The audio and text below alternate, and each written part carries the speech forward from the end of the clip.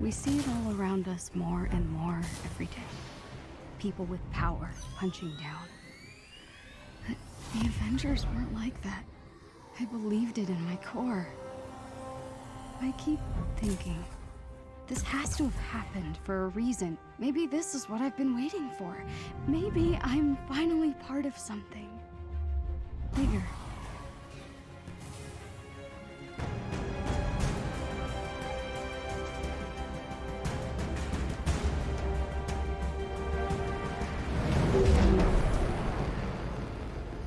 Hello everyone, and welcome to The Perfect Sauce, a series where I'll be going through games, obtaining all their trophies, and giving my thoughts on the experience in a long-form review.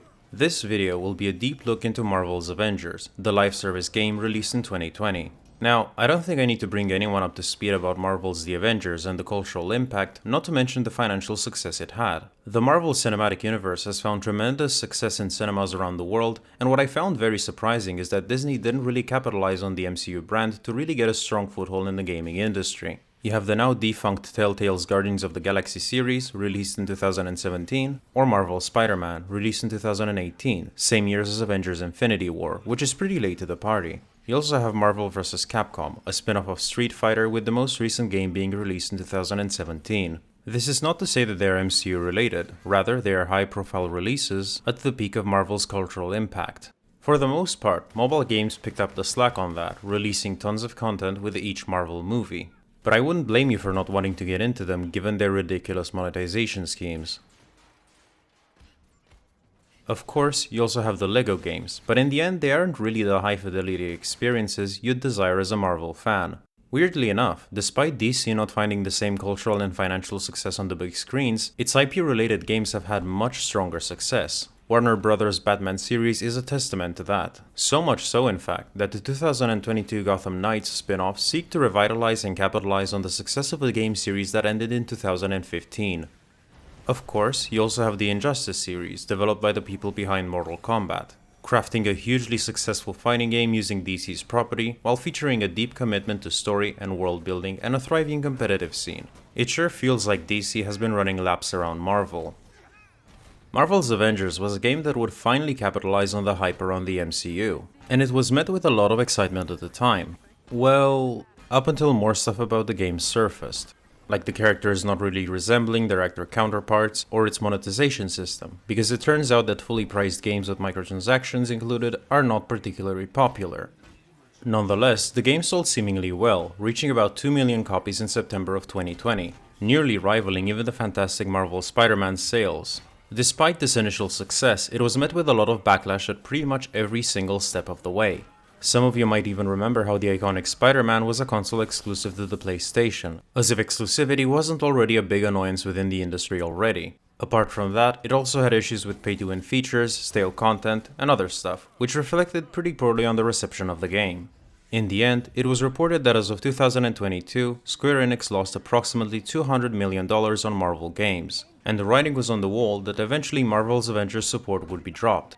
And indeed, flash forward to January 2023, it was announced that Square Enix and Crystal Dynamics, the producer, would end up doing just that.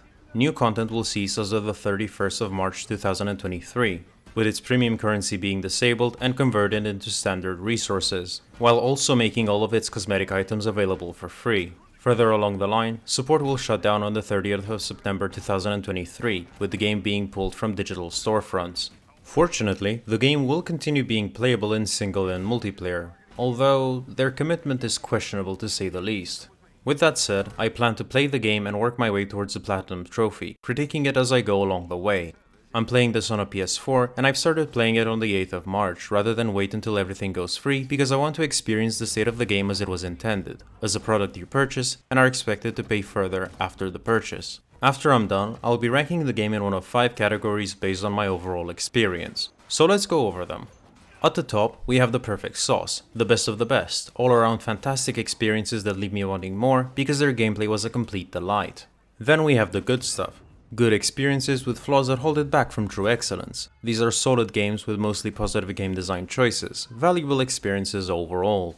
In the middle, we have mediocre. Games that are middle of the line, very pedestrian, I ain't saying they're the best but they ain't the worst. They may be blueprints upon which to build further, as some aspects of the design shine but are held back by others.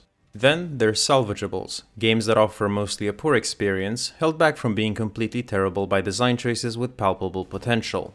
And lastly, we have the flops. These are the least enjoyable games, where the positives are really hard to identify or really few and far between a sea of terrible design choices. They are valuable lessons to be had in terms of what not to do, but I wouldn't really recommend them. So now that you know the categories, let's get into it. Welcome to the Perfect Sauce.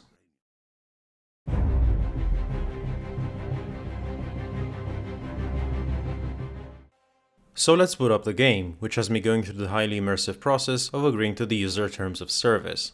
After that, you get a few slides with some information about what's going on with the game, like shutting down support and current events or offers. And after that, you get something interesting. A message about a free marketplace item. A free marketplace item is available for a limited time only. Oh! And you have to claim it from the game's marketplace. Right, let's break this down for what it actually is. It's a well-known tactic for free-to-play games to bring you to a game's paid store. You're promised something for free, but that's not the point. The point is for you to notice all the stuff they have on sale, check their premium currency prices, etc. It's a pretty well-known manipulation tactic, and it's not a good look that the game just does that immediately at the start. Other games usually have the decency to wait a bit, introduce you to the game, maybe even give you some tutorial levels, but not Marvel's Avengers. They wanted you there ASAP. And that's not even where my grievances stop, because where exactly is this free item supposed to be? There is no visual indicator as to where it is on the marketplace. Did they just expect you to go through every single page and find it? Because I did. I did, and I still couldn't find it. The message you got also doesn't help. It just says, find it in the marketplace. And you'll just keep getting it every single time you boot up the game. But maybe the free item is not really the point, because in the end this little scavenger hunt brought me to every page, every offer, and I've seen every costume that everyone would have preferred having on by default. Even if this is an error and this free item doesn't exist anymore, in which case just remove the notification, this is a pretty rough look for a game I just started up for the first time. At any rate, I give up on the free stuff and proceed to the play section of the main menu. Now, let's have ourselves a lesson in menu design. Let's say that you just started out the game and want to get into it. Which one of these three options would you choose? Obviously, the answer is settings, to turn on the subtitles option that is always turned off for some reason.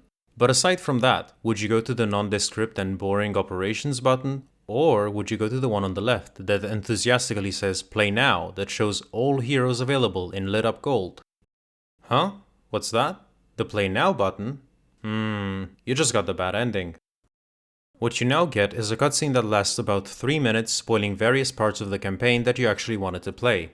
I won't play it fully here, but I was pretty confused as to what was going on, so I just waited it out. You eventually find yourself in the Avengers helicarrier with the Avengers cast, briefed by Nick Fury, who lets you know something about some Kree aliens and some Dr. Rappaccini. And shortly after, the game goes, by the way, this Avengers Initiative thing actually happens after the main campaign, so maybe you should complete all of the campaigns first, before you start this, otherwise you'll just get spoilers. You know, like the ones you just got. Why exactly isn't this warning presented to you in the main menu the first time you choose any option? I have no idea, but maybe put this there instead of that damn free item. So I back out and go back to the operations option. Here, you have 5 options, with the first option shown to you being the Avengers Initiative again, the one that I specifically didn't want to select. I'm at the risk of sounding a bit repetitive maybe, but I just doubt that menu design is really that hard to get. Anyway, alongside the initiative, you have the game's campaigns, with Reassemble being the game's introduction, and the other 3 being expansions that were added post-release. So on to Reassembled I go.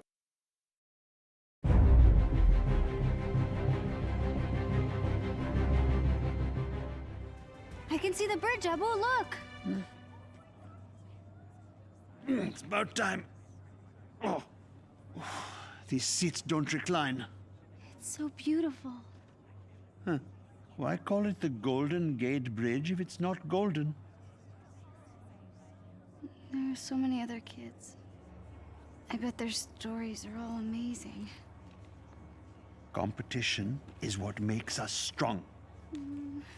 What if they don't like my story? What if it doesn't fit in? It's gotta be perfect, you know? When you were born, your brother said you had googly eyes. What? but I thought your eyes were the most beautiful things I had ever seen. We are all unique, Kamala. You should be proud of who you are. I love you, Abu. I love you more. And I'm pretty sure you're gonna win this thing. Oh, could you imagine? And the winner for best fan fiction ever is Avengers versus the Evil Sewer Lizards by Kamala Khan. And the crowd goes wild. That's the spirit. Promise me something. Win or lose. Oh, I'll always be good, Abu. Oh, Beta. Good isn't a thing you are. It's a thing you do. That's my girl. Folks, we're approaching the Avengers West Coast headquarters on the left, and we'll be touching down on the Chimera soon. You play as Kamala Khan during an event known as the Avengers Day, or the A-Day as written in the spoiler warning screen that also spoils the importance of this event. This is essentially some sort of expo event about the Avengers where people are invited to their carrier, where they have set up exhibits of items related to them, merch, comic books, and even arcade games. In this part, you have to gather as Kamala a set of 5 comic books to gain access to a VIP balcony, which as we all should know is incredibly unrealistic. I mean, the Avengers would just sell those to Ticketmaster, who would just sell those to scalpers. Sorry Kamala, no ticket for your fanfic. Jokes aside, this entire setup feels, you could say odd, but the words I'd rather use are cringy and poorly written. Kamala is flown on a jet because she's the finalist in a fanfic competition, which I find bizarre, because why would a genuine defense organization bother themselves with that? I could maybe understand it if it were done to have the younger generation have a more positive perception of them, which would convey influence, but it doesn't, it's really just surface level. Kamala even meets some of the Avengers at this event, and they genuinely remember reading her fanfic. Your story had the evil sewer. The sewer lizards, yeah. Yeah. Thor really got a kick out of that one. Said they actually had a sewer lizard problem on Asgard once. You read my story. Everyone submitted. Hey, that thing you had me do with the storm drain cover? Pretty badass. I don't know about you, but I find it somewhat naive to have the most important line of defense against threats go through their fan mail. Not even to mention how I'm sure that Rule 34 is a thing in this universe, and I'm sure the Avengers got to see them. Yes, that's canon now as far as I'm concerned. Even more, the Avengers seem very self-involved, to the point of arrogance really. You have the fanfics, of course, but you also have to collect their comic books. This is not to say that there haven't been cases of superheroes having self-referential comic books within their own universe, but it seems kinda crass to be such a point in this game. Captain America even gives one to Kamala when the dispenser is out, as if he just carries them on his person. Even if you're so self-absorbed, why would it be such a good idea to make information public about your exploits, tactics, technology, intellect, and relations to fellow colleagues and villains, especially given the field you work in? The Avengers themselves just have time to hang about with their fans. A few of them even meet Kamala, giving her positive affirmations, and she just fangirls away as she gets to interact with her heroes. But every hero has to start somewhere, right? Yes. Yes, of course. You are very wise for one so young. Thanks. So are you. Kamala Khan. I will remember your name. There's even this hilariously bad written bully who shoos Kamala away for not being a bigger fan than him, and she just stands her ground. Then, Cap is right by her side saying how brave she is and how Captain Marvel would have loved to meet her. You know, for what it's worth, I thought that was pretty brave. Thanks. I'm guessing you're a Captain Marvel fan. She's off planet, but she would have liked to meet you. Sorry, you're Captain America. I'm Kamala. This entire event that Kamala gets to partake in because of her fanfiction is itself written like a bad fanfiction. There's layers to this thing. Even if we are to ignore all of this cringy fanfiction-y stuff, the concept of an Avengers Day where the Avengers have time to do this publicity event and muck about is weird. It's like saying, hey, this is our day off, as if no bad actor would try to capitalize on their self-made distraction, which, fun fact, actually happens. Apart from that, they also want to unveil some sort of new energy generation technology, with a reactor day set up for public display on this oh-so-security-laxed day. Some little thing, just getting some strange readings off the reactor. George, maybe you were right. Maybe we were too hasty to put this on public display. Nick Fury, whose character I thought was all about keeping a low profile, goes live on Earth to say how this technology is 100% safe. So I think it's pretty obvious that this will be a disaster. You might pick up that the energy itself comes from a Terrigen crystal, which is responsible for mutating a lot of people into Inhumans in some Marvel comic book iterations. So there's at least that piece of decent foreshadowing. At any rate, you get your comic books from the Avengers themed arcade machines, swap one out with a nearby kid because you both have doubles, and gain access to the VIP balcony with Abu just in time to see the Avengers take to the stage. Upon further tests, it was clear this mineral would be...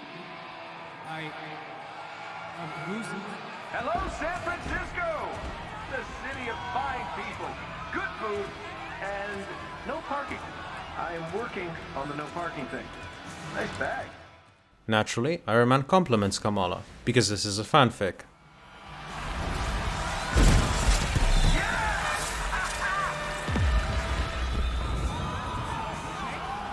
Oh no, this doesn't look good. We should get out of here. Come.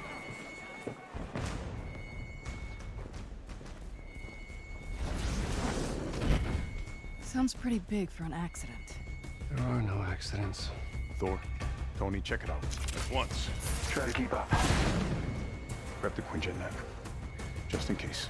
On it.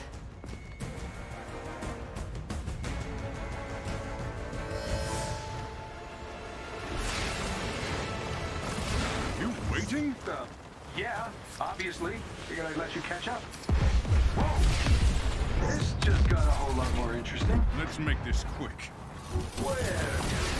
Thor, see if you can clear a path on the bridge. Aye.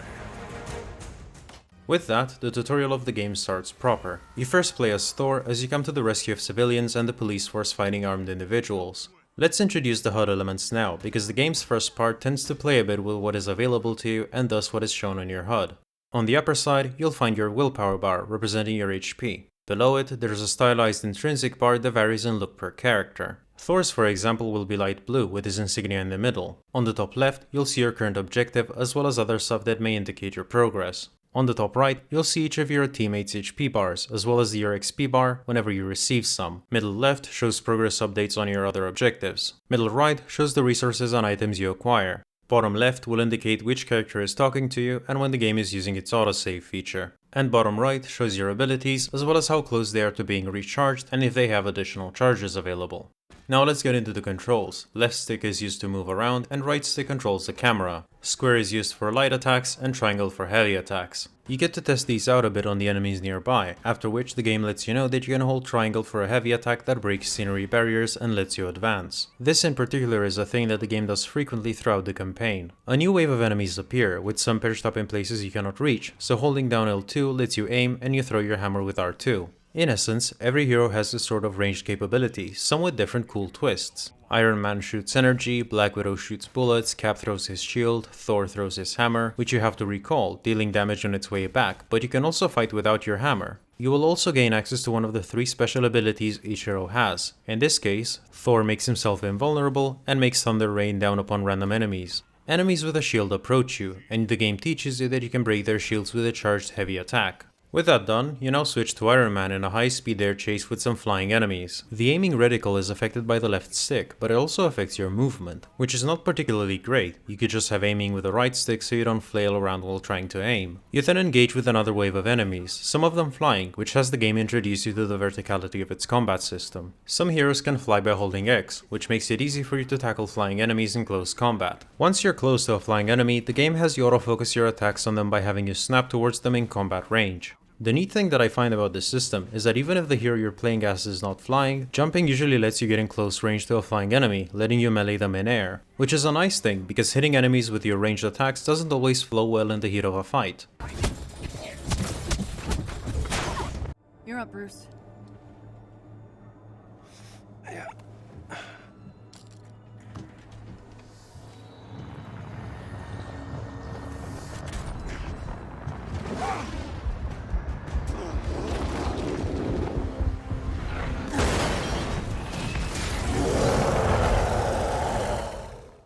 Hulk's part is in part combat, in part terrain traversal specific to him. Holding square as Hulk lets you grab an enemy, and you can throw them, whack others with them, or even do that animation from the movie. You know the one. In terms of traversal, it's not completely the same for all heroes, but playing as the Hulk has you interact with walls by jumping onto them and leaping to the next point to get over the parts of the ruined bridge. You also have small bits of combat sprinkled in to have you understand Hulk's moveset, which is in essence wide-range attacks that are particularly effective against groups of enemies. At the end of this section you learn that using a hero's ultimate ability can be done through L1 and R1. Cap, what's going on over there? Not sure, Nat. Seems like the reactor's malfunctioning. I'm getting strange readings on the monitors, like we're being pulled to a heat signal in the bay. Nat, it's going to this... Repeat that, Cap. I'm having trouble hearing. Nat, do you read?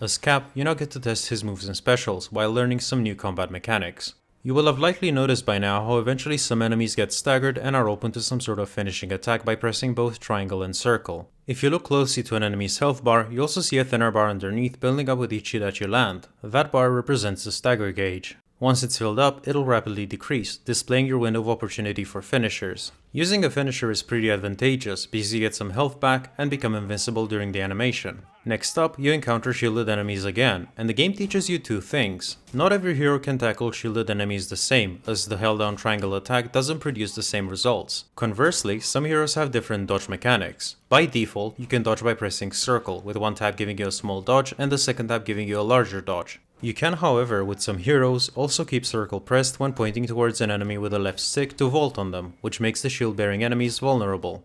This segment ends once you use Cap's ultimate ability, and you rejoin the Avengers on the bridge for the final section of this intro. The convoy is transporting a highly lethal sonic disruptor bomb. Our enemies intend to detonate it within the city.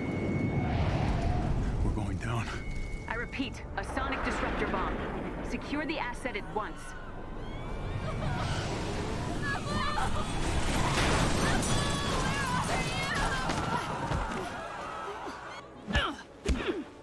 Sonic bomb? Are you kidding me?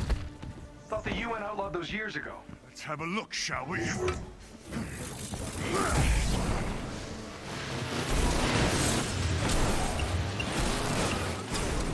Now that is an entrance.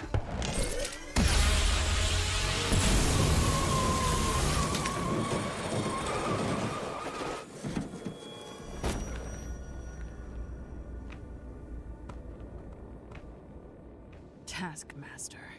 Feel the rush! Now, Taskmaster must be a very talented driver, because somehow he's able to drive the truck through the part of the bridge that has most of its road destroyed. At any rate, you now play as Black Widow in a small section where you have to traverse some parts of the bridge to catch up to Taskmaster, then hurt him with QTE inputs until he decides to kickstart the boss fight. The first part is on the upper section of the bridge. At the bottom of the screen you can see the boss's HP in yellow. If the boss is susceptible to staggers, you can also see a thinner bar underneath, although I will say that how staggers work against bosses hasn't been very consistent in my playthrough. As Black Widow, you now have to dodge Taskmaster's attacks and shoot back with your pistols. Fairly rudimentary stuff. It isn't until the second part where the game teaches you some of the last combat mechanics you should know about. With a more close combat setting, the game lets you know that you can lock on enemies by pressing the R3 stick. Some enemies can parry you, so the game tells you to vary between light and heavy attacks, and the animations actually flow together quite cohesively. You'll also learn about a parry mechanic. Now, I'm not sure if every hero has access to it, but for the most part about all of them do. Your parry ability is usually used through R2. I say ability because it's not necessarily a parry per se, but an ability that has that effect. For example, Cap can use his shield to block, but if done right before an attack, he parries. Iron Man has a temporary shielding animation that lasts for about half a second, and if the attack lands during that duration, the enemy is parried. Black Widow has a grapple. Her grapple is automatically aimed and will bring you close to an enemy and deal some damage, but if done when an attack indicator is displayed, she'll also parry. The incoming attack tool this game has is this sort of circle animation that plays on an enemy. It's color coded. Blue and yellow means that you can usually parry, red means that you have to avoid. You get to try all of these new mechanics up until the last part of the boss fight, at which point Taskmaster just avoids all of your attacks. Black Widow's L1 ability becomes available, which makes her invisible for a set amount of seconds, and from there, Taskmaster goes down.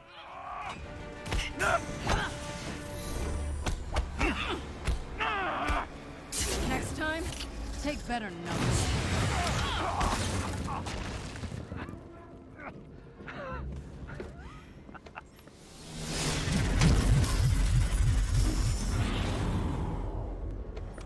Guess you saw that coming, huh? Horseshit.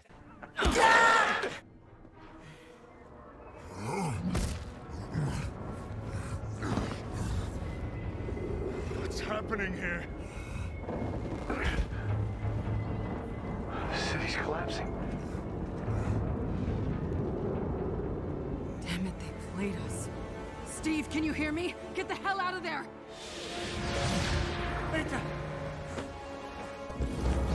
Screw this.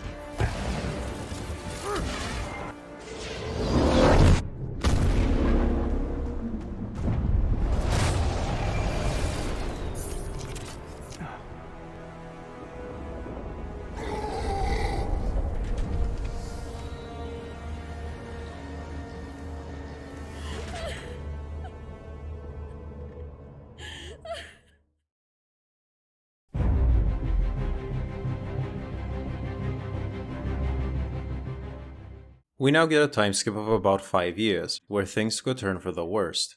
The Avengers are no more, the disaster mutated a lot of people into Inhumans, and the AIM organization took over the Avengers' resources, turning America into this dystopian society where they have control over police, and imprison Inhumans as they search for a cure to bring them back to normal.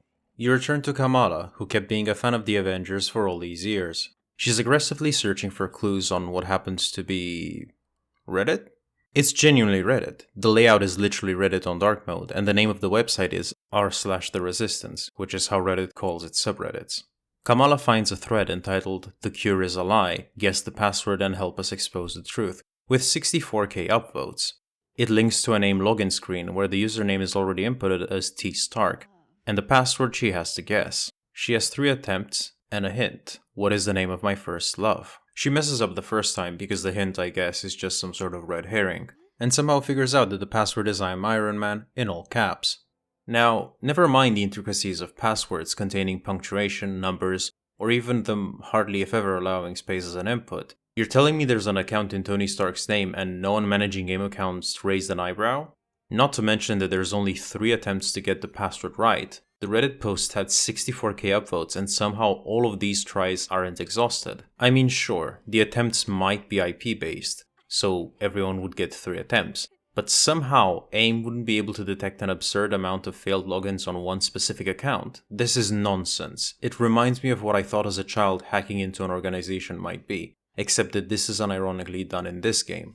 You even learn later that Black Widow infiltrated AIM, had accounts set up on AIM servers to access their data, and somehow failed to find anything of real substance. But a child is able to do what she couldn't? I see we're back in the fanfic writing territory.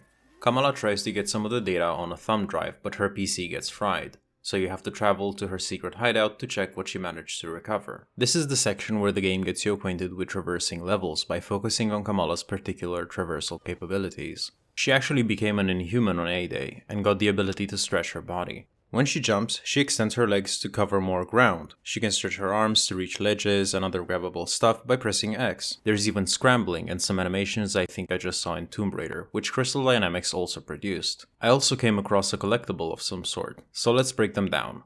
The game does have collectibles, with a few of them being found in levels, but most of them are acquired at random or through rewards. Fortunately, you don't need to be afraid in case you missed one. You'll most likely be able to acquire everything in some other way. There's 2 types of collectibles, with the first being comic books, which will give you a passive stat bonus when you complete a set, and the other being documents with information. In this playthrough, I'll focus on getting documents, since there's a trophy for getting 50 of them. From what I've seen, comic books come mainly from mission rewards, while documents may randomly be acquired through caches, so if you were to focus on other trophies first, you'd eventually get this passively.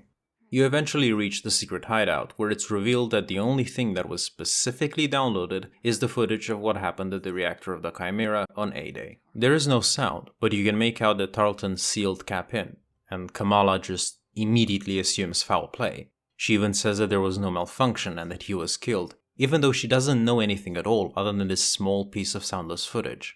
In all fairness, Tarleton did say that he was nowhere near the reactor, which might have been true. I mean, the explosion itself is something that we don't actually see, so he could have ran off to the bridge in the meantime. Kamala then gets some messages from someone operating under the moniker of Tiny Dancer, telling her to meet at Heroes Park in front of the Captain America statue.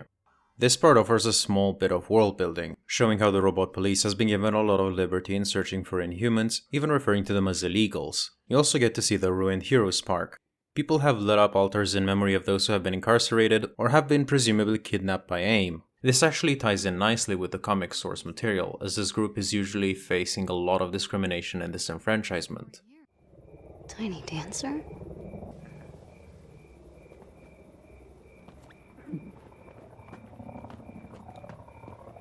Hey.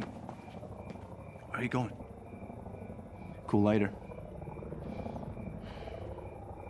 So you want him back, huh? So they can kill more of us? What? No. No? No? No. What is it then? And you must get you going? Come on, fellas. Stupid sympathizers. Stop! Zach, check out her bag. What? What the hell is wrong with you people? I just want to go home, okay, man? What are you doing? My kid brother was there on A-Day. He wrote some dumb stuff about Captain America. It wasn't Cap's fault. It's all their fault. He turned all freakish and purple. And then they took him away. Hey, take it easy. Zach, enough, No, he's dude. dead. Stop! He's dead. I said stop! Get back. She's one of them! Don't let her touch you. We gotta go. Dude, are you okay?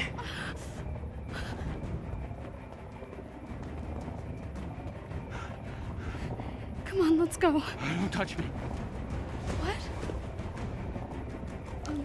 You're Tiny Dancer, right? What do I do with this? What are you talking about? Please, just let me go.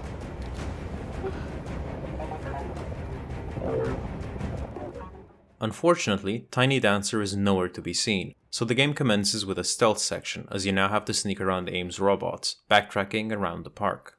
Now, this section is for the most part that annoying stealth section devs used to love putting in their games around 2014, but it does sort of tie in with the detection mechanic this game has. You see, for the most part, when you play in an area, enemies are not immediately aware of you and you can go behind them and use a finisher, which doesn't make enemies aware of your presence, so you can do it again. It's not necessarily all that effective, but it is a good piece of information you should know. You can't take down any enemies in this section though, so for now you only learn how the detection mechanic is done. Basically, if enemies spot you, they get a yellow indicator above their head and will investigate, and if the indicator becomes red, you've been detected. In this section, yellow will mean robots investigate, and red will trigger a small game over screen where Kamala is surrounded and captured.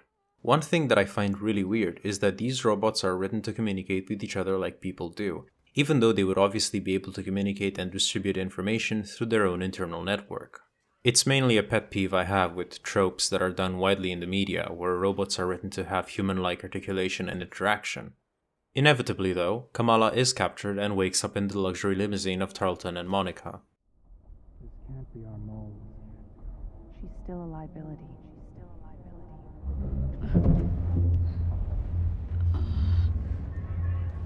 Oh, good. You're awake. I'm so sorry.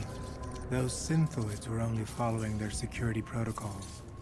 Stealing private information is a serious offense. Monica, give her a moment.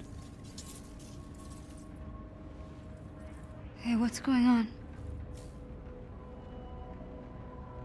Where are you people taking me? Somewhere safe. Forgive me.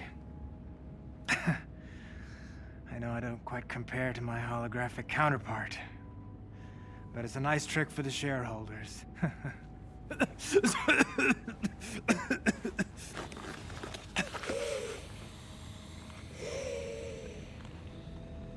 Dr. Tarleton? In the flesh. Why did you hack our servers? I didn't steal anything. And what were you looking for? The cure, perhaps?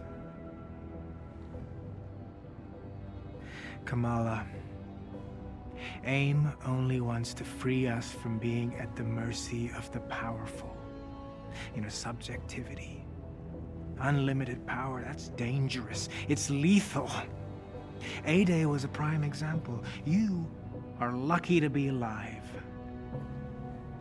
But with technology, we can right their wrongs. We can give you back your normal life.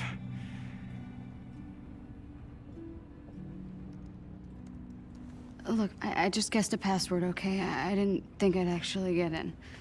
She is clearly violent. Her infection must be getting worse. What? I didn't mean to hurt anyone. Of course not. But what happens when you lose control again? What happens when you hurt someone that you love? Even the Avengers had to suffer for their hubris.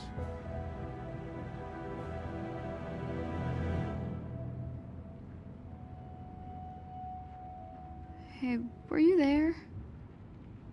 I mean, when Cap died. Were you there? Yes. Luckily, Monica found me on the command deck.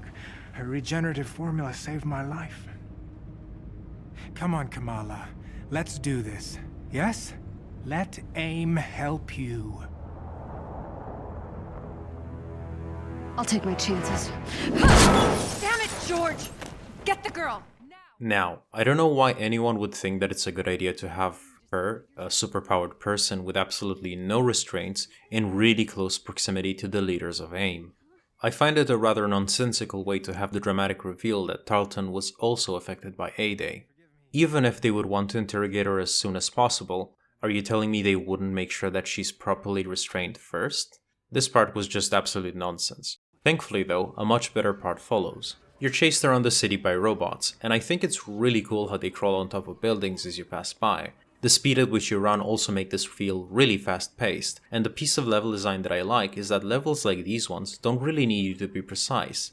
It's not like Assassin's Creed where the levels are created around you having more limited human movement, with jumps and ledges being exactly at the right height. It's easy to maintain momentum, and the game doesn't go out of its way to always make you interact with another platform in exactly the way it wants. You have a close encounter with a teleporting AIM ninja, who distracts nearby robots while you take refuge in a bus station warehouse. This is the part where you get to test Kamala's moves, with the game teaching you about a new mechanic, intrinsic abilities. This is tied to the bar that you see below your willpower. Each hero has an intrinsic ability and they interact with it in unique ways. Kamala's intrinsic ability is polymorph, which reshapes her automatically to avoid some attacks, but not all, just blue ones, while also dealing some bonus damage. You use this by pressing and holding down R2, which will drain her intrinsics bar. The way you regain or build up intrinsic energy is usually different per each hero. For some, it just builds up passively, but for others you need to be a bit more self-involved. You need to attack, dodge, or even counter. You'll also get to use Kamala's High 5 ability, which stretches her arm forward to deal a lot of damage and push enemies away. After you're done, there's a small cutscene where she takes a bus to Utah. All of the robots that were chasing her are absolutely nowhere to be seen, and luckily, the bus driver was oblivious to all of the commotion. Convenience is one hell of a writing device. Subject 1102 can clone herself almost perfectly, with the exception of a slight color variation in the eyes. The cells are splitting down the center, creating two separate individuals. It's like the planarian flatworm, only human. Exactly. And can retain all the memories of the original subject. 0925 can create powerful bursts of energy, and there's at least a half a dozen with fire-based abilities. We're building an arsenal. Programmable power under our control. No more heroes, no more mistakes. It's time for another dose. I feel fine. You were in a coma for 6 months. Earlier, you could barely contain your cough. A few more doses of my regenerative formula, and your treatment will be complete. They still light candles at the base of that statue. If not for that hammer, I'd have torn the thing down. Leave it. Why have the public thinking you're still worried about the Avengers? Let my people handle it. We have Adaptoid to launch. You're right. This version may be a bit more potent. Is it stabilized? Almost.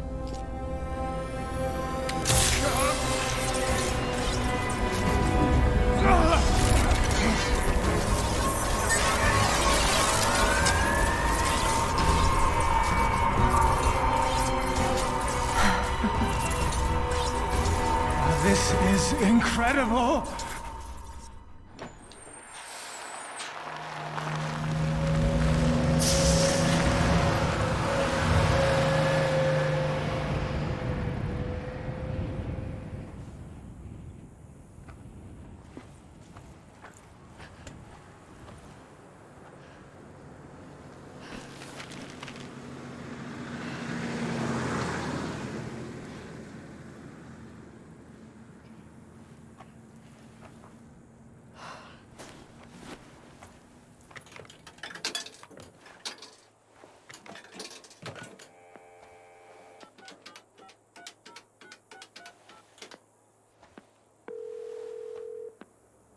You have reached Yusuf Khan.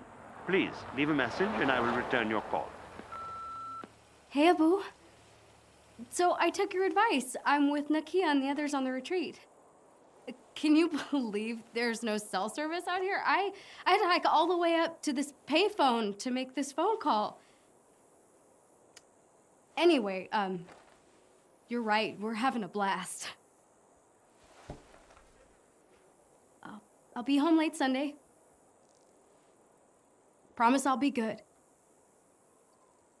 Love you more.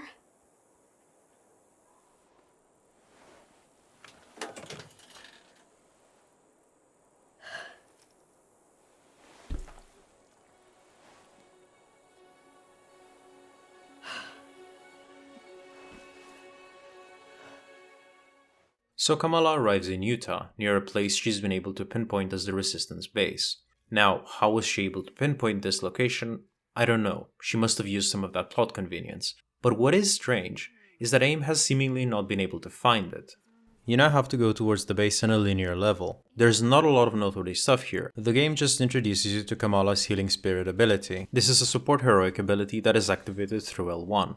Each hero's support ability does different things. For Kamala, it's a straight up healing AoE centered around her, but others can provide different offensive or defensive buffs.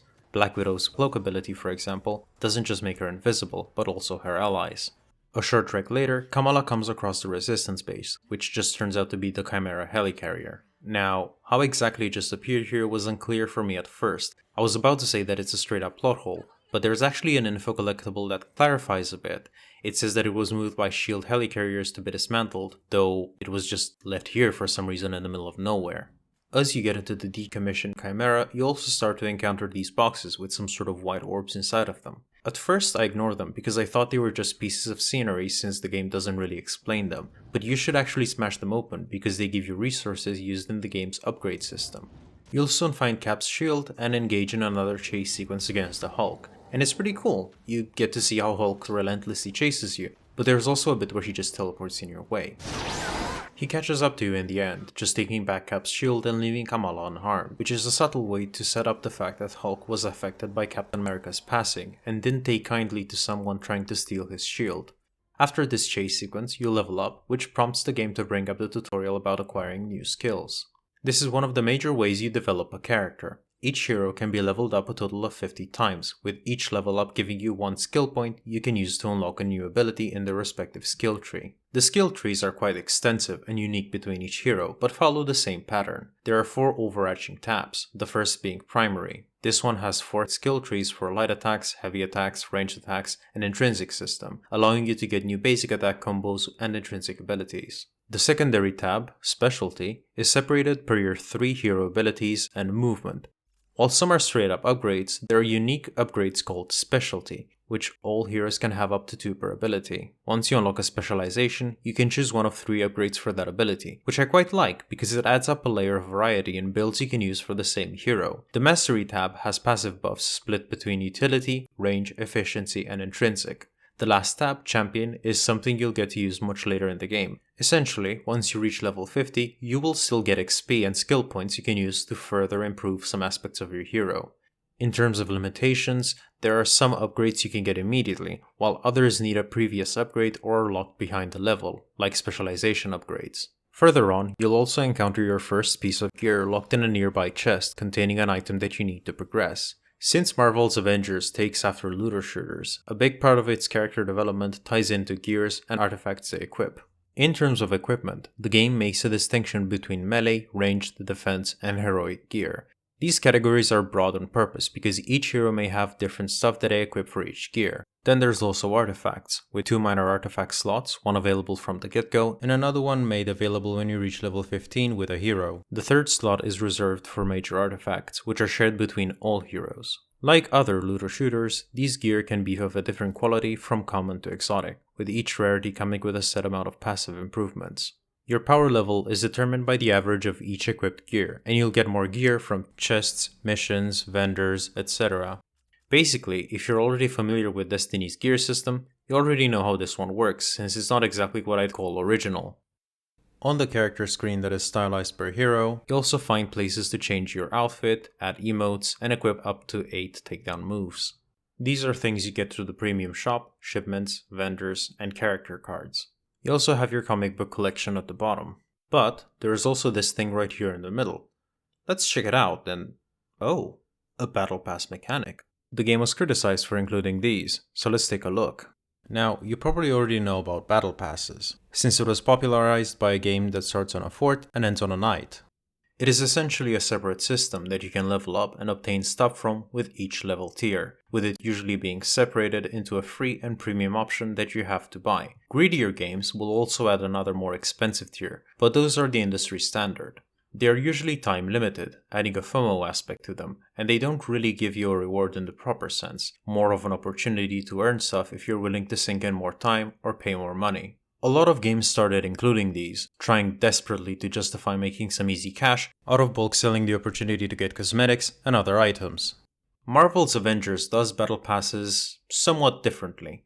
The biggest change is probably the time sensitive aspect of it, in the sense that there is none. They won't expire. They will always be there for you to level up whenever you want, which I do approve of. Furthermore, there isn't just one battle pass.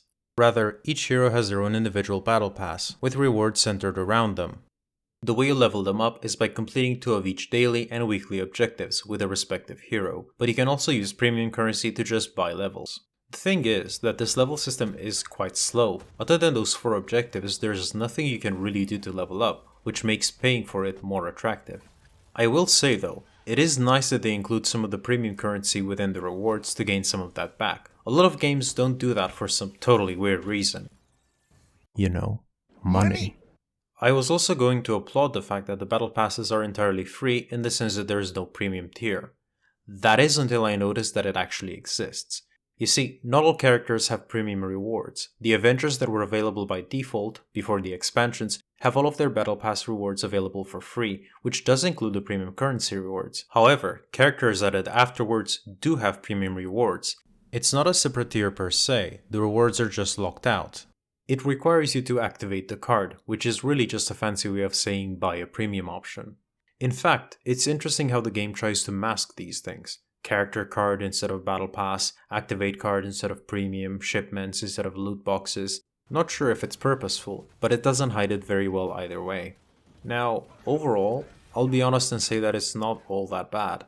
I've seen much greedier implementations of this system, and it's good that the game eliminates the FOMO aspect of it, has plenty of these battle passes available for free, and lets you get a bit of premium currency. I'm not that mad about it. Let's also talk about shipments, since they're accessible from here and also have a lot of cosmetic rewards. If you've looked through the outfits, nameplates, emotes, or animations, you'll have probably noticed that a lot of them are kept exclusively through shipments. So, what are they? They're essentially loot boxes under a different name, with a few differences. The way these work is that they feature a certain cosmetic as a reward for a certain limited amount of time. The shipments themselves offer a random cosmetic reward and some resources, predominantly fragments, and rarely some consumables that boost XP or resource gains. You can get the featured reward at any point if you're lucky, or if you open a set amount of shipments. Each shipment at the point of writing costs 250 units, which is the free currency you have been getting. The interesting bit is that you can see the reward you get before purchasing the shipment, which I won't praise too much because you could rationalize that it's just buying a way to refresh rewards, but it does also refresh on a daily basis with different rewards, and you can also get a free drop daily through a mission. An important thing to acknowledge though is that the amount of credits you need or the amount of shipments you need to open for the guaranteed reward may not have been the same throughout the game's lifespan. There's a tutorial video later on that features different numbers. The system might have been more annoying than it is at this point. For now though, I'd say that it's okay if it were in a free-to-play game. so it does fit right in with modern AAA games. There is one big issue though. Guaranteed rewards are limited to outfits. So what happens when you want to get a specific, say, nameplate? Well, you have a problem. You can still encounter duplicates, which will give you fragments, meaning that the thing you're looking for may be out of reach forever depending on your luck. Its saving grace is that as far as I can see, you can't easily convert premium currency into units, so it can't turn into a money sink. Going back to the story, you'll eventually encounter AIM forces on the helicarrier as the level approaches its end. Here you get to use Kamala's ultimate ability, Embiggen, which increases her size and gives her a new moveset for a short duration. Hulk also joins in, and the fight eventually ends when Kamala collapses.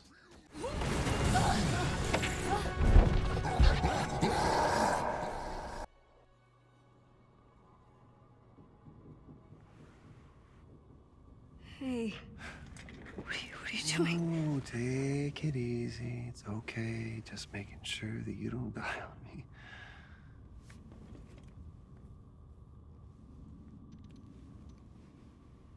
Okay.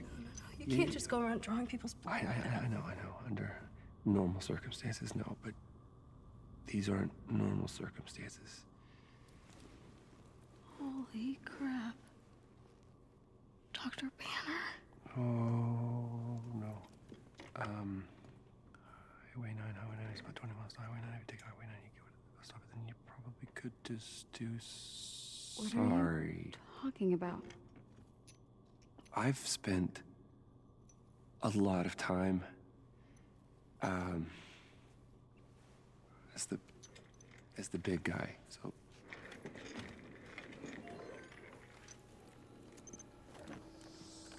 how long have you been here? a few years, yeah.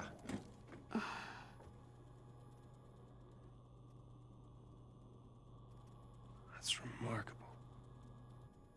Yeah. So I've been told.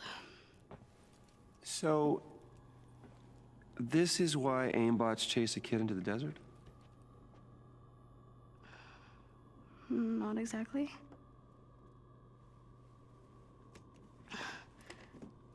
I kind of stole something off of AIM's server. Huh? What?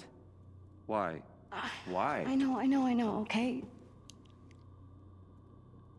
I think you should see for yourself.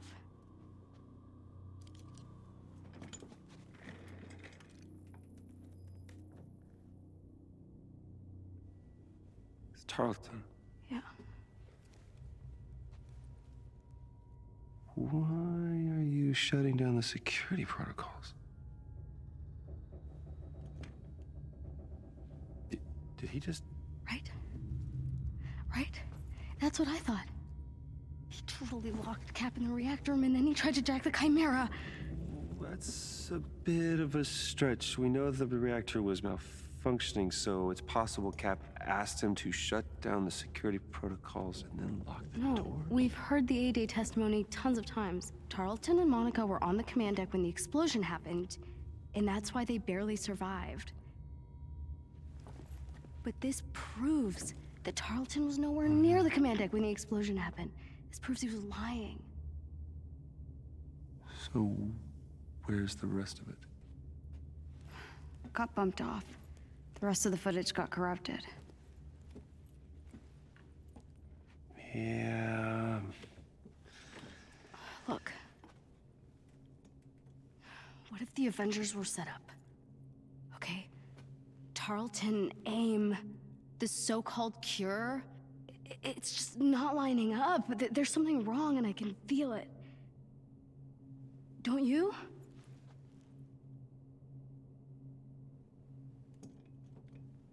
Here, I thought you were just some nosy little thief trying to make off with Cap's shield.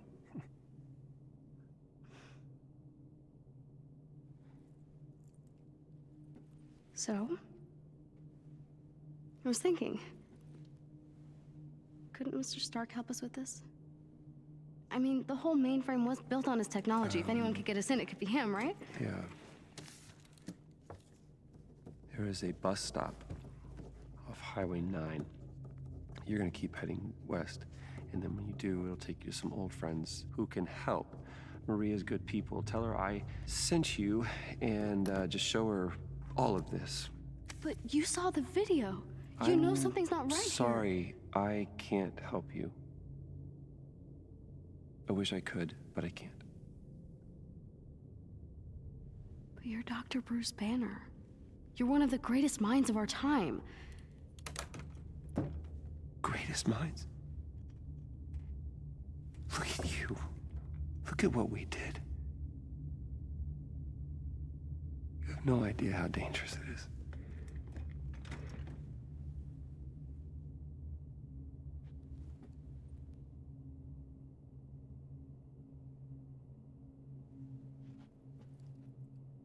Tarleton calls people like me inhuman. He claims we're sick, violent, demented. He says our disease will kill us in the end. Well, I don't believe it. Guess I'll find Mr. Stark myself.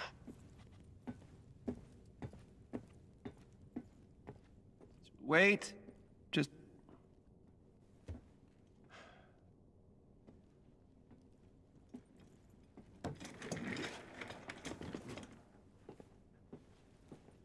You'll need a ride. Really? Now, the entire thing strikes me as a bit uninteresting, and I think it's because of how poor of a hook Kamala has with this footage. I mean, Bruce just says as much. That's a bit of a stretch. I am assuming that the writers would have me identify with how Kamala feels about the footage, and that I'd care about this iteration of Captain America so much that being potentially murdered by Tarleton would elicit some sort of emotional response. I will get back to as to why this doesn't work, but I want to say a few words about what could have made this hook much better. The thing about the Inhumans is that their story was to a great extent about the discrimination they, and also the X-Men, are subjected to, which is something the writers could have really tried to capitalize on. When Kamala was saying that Tarleton believed Inhumans to be sick, violent, demented, and other things, she was either lying or relying on information we as players are not privy to. In fact, he seemed genuine in wanting to help Kamala when he was courteous enough to have her transported in the same car as him, which I still think is really stupid. As it stands, her perspective on Tarleton and AIM is not really justified. If Kamala were to find footage of inconsiderate experiments and a complete disregard to their safety and well-being, perhaps even cruelty from Tarleton over the fact that they are Inhumans and he really despises them, things could have been different. I think it would have resonated to a larger extent, and it would have also been a stronger motivation for Bruce to identify over trying to regain contact with the remaining Avengers. You now gain control of Bruce as you proceed through a lush forest with Kamala in search of a secret place where Stark is keeping Jarvis. There's not a lot of noteworthy stuff about this first part of the level, outside of, ooh, Bruce looking like a little bit of a snack. Soon enough, you both reach a huge hatch and get in combat with AIM. You'll now assume control of Hulk and get acquainted with his abilities further. His intrinsic ability Rage functions similarly to Kamala's, as you hold and press R2 for as long as you want its effect to take place. Attacks will deal bonus damage, restore health, and damage dealt to you will not decrease your willpower, but instead will further drain the intrinsics bar. Pretty befitting survivability for a tanky character. You also gain access to his 3 abilities. His support is a defensive buff that taunts enemies, his R1 makes him charge forward and finish with a very powerful slam, although it will also interact in unique ways if you charge into a larger enemy. His ultimate is a thunderclap that inflicts massive AoE damage around you. You will also encounter a new type of enemy, these ranged pricks that teleport. They're most effectively taken down with range attacks since they teleport away if you get too close. Though the unfortunate thing with playing as the Hulk is that his ranged attack is the slowest and hardest to aim with. He needs to grab a boulder from the ground, throw it, and even then it will lose momentum unlike other projectiles. With that attack fended off, you now go through the jungle and encounter an aim base that you proceed to storm, while Kamala will infiltrate through another way.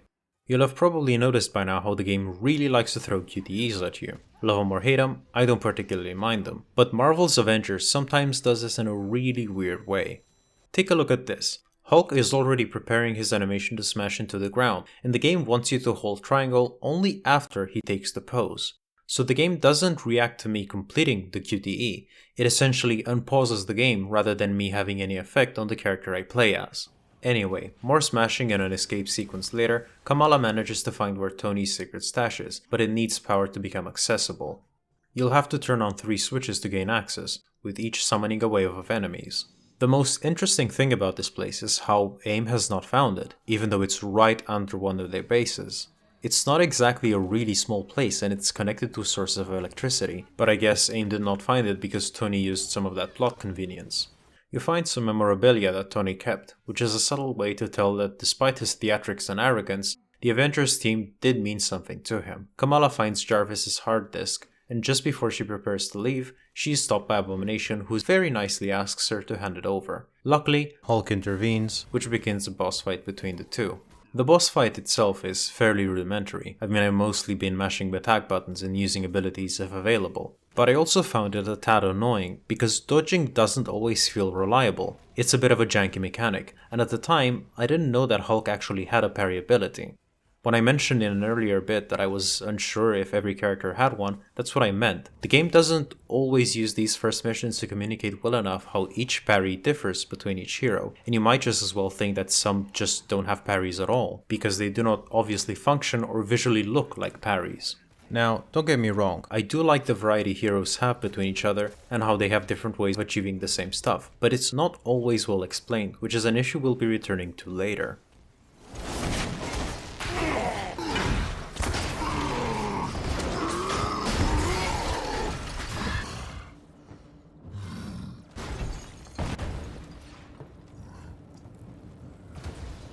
Is it dead? Hey, where are we anyway?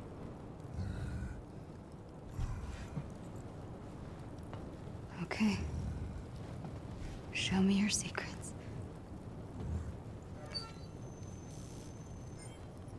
Case 705. According to our lead scientist, we have successfully reverse-engineered Terrigen gas. What? Wait, please. Calm down. In a moment, this will all be over. Administer the cure. What does that mean?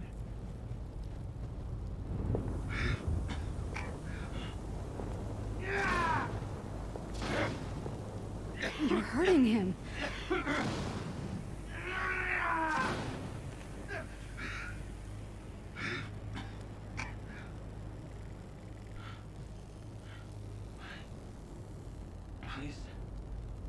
Please stop.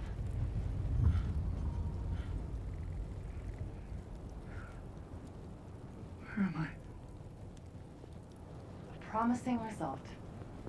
Case 705 has made a remarkable recovery and will be monitored for the next 24 hours. Congratulations. You've been cured. Impossible.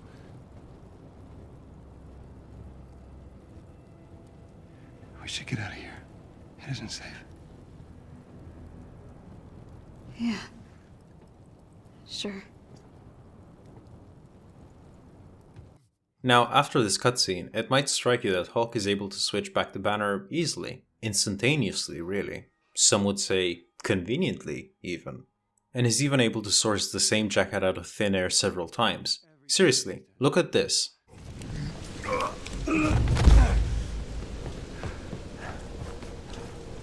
Yeah, you do that. Don't let me take a peek. It looks absolutely ridiculous. An important bit of information is that AIM has been seemingly able to create a cure, which Kamala sees from this one exact video that is randomly shown to her. At this point I want to say that this is all very convenient again, but I feel like I'm repeating myself a lot with just one word. And I do have to apologize, because in the end I will keep using it. This is just how poor the writing is. Well, you can feel free to make it a little more homey. Oh, thanks. Yeah. You good? I'm not used to you being this quiet.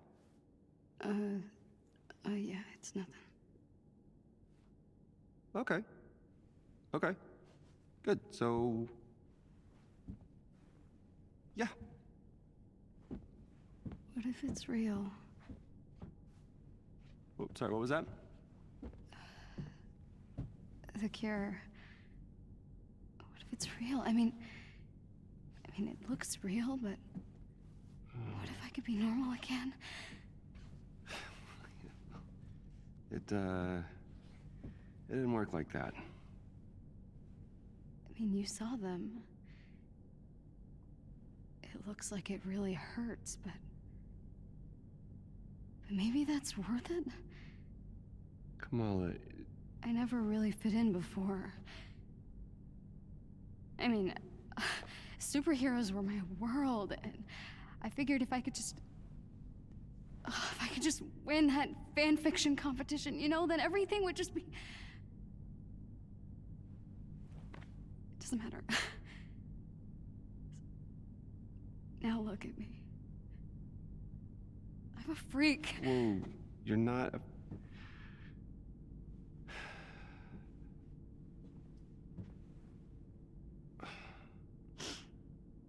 What you did back there.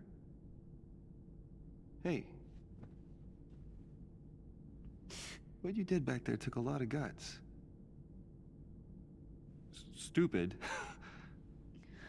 But it still took guts.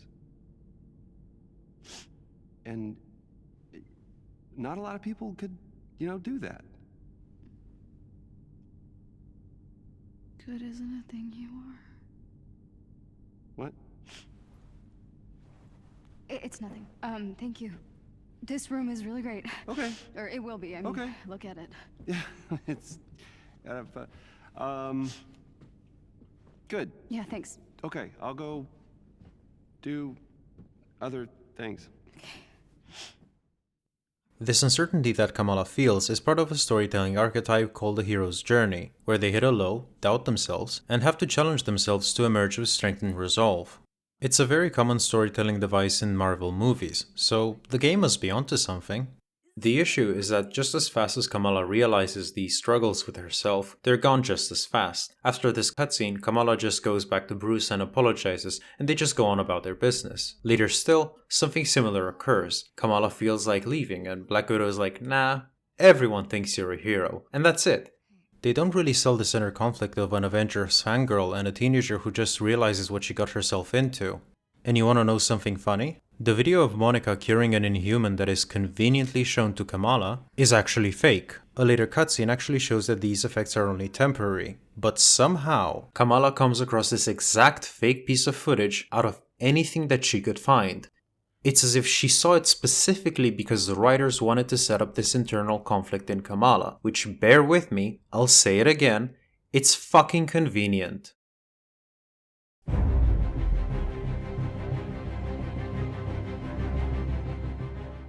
Back on the Chimera, you'll now need to find the neural transmitter for Jarvis to start looking for Tony Stark. But before I start this mission, I noticed on the pause menu the photo taking feature. It's pretty neat, and oh my. She was stacked, bitch. The next mission is set on what the game calls the Snowy Tundra region. You get a short tutorial on how to use the war table, which is essentially how you start your missions. The main idea is that you can select areas from around the globe, with each area having its own power level recommendation. Within these regions, you'll have different missions you can select, each with their own types and sometimes modifiers. Once you select a mission, you can choose which hero you want to play as. You also have up to 3 other slots, as 3 other players can join you, or you can just have the AI companion take their place. But it doesn't stop there. You can choose which characters you prefer as companions, and even though their power level will be scaled to your level, they will be using specializations and other skill upgrades you unlocked for them. This last part in particular is quite neat. It's just unfortunate that the game doesn't really introduce you to it until much later. For this level, you can only choose between Kamala and Hulk, with the one you do not choose being your AI companion. Once you've made your choices, you have this fancy looking loading screen with all the heroes that you have selected for the mission. You also have the full liberty to make changes to your gear, build, or take a look at missions, which I think is a rather nice touch. That being said, I can't help but think that this might not be great from an optimization standpoint. As in, why render all of this rather than just load the level as fast as possible? You can still do all of these things once the mission is loaded as well. The mission within the Tundra itself is more accurate to the sort of mission you'll be doing after the campaign. These missions have somewhat of an open area with a clear objective and some side content you can engage with. Pressing the up arrow brings up the objective's location, but also some icons with question marks indicating secondary objectives. Once you get in the 50-meter range, you'll see the type of side content it is. It could be a chest, it could be a powerful enemy, etc. This level specifically will try to show off how depots work, a secondary type of content that requires you to activate several switches to gain access to the rewards inside. When using the up arrow near a depot, you'll see some lines that point you towards whatever you need to activate. These can be pressure plates, targets, or whatever these things are. I'm not sure if there is any variation to this stage for other players, but both times I played this mission I needed to activate 2 pressure plates. There is just one problem. The pressure plates were bugged the first time I tried to open this depot. I was genuinely confused as to why they wouldn't work, even tried getting the Hulk to step on them, though you cannot really tell your AI companions reliably where to stand. This honestly made me think that I am unable to open depots unless I play with other people, which is false. Pressure plates will stay activated once stood upon, which I found out when I replayed this mission. I will say this though, if you can make sure that something basic like pressure plates work in a game that is like 3 years old by now, you might just as well be in the wrong business. Now this is one of the few outright bugs that I found when playing the campaign solo, but trust me, once we go online, things are gonna get much worse. Your objective is at this large satellite dish. You'll need to stay within this circle until the progress bar in the upper left part of the screen reaches 100% for you while preventing enemies from standing on it. This is one of the few primary objectives you may encounter in a mission. If you've ever played Warframe, this is the point where you'd wish a Frost was in your team. After you're done, you can use the radar on the top left to find the bunker, which is a nice introduction to a specific type of mission and side content that has you seeking vaults. Once inside the vault, you have a recording from Nick Fury with the well overused "if you're watching this, I'm gone" trope, as well as him saying that the vault contains protocols and other such stuff to ensure that S.H.I.E.L.D. can rise again. I'm pretty sure this is all fluff, there's nothing you really collect for S.H.I.E.L.D. Agent Hill will thank you for returning those protocols, but it feels more like an empty way the game tries to give you a sense of progression. I mean, you have restored S.H.I.E.L.D. somehow with protocols? You get the idea. I don't find it particularly convincing. At any rate, the bunker vault opens after Fury's recording, you grab all the valuables, fight some new enemies with annoying unblockable attacks, and get out. Back on the Chimera, Jarvis restores the Harm Room, which is the place where you can test out heroes and participate in challenges. The game showcases this feature by having Kamala assume the form of Iron Man, and giving you the rundown as to what he can do. Let's go through some of his more unique features. His intrinsics work differently, with the bar draining whenever you use his ranged attacks via aiming or triangle attacks. His Unibeam Heroic is also a bit different. It's not just a skill you tap and use, but rather you have to hold R1 and aim it. If you don't want to hold it, it's cancelled early and you have some progress retained on it. The tutorial also goes through some of his flying capabilities and dodging, but in essence that's about it. The weird thing about this Iron Man tutorial is how incomplete it is, because we know that each hero has 3 abilities, but you're only introduced to 1. This might be due to Tony not having access to his abilities immediately, but rather progressively. I think it would have been better for the game to introduce everything to you now, if not for the sake of completeness, then at least to have something that you know you're building towards. Anyway, his L1 ability is an EMP blast, which deals damage and overcharges Tony, giving him faster and harder hitting repulsor attacks. His ultimate is Hulkbuster, switching his model and moveset with one that is somewhat similar to Hulk's. The duration itself can be seen on the intrinsics bar, and it will decrease over time while also serving as an HP bar. I'll say that I honestly find it rather lackluster. Sure, it's cool that it's a new moveset, but other than basic swings and a better ranged attack, there's nothing unique brought to the table. And it doesn't help that the transformation is so poorly done from a technical standpoint. Once you activate it, you have this time where you cannot do anything because the game is visibly trying to load in the Hulkbuster model. I don't think that it ever flowed nicely once, and if the game is really struggling, it will take a few seconds till the animation starts. Where the Hulkbuster truly shines is through skill upgrades, because it adds a lot of features. Once I unlocked this rocket barrage, the difference in enjoyment was huge. Back to the helicarrier, you'll also unlock special mission chains per each Avenger, starting with Hulks. I won't tackle these just yet, I'd rather have the full roster assembled and the campaign done first. The next mission brings you to Golden Acres, Tony's ancestral home, where Jarvis suspects he's hiding out. You play this bit as Kamala, trying to create a way for both you and Bruce to get inside. So Tony Stark, the Tony Stark, lives here? It appears so. Tony? Hey, Bruce. Long night? Ooh, long 5 years. At least it's quiet. It was. Hey, back off! Hi, I'm sorry. Who are you? Kamala? Well, Kamala, your Emerald-eyed friend here is kind of on my shit list. Okay. I deserve it. Yeah, you're damn right you deserved it. Do the Avengers pose a danger to society? That was the question, Bruce. That was the question. Did you even check the science? Did you check It was a the heist, science? Bruce. No. We were outsmarted. The Terrigen reactor was unstable, and you knew that. You knew that, and you still paraded it before the entire world. So what? We just give up? We didn't give up, Tony. We failed. At least I can admit that. No, we failed him. We failed him.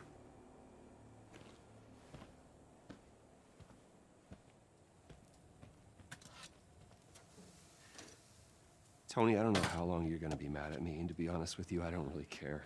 Take as long as you want. But the kid isn't human.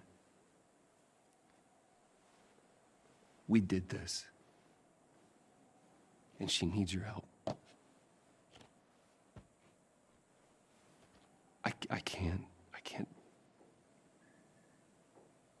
You can't what? You're ditching me? Oh, hey, don't take it personally, kid. No, this is what he does, isn't it? And why don't you take a good look around, huh? I can barely help myself.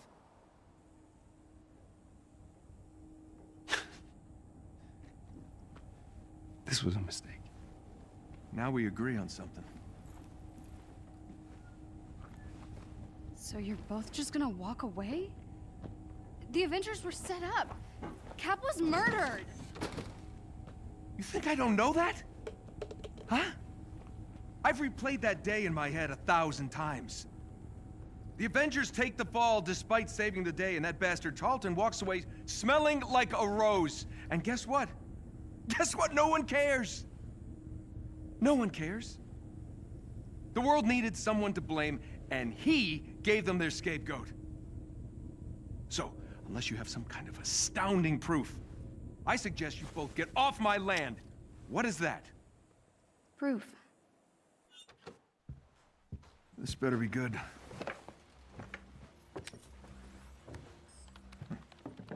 Kind of buried the lead, you know. Could have told me about that earlier. No.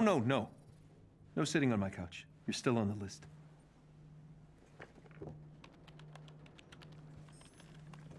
Where did you get this? Guessed your password on some resistance blog. Impressive. Dude, your password was I am Iron Man. Really? Huh. Thought I changed that. Son of a... I know, it's incomplete.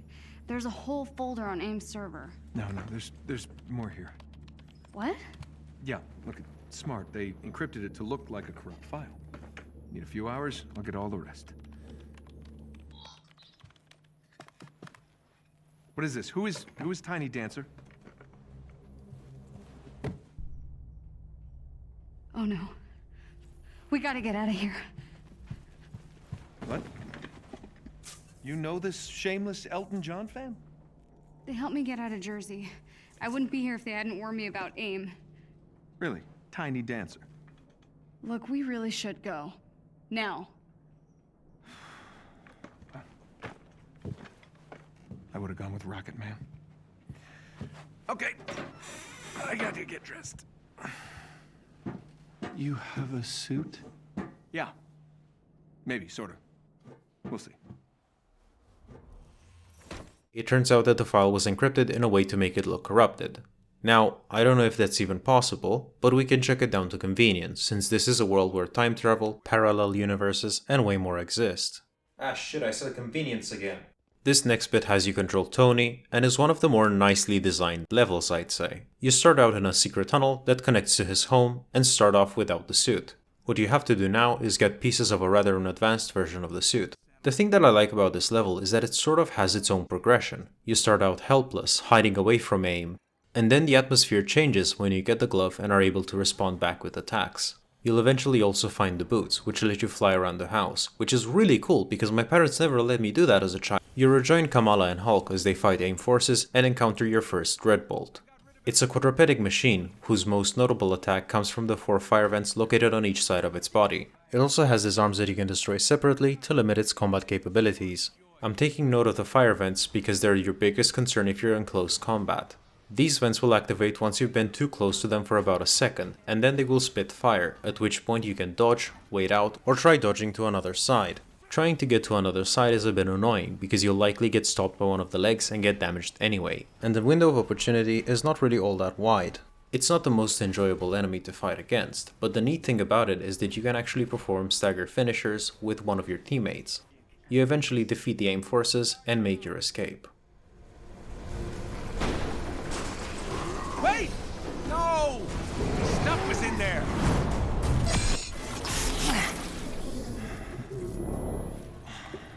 How you feeling? I've never felt better. Your synthetics were useless. If you'd let me deal with the Hulk and Khan earlier, the archive would still be standing. Watch your words. You no longer make the rules. He does. When I was young, I found an orphaned wolf cub in the forest behind our farm. What? Dad said it was too dangerous. He told me to get rid of it. I fed that cub. I named him. I watched him play with my beloved dog, Darwin. You're wasting my time. I felt if I could instill rules, the proper boundaries, I could harness the raw power of that beast. Have you done rambling? Almost. A few months later, while hunting, the adolescent cub turned on me, snarling, frothing at the mouth. Darwin bought me a few precious moments to call for help. My dad shot the wolf, but it was too late. Darwin had been torn to pieces. George. We need him.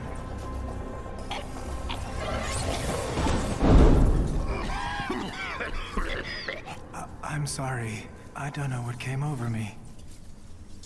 Leave. Please.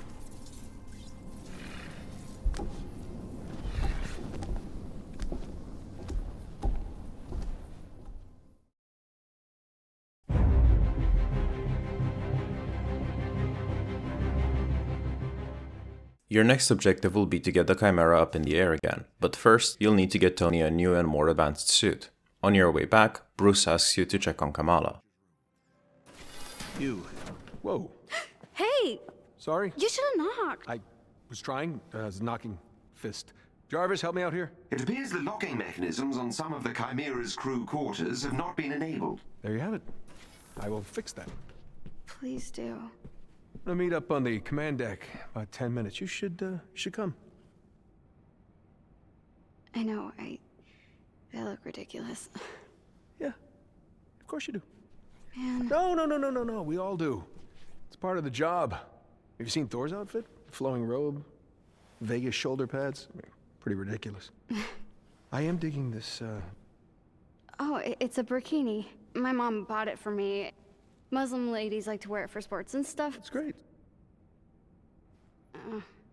Alright, I'm just gonna change. Wait. The outfit is all about attitude. You gotta wear it like you mean it. Show me what you got. Come on, you can do better than that. Yeah, now we're talking. All right. You know what? Maybe I can help you with some upgrades for that. Gear's already spinning. Really? Yeah. Oh, and if Bruce says anything, just remind him that all he wears are super stretchy shorts. The next mission has you playing again as Tony, as this level is more about getting you comfortable with the game's flying mechanic. To the game's credit, I actually think they've done this flying mechanic quite well. It feels responsive, fast, and pretty cool, and this entire level is built around making it feel great. You keep going through these structures in this tight canyon with turrets shooting at you from all directions. The second half even ramps this up, with more stuff shooting at you and the suit being turned up to 300% for faster speed, although I don't really think that the increase is that noticeable, if at all. The base also starts to explode around you for dramatic effect. This level did good, it really sold flying as a mechanic. Good job, you. Now, let's take a peek at our loot. Ah, we hit the jackpot, buddy. This is exactly what I need to fix the fabrication machine. Glad to hear it. Especially as your current suit is now, how would you put it? Kaput. Hey, did the job, right? You now gain access to the fabrication machine, which you can use to decipher patterns, essentially costumes you can equip on your heroes. The first one you get as an example is Iron Man's outfit, as Tony needed a new suit. You also get an introduction to branded gear, with the game telling you that gear can come from none or one of 4 manufacturers, which determines the attributes they boost. You're also shown the gear locker, because the amount of gear pieces a hero can hold is limited, with additional gear being sent to the locker. The locker itself can hold up to 600 items. The screen before is incorrect in saying 300. I'm not really a big fan of it for 2 reasons. If the game can store data for 600 items, it can surely do that without the locker feature. Just as well, if you do make a storage system, then try to make sure that I can easily transfer my items. The way it's done now is that if you want to transfer gear to a specific hero, you have to do it per piece of equipment. Additionally, it's also more time consuming considering that the game is always online and has to do its check per item while also communicating with the servers. It's really just an annoyance of a system that becomes that stash of gear you don't want to bother checking unless you really have to. You're then told that there are some new people on board representing S.H.I.E.L.D., introducing you to 3 NPCs that serve different functions within a faction. The game has 2 different factions. S.H.I.E.L.D. is the first one you're introduced to, and the second one shortly follows. The way you interact with these factions is that you level your reputation with them, which yields rewards and more things being sold to you.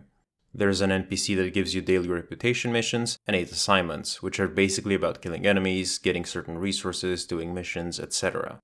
There's another NPC who sells you cosmetic stuff, and another who sells you gears and artifacts. If you're already familiar with how Destiny does its faction stuff, then you'll find this faction system to be pretty much identical. One last thing I want to point out is the progression of the Chimera itself. I like the fact that as you do more missions, more parts of the Chimera are repaired and become accessible, and people start populating it. There is a sense of progression your actions have on this place, which feels great because the helicarrier is somewhat of an iconic location in Avengers media.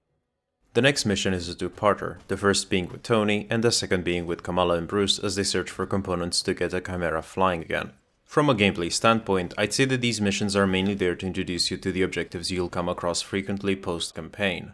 The part with Tony introduces you to objectives that are about breaking game equipment, and the part with Kamala and Hulk introduces you to objectives that are about eliminating a squadron of enemies. They are from a mercenary group called the Watchdogs, which are tankier than your average enemy. They first appear in the comics as a far-right terrorist organization in 1987, and oh boy, were they onto something 4 decades ago. With the Watchdogs down, you come across the other faction of the game. We have scavenged every part of this desert by now. It's not gonna be enough. Am I alone? What? Where are all the other Inhumans? Why aren't they fighting back? I've seen the resistance symbols. I've heard rumors of a rebellion, but still nothing.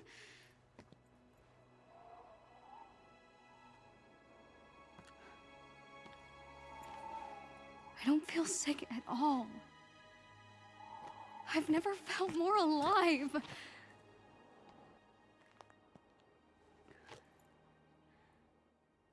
What if I'm wrong?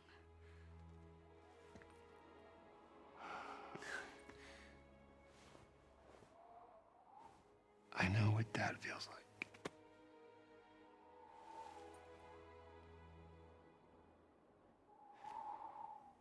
These powers are a part of us. And all I do know, it's a lot better if you just embrace that.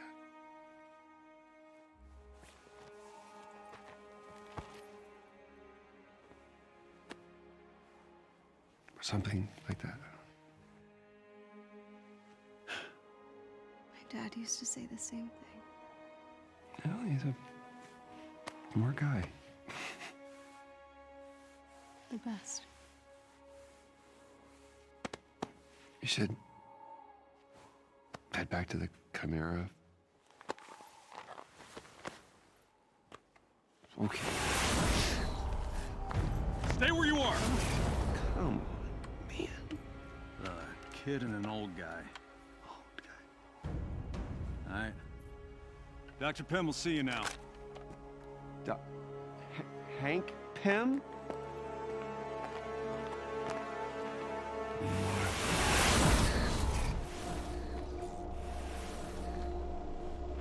Hank?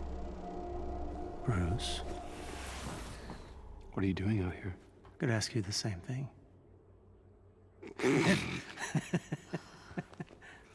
Oh, it's good to see you, man. Good to see you. Kamala, this is Dr. Hank Pym. Ant-Man? That was another life. Follow me. Okay, so this is the heat signature we've been searching for. We have been salvaging weapons, robots, aim tech, anything we can to build up our defenses. Think you could spare some of these initiator cores? You know, help out a helicarrier in need of some TLC? I imagine we can make some arrangements. Thank you very much. What is this place? We call it the Anthill. Oh. Not my idea. I think it was one of our anonymous hackers, Tiny Dancer. No way.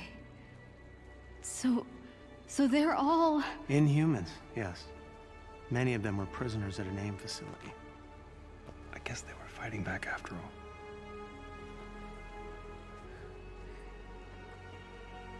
Make yourself at home. We've got lots to catch up on. You're welcome to the Anthill. This is the resistance Kamala was hoping to encounter when she first set out to Utah. For all intents and purposes, this is essentially a hub area just like the Chimera, with its own war table, locker, etc. You can talk to a few members and get introduced to the faction NPCs that handle reputation stuff, gears, and cosmetics. Once you're here, you'll be doing a mission for Pym and his Inhuman resistance to advance. This level takes place in a rural town setting, and it might be the first time you've visibly noticed how the game really struggles to keep up the frame rate. You see, the unfortunate thing about Marvel's Avengers is that it's quite poorly optimized, and it's palpable in open area missions. Now, I'm not a 60 FPS puritan, I don't care if a game runs at a lower FPS like the console standard 30, but I do expect optimization to be done well. I mean, the main idea about a console is that you can just get a game, pop it in, and run it with no issues and no concerns for specs, but this is just not good enough, and I don't think it's unreasonable of me to expect a certain performance quality. And this is not even that bad considering the performance I've encountered in other missions. Here's some footage from a mission I played way later. Look at this and tell me it doesn't feel frustrating to play through.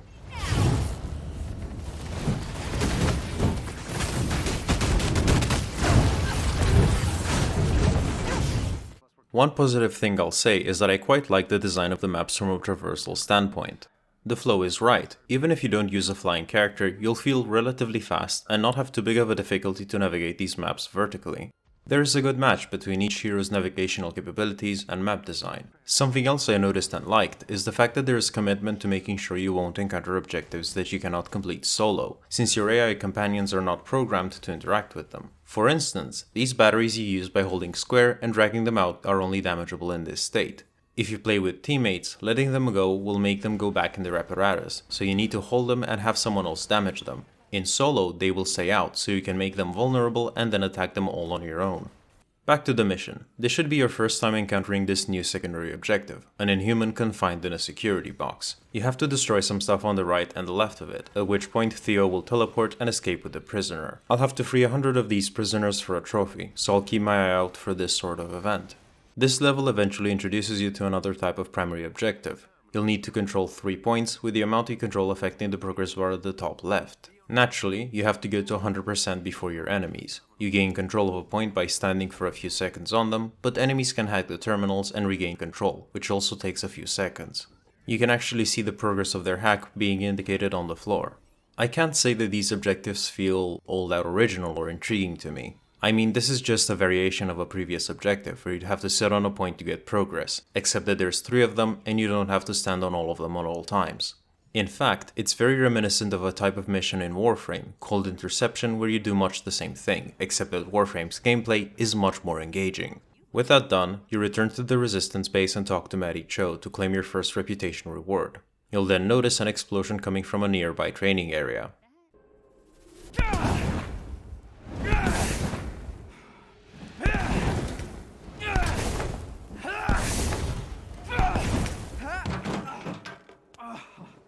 Hey, are you okay? Fine. Cool powers. I mean, they look awesome. I'm a polymorph, I think. It's cool. It's like stretchy arms and stuff. Still working on making it not look goofy, but You're inhuman. yeah. So what's your name? Dante. Kamala. Hey, what happened? I broke my leg during the escape. Well, at least you made it out, right? My mom came back for me. Yeah, I made it out. And she was captured. Well, the Avengers are on the way here in a couple days, okay? They're gonna take back the prison and your mom's gonna be fine, A couple believe me. days? Why isn't anyone listening to me? I overheard Dr. Pym. They're moving all the prisoners to a new location. Well, they'll find that too. Oh, no, they won't. Your Avengers will be too late. Here, let me help you. No. Don't you get it? We're inhuman. No one cares about us.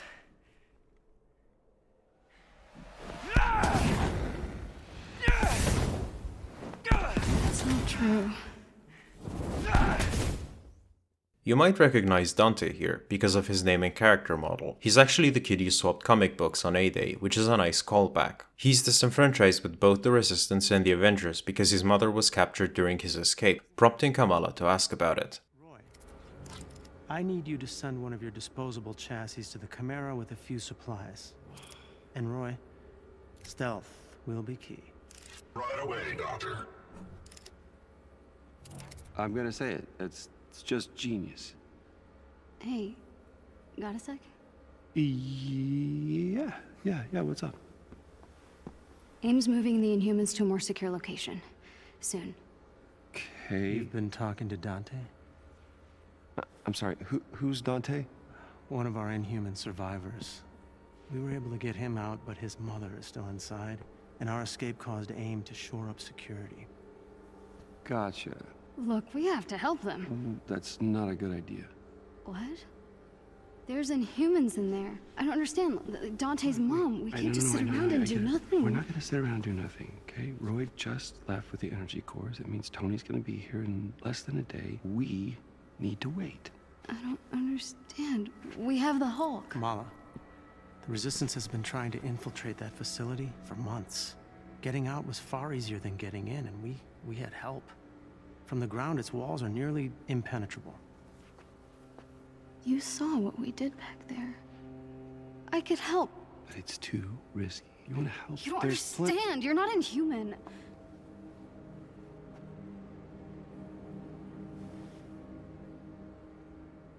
You're not ready.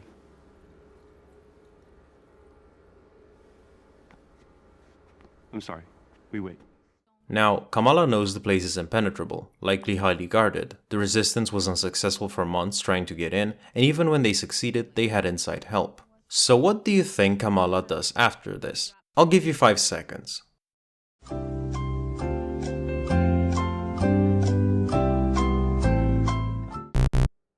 Well, she does neither of these things and just decides to go out on her own. This is such an insane lapse in logic, because why would she do that? She knows the place is a fortress and just decides to attack on her own? This sort of decision making really takes away from her journey as a hero. There's this bit in San Francisco where it really hits her that pursuing her aim might be a bit too much for her.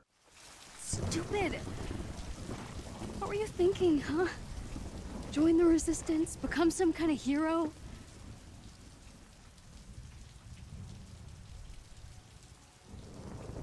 I can't go home. I'll make Abu, they'll punish them for hiding me. I really messed up. And that's great. She's introspective of her situation and how she might not be able to handle it. Here, she just throws caution to the wind because she's doing something obviously stupid. It really takes away from the agency of her ability to self-reflect, and her development as a character is just worse for it. There's bigger impact to a well thought out plan that completely fails, especially with Kamala's character, because she is supposedly smart, but she's doing something so ridiculously stupid. And if you have characters doing incredibly stupid stuff just for the sake of character building, rather than think about a valuable lesson they have to learn in their journey to becoming a hero, then you'll just end up with something poorly thought out that fails to have any impact that resonates. So, Kamala just uses one of the front doors, is inevitably detected, and faints, leading to her capture.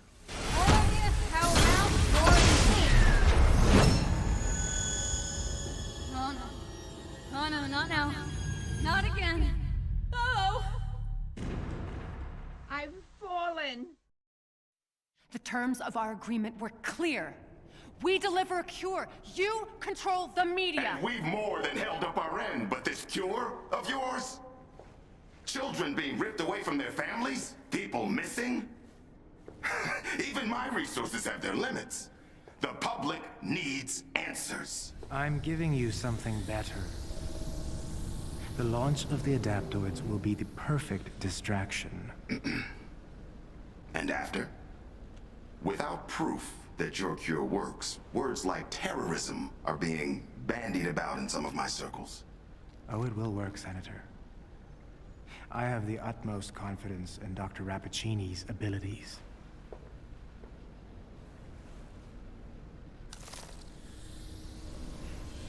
How much of that was a lie?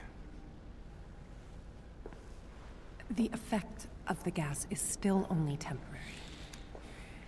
And without my formula to keep them alive, well, the gas... kills them. This isn't working! That gas gave us the adaptoid. My formula kept you alive. Now, if I could isolate how it manifests within the Inhumans, I know I can reverse the effects. There are more opportunities here. We have enough powers harvested to build your army.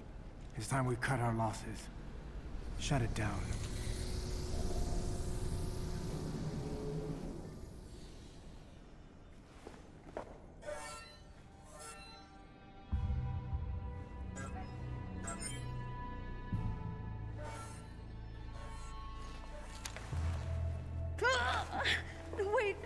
Wait, please, no, don't!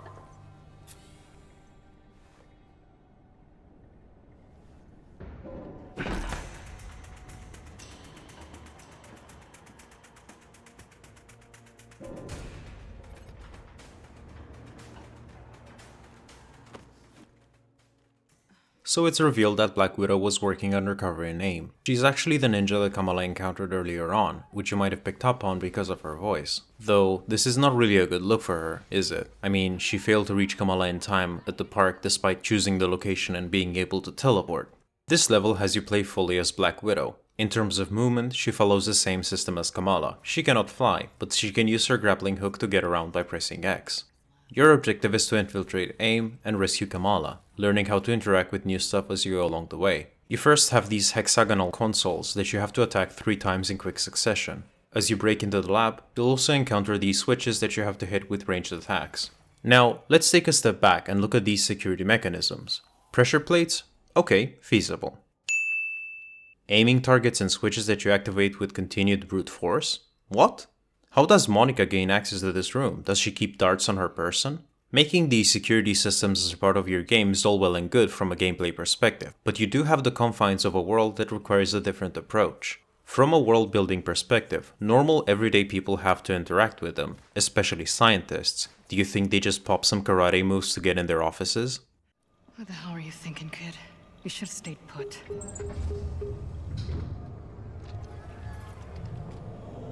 Of course. Okay.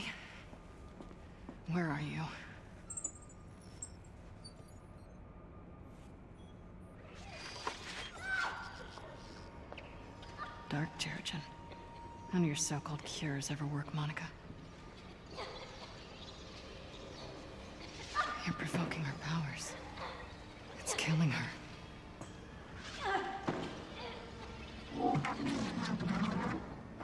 You're not even looking for a cure anymore.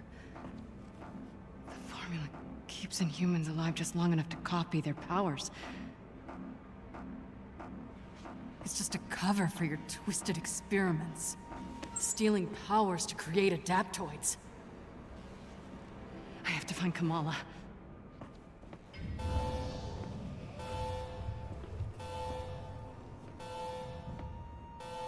All right.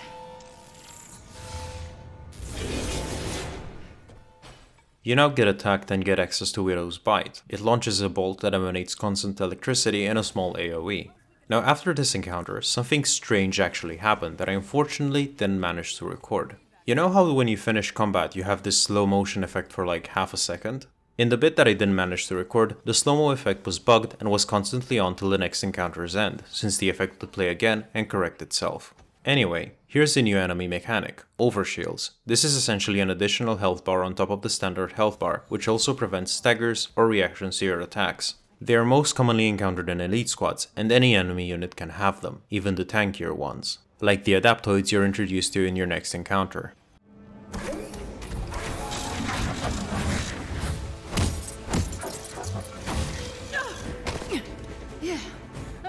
AIM's newest weapon, the adaptoids, are humanoid robots that are way tankier than normal units and far more perilous if you're not paying attention to their attacks. Most of their attacks are unblockable, and they also have a grab attack which drains your heroic skill progress. When they are low on health, they shield themselves and start to regenerate health. The important thing to note here is that while shields will protect them from range attacks, you can go inside the shields and attack the adaptoid to interrupt their regeneration. You'll be encountering 4 types of adaptoids. The standard one with fire attacks, one with cryo attacks, and one with gravity powers, which is also one of the more unique types fight-wise. A short walk later, you encounter Monica herself. Tiny dancer. Doesn't have as much bite as Black Widow, does it? Took you long enough to figure it out. I thought you were the brains behind this operation. I am. It's nice to be appreciated.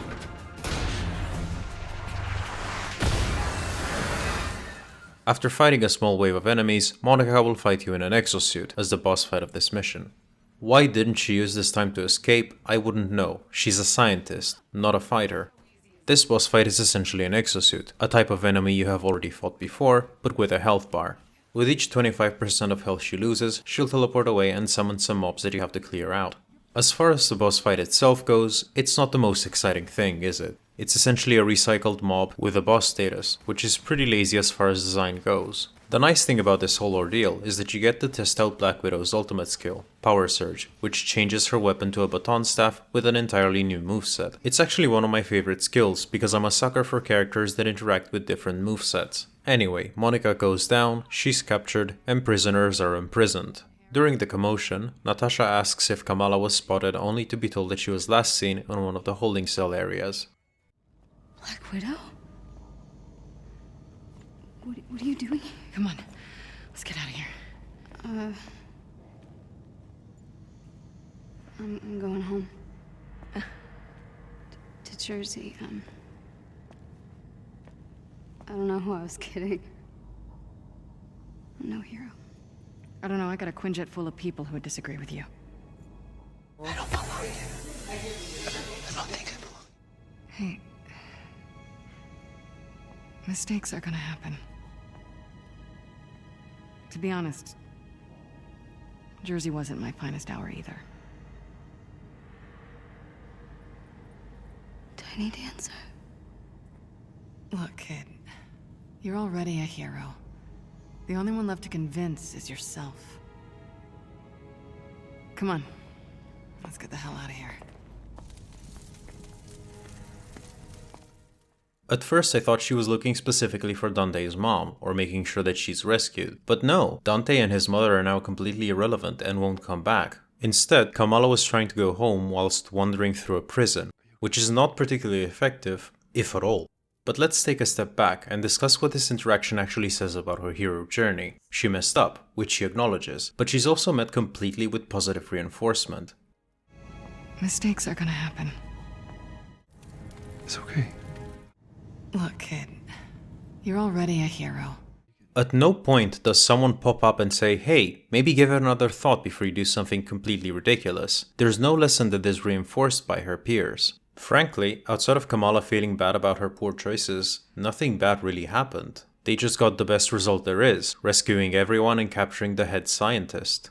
Not even the world itself reacts negatively to her poor decisions, which is why Kamala's growth as a character feels so lackluster.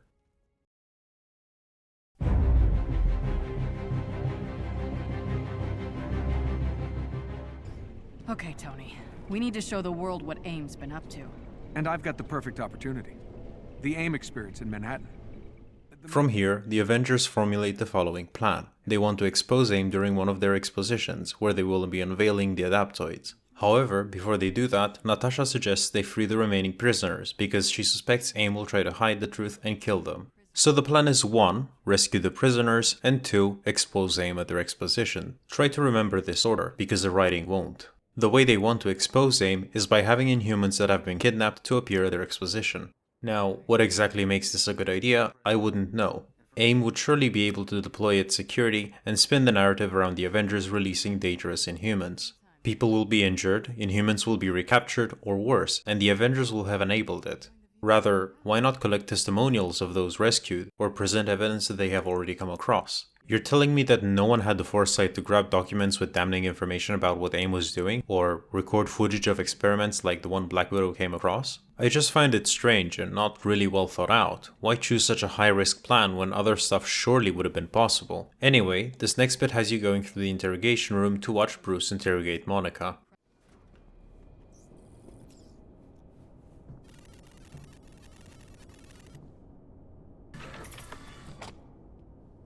Oh, this should be interesting.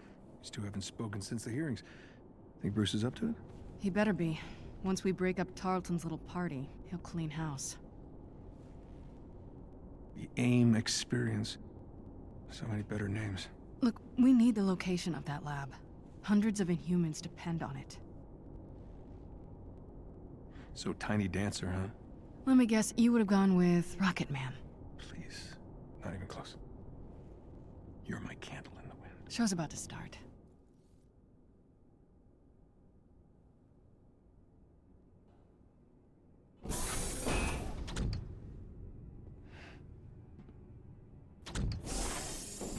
Let me guess. You're planning a big reveal at the Adaptoid launch. The triumphant return of the Avengers. Imprisonment and torture. That's how AIM's gonna make the world a better place. Please. Ebola, smallpox, polio, all fatal, if not for lab rats. Humans aren't sick, Monica. You're just harvesting their powers to make your little robots. Robots that possess complex AI. Capable of assessing the most effective application of their powers, all with minimal human casualty. Where's the lab, Monica? You can reverse engineer Terrigen, sure, but it'll be catastrophic and you know it. You were there on A-Day, and you know if we do it again, it's not gonna just endanger Inhumans, it's gonna endanger all of us. Last I checked, A-Day was your mess. Damn it. Gonna need a stronger table. I see some things haven't changed.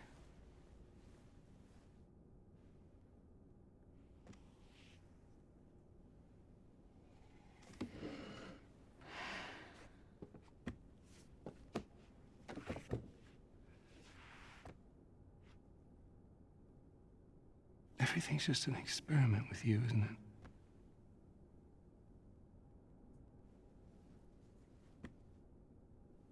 It is. Tarleton and humans.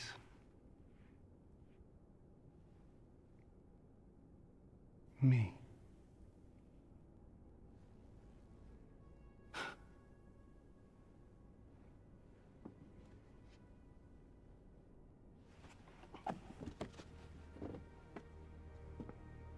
Scour the Earth. You will not find our lab. The adaptoids will launch, Bruce. Saving the world requires sacrifice! I'm going in. We need to find that lab. Jarvis? Sensors detect AIM forces incoming. Carlton's come for his sidekick. Nat, Quinjet. You read my mind. With me. Alright. This same assault has you resume control of Kamala, but there is something really ironic about the Avengers wanting to get the Chimera in the air because AIM might find it, despite AIM definitely knowing its location and doing nothing about it, and yet being able to assault the Chimera really fast after a day of it flying again. This part doesn't have much to it, but after you're done, you get another cutscene. She's escaping.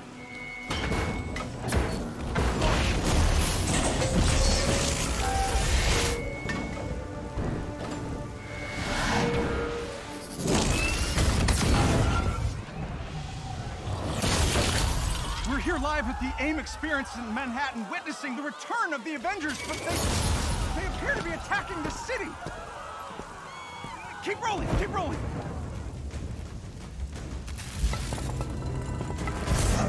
Is it any coincidence that this attack comes on the very day that AIM is supposed to unveil their promising new adaptoid program? Oh, shit.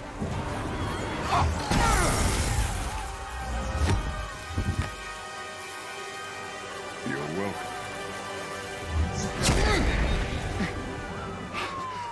Thank you.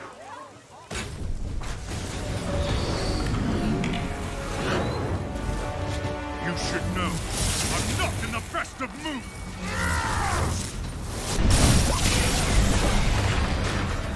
Wait, is that Thor? So the poor writing continues, because it turns out that AIM's exposition happens right now, which begs the question, when would they actually rescue the Inhumans? If the plan is to first rescue them because they might be killed off, then how can you do that if the event is right then and there? Maybe look forward to another event, or just, I don't know, get a better plan?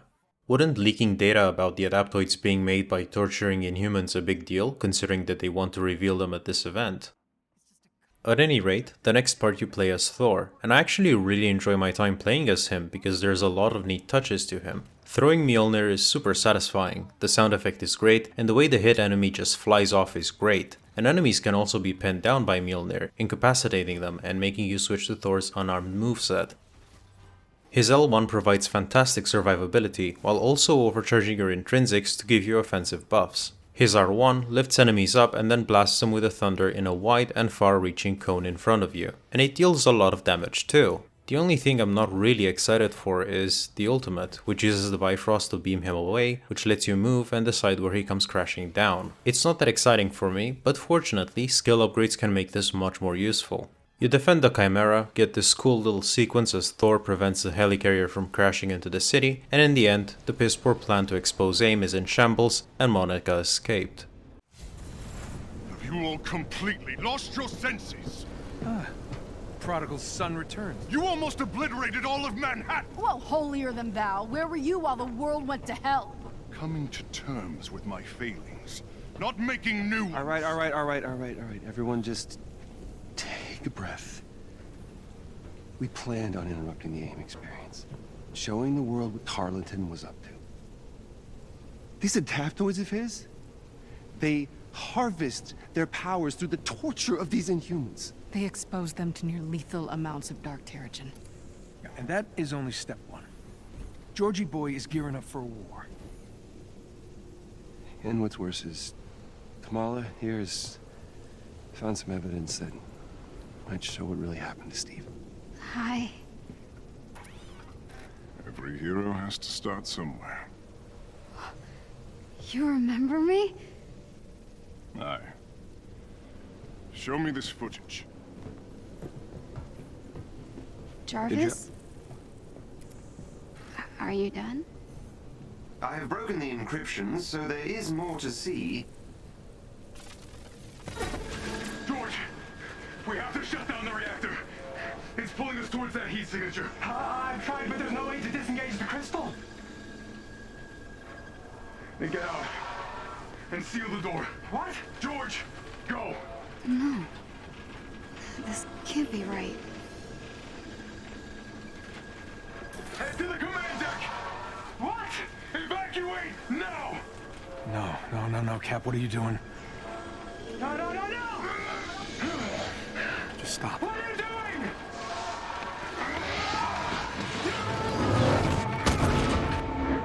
No.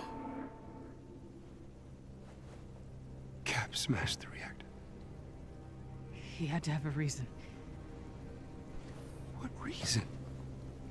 Hundreds of people were infected. People died, Nat. Take it easy. Would you take some responsibility, Tony? Well, there's the Bruce I know. Throw everyone under the bus, why don't you? No, it's not the time. No, it's okay, Nat. See, he's been waiting to do this since Golden Acres, haven't you? Haven't you? This is our fault. All of ours. How do you not get that? What I get is that you actually believe all that crap you said at the hearing. I believe that we are dangerous. You really think the world is better without us? Yes. I'm out of here. You all have not changed. Look at her. She can't be fixed. She can't be cured. I've done the experiments. I've checked her DNA over and over and over again. You and I created the perfect disease. No, actually, I do the job. I make the tough decisions. Dude. I stand by the people who made me who I am. I am warning you. What's the matter, Bruce? Make you angry? See, it's always been your problem. Running from who you are, what you are. Maybe that's why Monica got the better of you. I was just agreeing with you, big guy. That banner is a coward. Guys, don't do this! This is exactly what Tarleton wants! I'd stay out of this one, kid.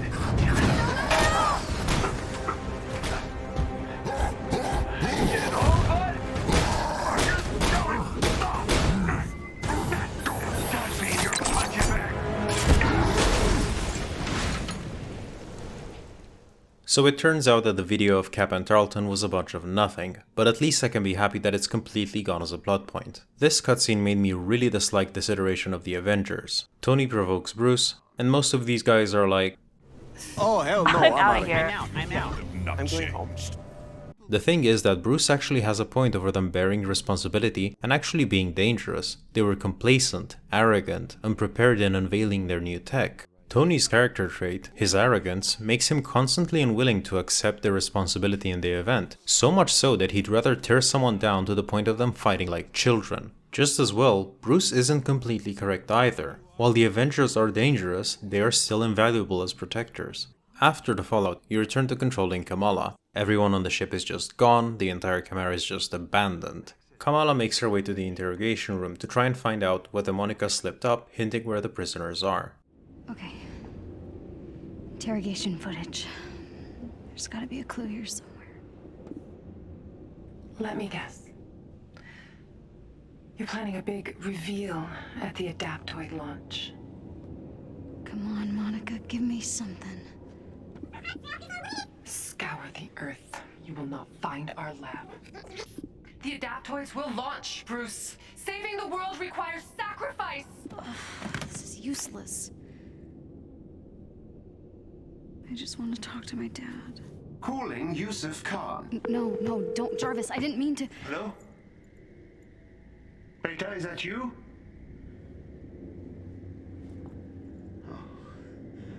Oh, come on, if you're there, I miss you so much. Look, I'm not angry. I just want you to come home. I'm sorry. I should never have told you to hide your powers. Perhaps you're scared, a little unsure. The important thing is that you always stay true to yourself. I love you, Beta. love you more?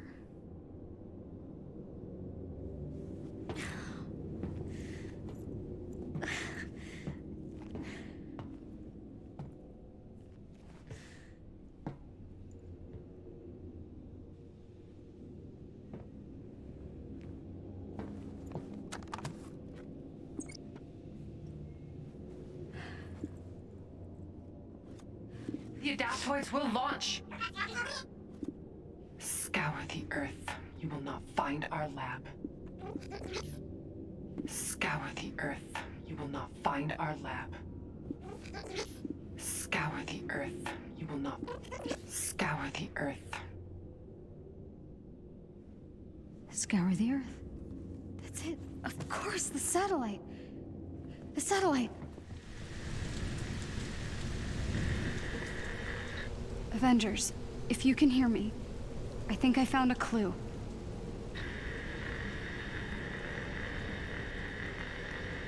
Look, I know I messed up. I wanted to blame AIM so bad for what happened to me on A-Day, it blinded me. But Cap must have had a good reason for what he did. I know it.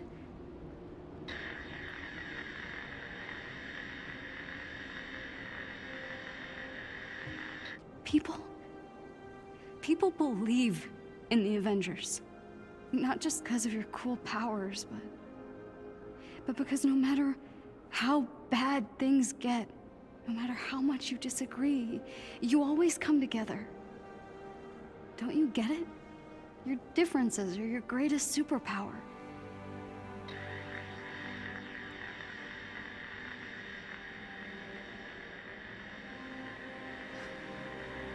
I was just some weird kid from Jersey who didn't fit in. But you saw me for who I really was. You accepted me. There's still a bad guy out there who wants to hurt the world. But we can stop him.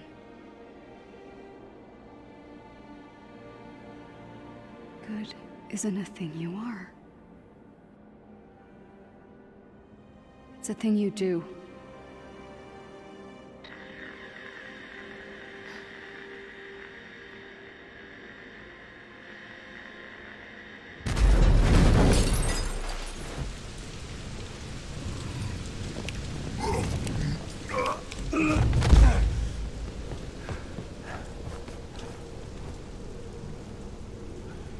I'm sorry. I shouldn't have said... I get it.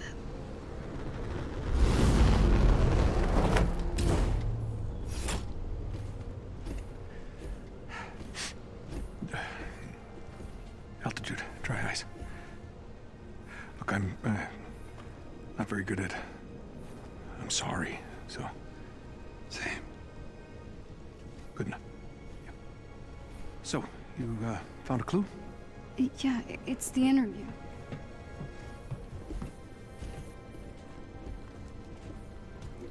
Listen. Scour the earth. You will not find our lab. Okay.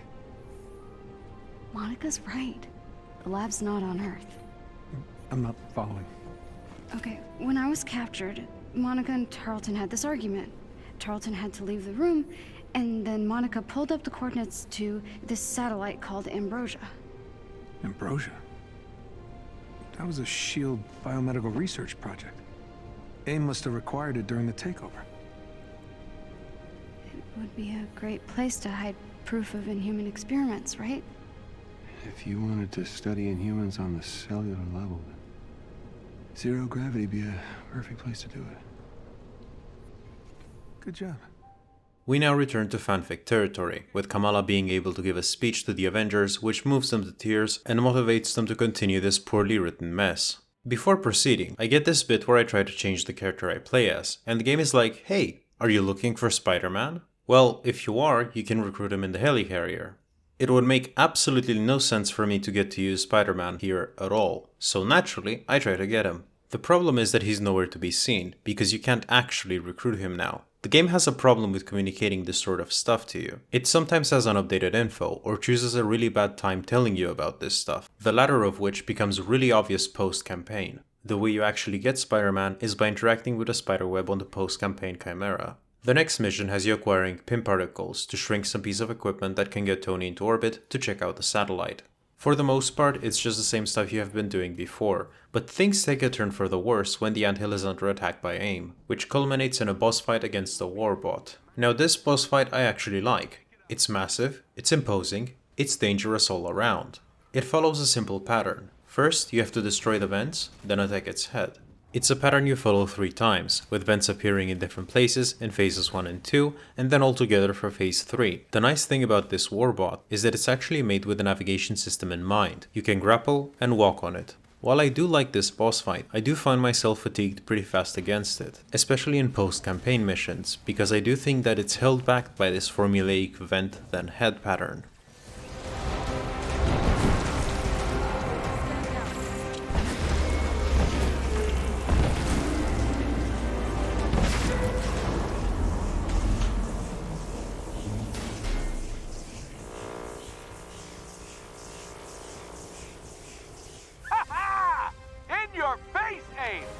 Sir, I'm detecting a massive teleport signature.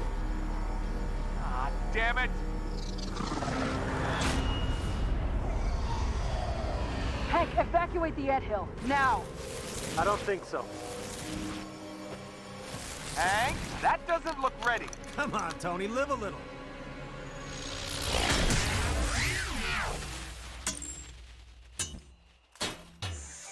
Unbelievable. It worked! Congratulations, Dr. Pym. The Resistance has an impressive new weapon. It's sort of cute when they're small.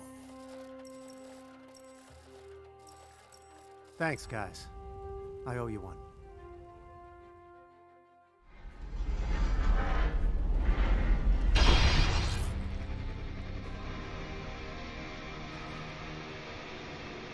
That looks awesome. Because it is awesome. $1.4 billion vanity project. I may incinerate on takeoff, but I'll look damn good doing it. All systems are in the green, sir. But I must warn you, a large storm system has moved into your direct flight path. Never rains, but it pours. Well, we can't wait any longer. Tony, I loaded up some music to give you a little boost. Oh, no. Don't worry, it's not mine. You can do this. Thanks, kid. Okay. 3, 2, 1. In this next bit, you fly to space as Tony. It's a bit unclear whether you actually take damage or it's all just scripted stuff, but the main idea is to keep the circle towards the marked bit. You'll reach space soon enough, and I quite like the transition between stormy clouds and the vast emptiness of space as you approach the station. Gotta do it manually.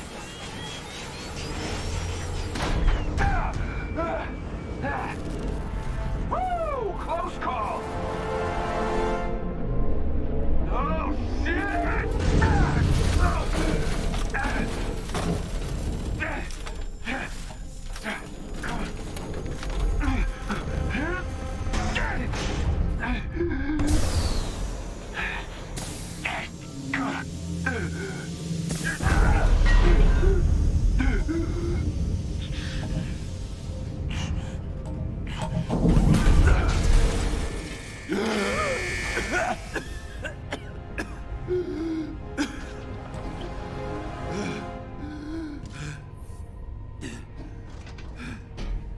Perfect landing. There's not much to the space station part as Tony. Interestingly, the security systems are off. AIM seemingly didn't expect anyone. You find out that this isn't a place where multiple Inhumans are held. Rather, there's only one person. But this person is important, because they are the source to Monica's regenerative formula. Keep this in mind for later, because it'll make no sense. Anyway, the fact that this is the source of the formula would make this place very important to protect, and yet security only activates later after Tony interacts with a console, and even then, it's just a couple of turrets. So who does this place hold?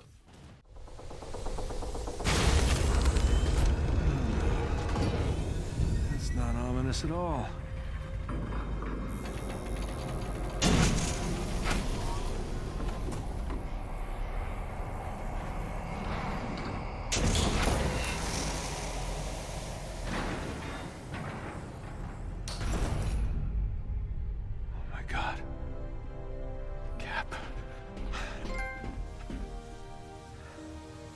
Please be alive. Steve. Steve? Holy shit, you're alive. Tony. What is all this stuff? Where am I?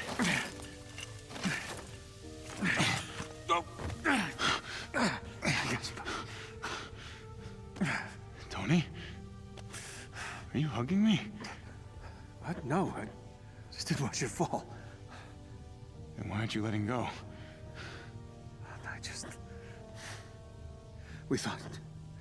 I thought that... It's good to have you back, Captain. I'm so confused. Yeah, come on. Gotta get you out of here. Come on. Wait. Tarleton. Did he survive? Tarleton? Who cares? What? The explosion, he was too close. He survived. Thanks to you, apparently. And Monica, if you believe the news stories. That doesn't make sense. Okay, I got you. The evacuation. All those people. Yeah, we'll get to that. You think you can walk? Yeah, it's okay. I'm good. Let's do this. There's the Cap I remember. Come on.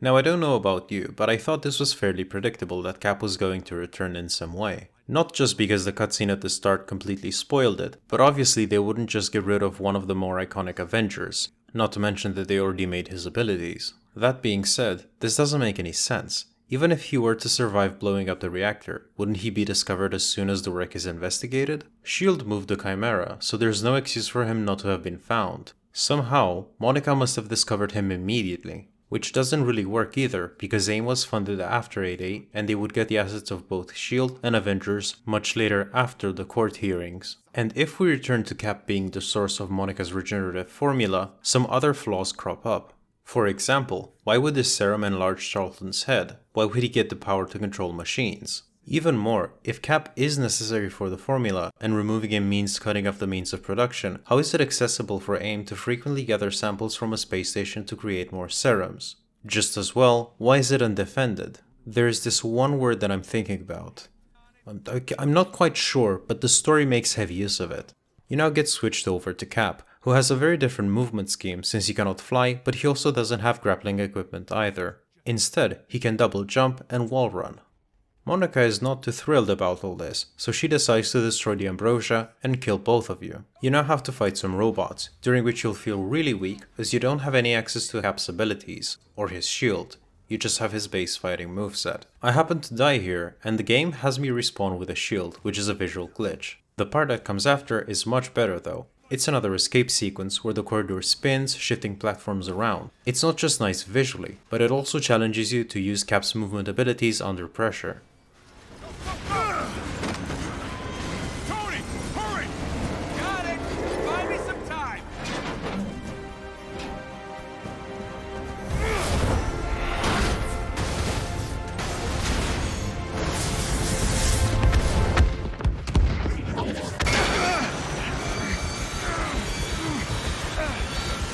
Just lost the engines!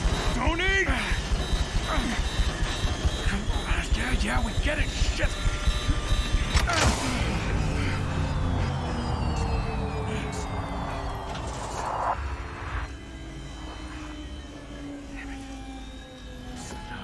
No.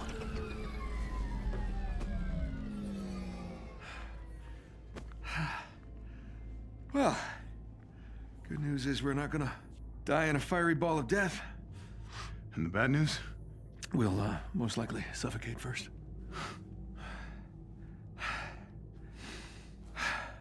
Well, at least it's a good view. That it is.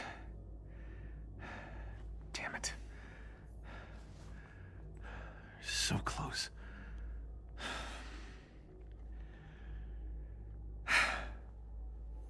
Well, since we're gonna die anyway, you have any, I don't know, last confessions? Your jokes. I just don't get them. I know, I read your diary.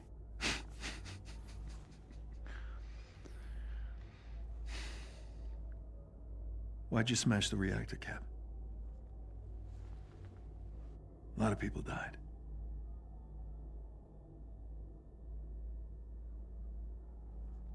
Tony, there was something buried deep beneath the bay. Somehow linked to the reactor, working its way to the surface every minute. It's the earthquake. I had to do something. The entire San Andreas fault was about to blow. The ocean would have consumed the city. Millions would have died. Never doubted you for a second. Just had to hear it, you know?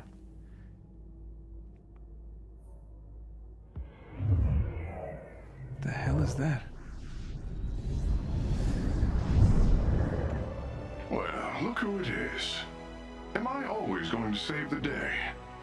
I'd expect nothing less from the God of Thunder. Hi, Thor. Welcome back, Captain.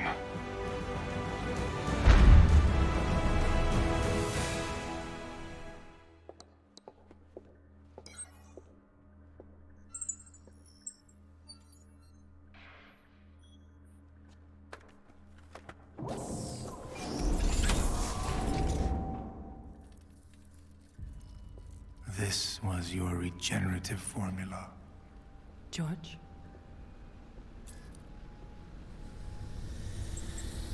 How long have I been your lab rat? I knew you'd react like this. You'd rather die than need something from them. I trusted you. I saved your life. You can control machines with your mind. Just think of all You the... infected me with his blood. It could have killed me. But it didn't. Remember the dream, George. How could you make me one of them? I made you strong. You stole my hope. And now, I am going to give you the same odds that I had.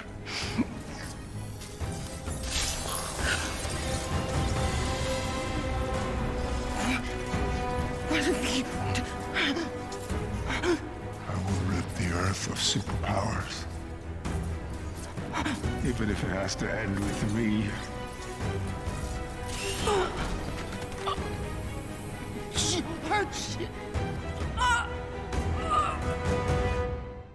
Now, I'm not gonna just let go of how Thor casually shows up in space. Why not actually just send him rather than go through the entire ordeal of getting pin particles stored in a really dangerous location? Furthermore, Monica and Tarleton have already worked closely with the Avengers, and they know that some of them can fly into outer space.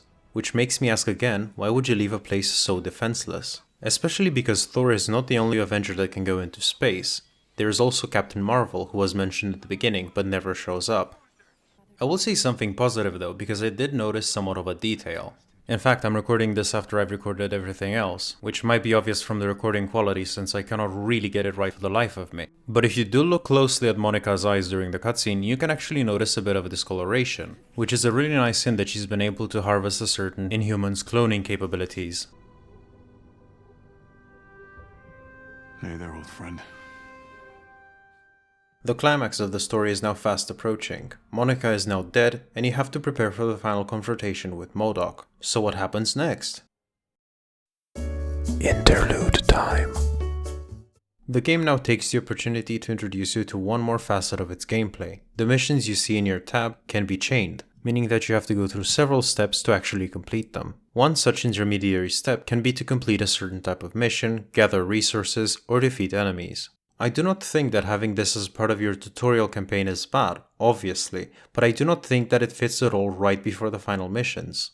It messes up the pacing completely. You go from this high intensity scene from space, and then go to something that hardly feels all that impactful, rather than continue with the anticipated confrontation between the Avengers and MODOK. Not to mention that the game had something going after the Warbot boss fight, capitalizing on that by going into space.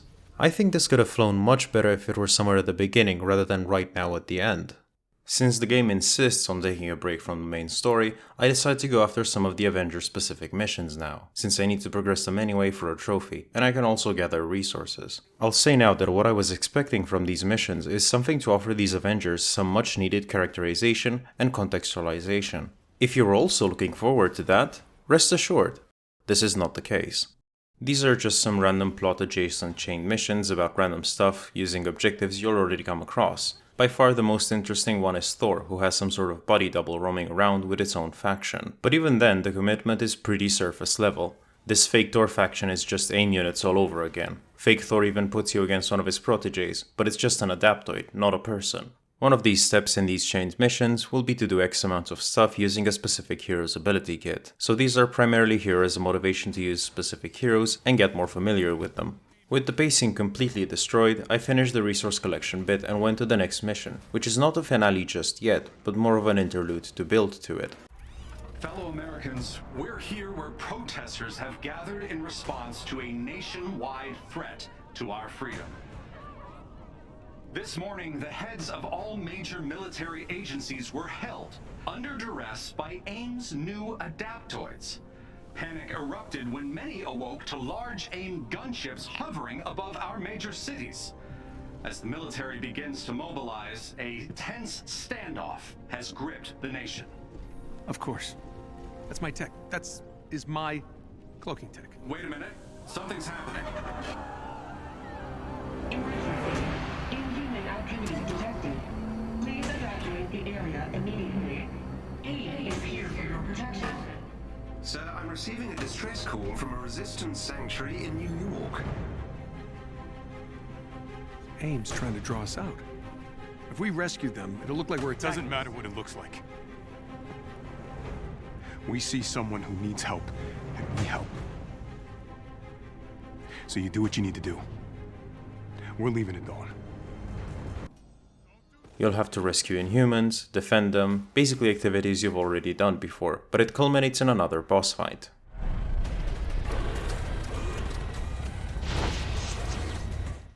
The warship is not particularly original. It very much takes after the warbot about targeting various vulnerable points with a bit of a different spin on it, and the added value of being particularly annoying to heroes that cannot fly or grapple, like Cap. With the warship down, the Inhumans are safe, and the Avengers figure out Tarleton's plan. Jarvis, I've uploaded the warship's transmitter database. Trace launch location. Retracing flight path. That dark Terrigen. Tarleton wants to kill us all. We have to do something. He can't cure the Inhumans, so he's gonna take them all out. And this is just the beginning. Sir? What do we got? According to the flight path, the machine originated from the San Francisco Bay. No, that's not possible. I flew over that area dozens of times after A-Day. Perhaps this is a ruse. They mean to throw us off course. Unlikely. Residual radiation and mineral deposits on the wreckage confirms the craft has been in the Bay Area recently. Then how did no one see it? Same way they didn't see the warships coming. It's cloaked. A quarantine. No aircraft, no ships in or out. Hiding in plain sight. Exactly. Sir, I've just intercepted a signal.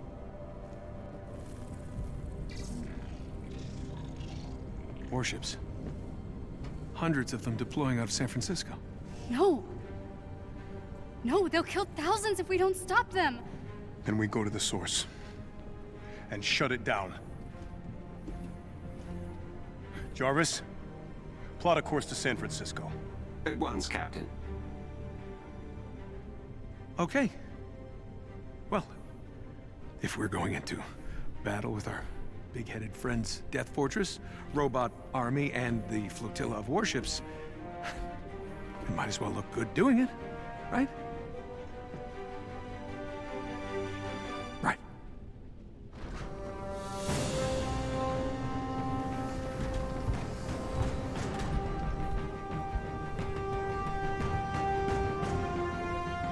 Wait, aren't you gonna say the thing?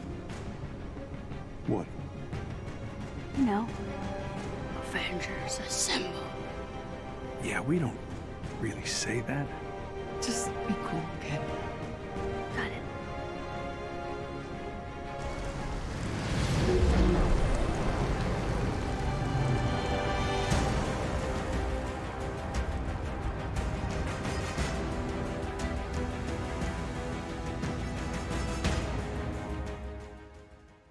The final mission takes place in this complex interconnected oil rig near the ruined San Francisco city. You play as Cap, as you and the Avengers try to stop the warships from spreading out and inflicting inhuman losses. The oil rig structure itself is actually unique within the game. I have not encountered this style set anywhere else in other missions, which is surprising because the game really likes reusing assets. The content of the level is nothing new, just defeat the same enemies, get to the next area, defeat more enemies. You also get a solo part, only with Cap and no companions, where you combine his ranged attack to interact with the environment and his moves to traverse the terrain. You'll encounter a few new enemy types, like the gravity adaptoids and the phasing robots, but in the end you'll be successful in shutting down the signal for the warships and you'll make your way to where MODOK is.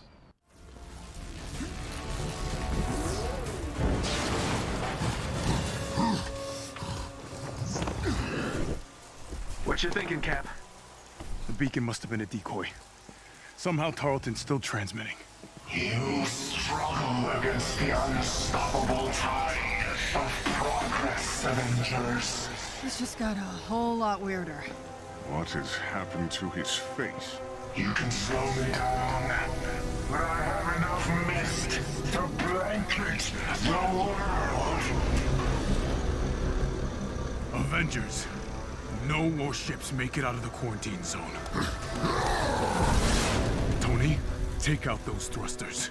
Thought you'd never ask. The boss fight with MODOK has several sections, with each section featuring a different Avenger. I wouldn't say that it's a boss fight in the proper sense of the word, it's just separate parts in which the Avengers do different stuff. The first section is Tony's. You have to destroy MODOK's 4 thrusters under his chair, or body, I don't know, with your ranged attacks. MODOK himself will hover around the area's outer bounds, replying with ranged attacks of his own. Once his thrusters are down, MODOK is forced to hover close to the ground where you get switched to Cap. This second section has you targeting the main thruster from underneath MODOK. You cannot go underneath him and attack with melee since his thrusters will push you away, so you have to shield it out. Once it's out of health, MODOK will go down for a small amount of time and you can target his power source on the back. You have to do this several times while MODOK will retaliate with far-reaching and wide melee attacks from his arms. His attacks are fairly limited, but they are unblockable. It'll mainly be an exercise in getting used to his attacks and dodging them at the right time. With the power source destroyed, MODOK will produce a shield around him that is impenetrable, so you're switched over to Thor. This part is much shorter and straightforward. You just have to charge your Bifrost ultimate and use it to bypass the barrier to crash down on him.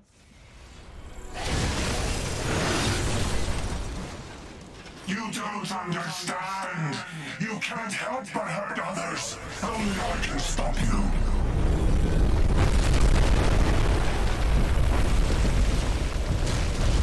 What is that thing? Kree Sentry. Cap, I'm getting the feeling that gem in his forehead isn't just to look pretty. I think we've got bigger problems. Yeah, on it.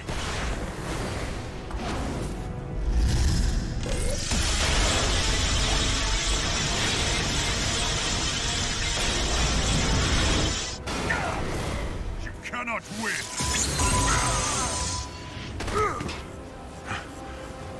On! Get up! Over here! Get on board! Kamala, heads up!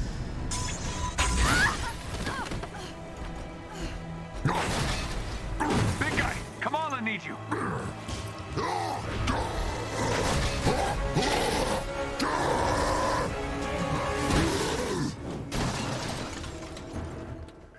Hulk's up next. Aided by Kamala, you have to fight AIM units. The game says you fight them to free Inhumans like the ones captured in the cells around the area, but that's just set dressing. You don't have to, or can really, free anyone. You just need to focus on the enemies. I like the bit about the Kree Sentinel emerging dramatically from the ground, and in this part you can also see the Avengers fighting it in the background. I just like how massive and intimidating it is, and it made me wish you could actually fight an enemy of this scale with the Avengers. Shame you don't though. I should give you a heads up about Hulk's bit though. I thought I cleared all the enemies and nothing was happening. It's not a glitch, not this time at least. There's just a gravity adaptoid hiding in an upper part of the area.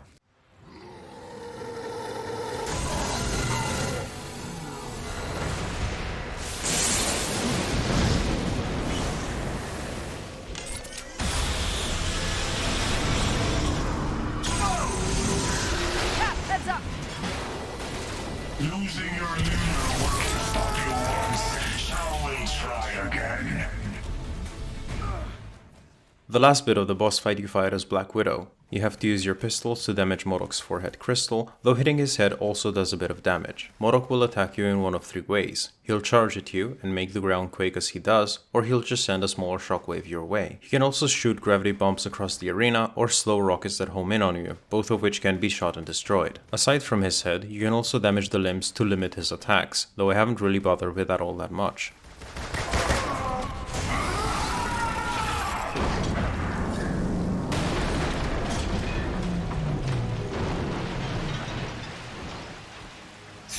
For making you see reason. If you wish to stand with your captain, you can die together.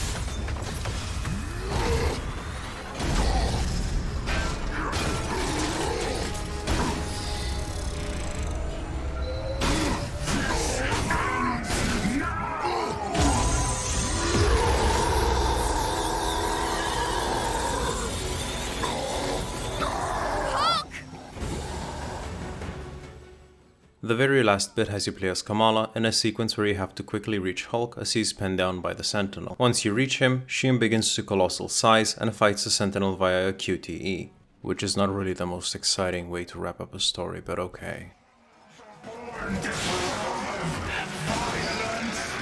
You're wrong! Not sick! I never was!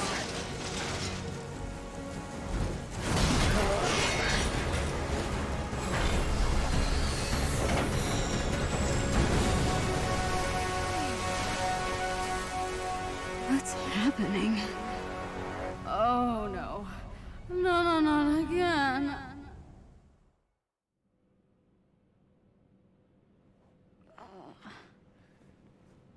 Hey.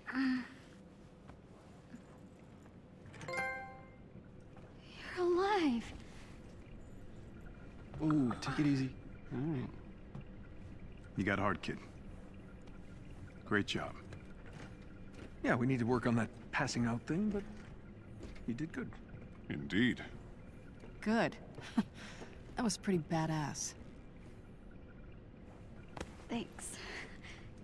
Hey, can you guys give us a moment?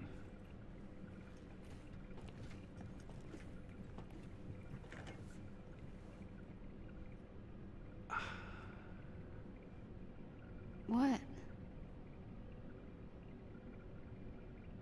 All this time I thought I was mentoring you, and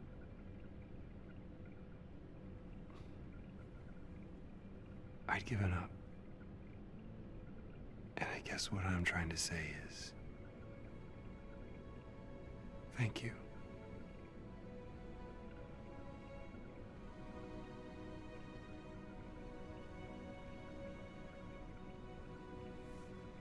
Can I ask you a favor?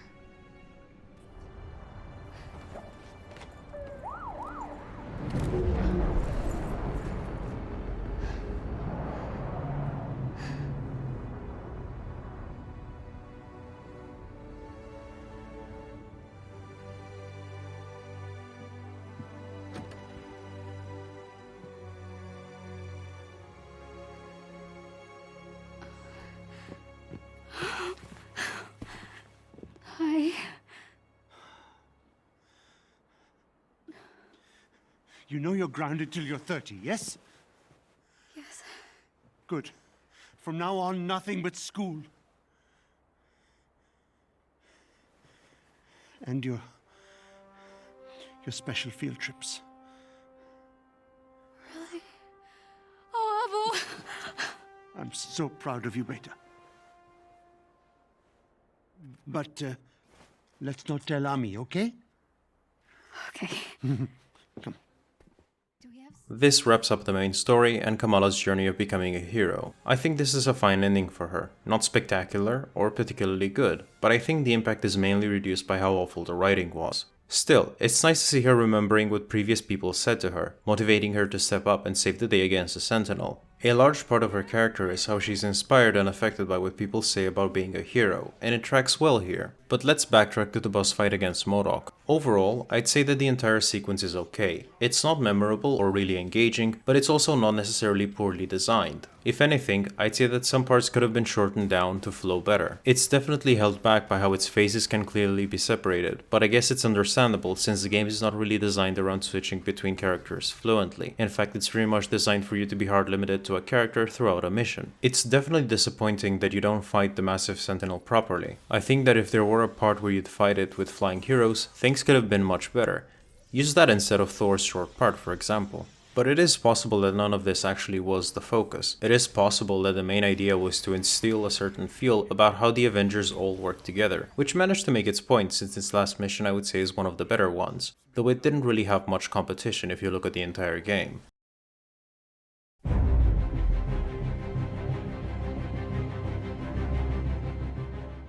Since the story is now done, I'd say we reflect a bit on it. I won't harp on the problems I've already talked about, because I've already made clear my opinion about being overly reliant on convenience, weird and illogical choices, and just being of fanfiction level quality. Instead, I'd much rather focus on my biggest problem with it. The Avengers themselves. You see, these Avengers are just character concepts taken from Marvel comic books like blank slates to be in the game. Now, what do I mean by this? Let me ask you this about the Avengers. What is their backstory, origins, impactful events in shaping their character? There's nothing really known about them, hence why they're blank slates. They're made in such a way to represent their comic counterparts, but have otherwise no substance. They essentially took the concept of the Avengers and said, here, they exist. Let me put this differently. When you meet this iteration of Thor and Kamala at the beginning, you don't know anything about what makes this Thor, Thor. Kamala obviously fangirls away, but I don't know who this guy is and what makes him important outside of the vague concept that he is Thor. And this is what happens when I see all of the other Avengers too. I don't know them, I have no connection with them. Why should I care?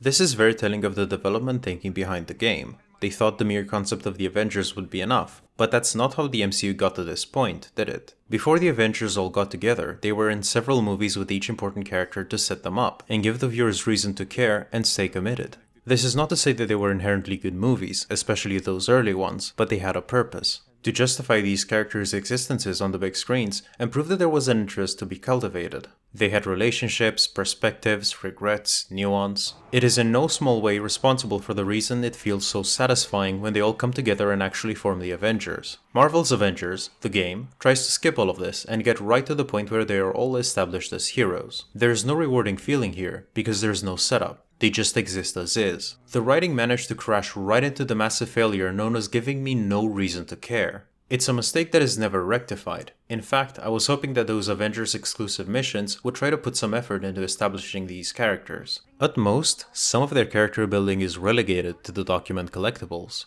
Now I don't know about you, but I'll be honest in saying that I don't play games to read exposition. You can include an entire novel's worth of backstory in your collectibles, but my impression won't change. This is a game. Make me play through it instead.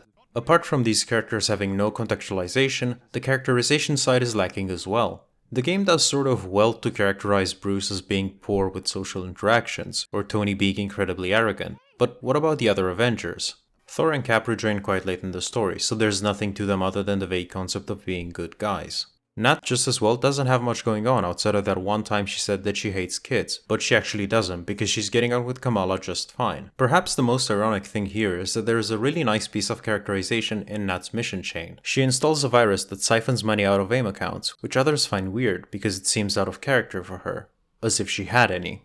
And then it's revealed that she's actually doing this to give money away to people affected by A-Day. See? It's almost like good characterization is possible. All these years she spent undercover inside AIM were to make amends for the Avengers' biggest disaster. To be frank, I'd say that there's only two characters that have a clear development. There's Kamala, which we talked about extensively by now, but this campaign serves as MODOK's origin story as well, and the funny thing is that his character is the most compelling. From the very beginning, you see him as a scientist who created this new energy source to aid others, only to be interrupted by a rich and arrogant prick.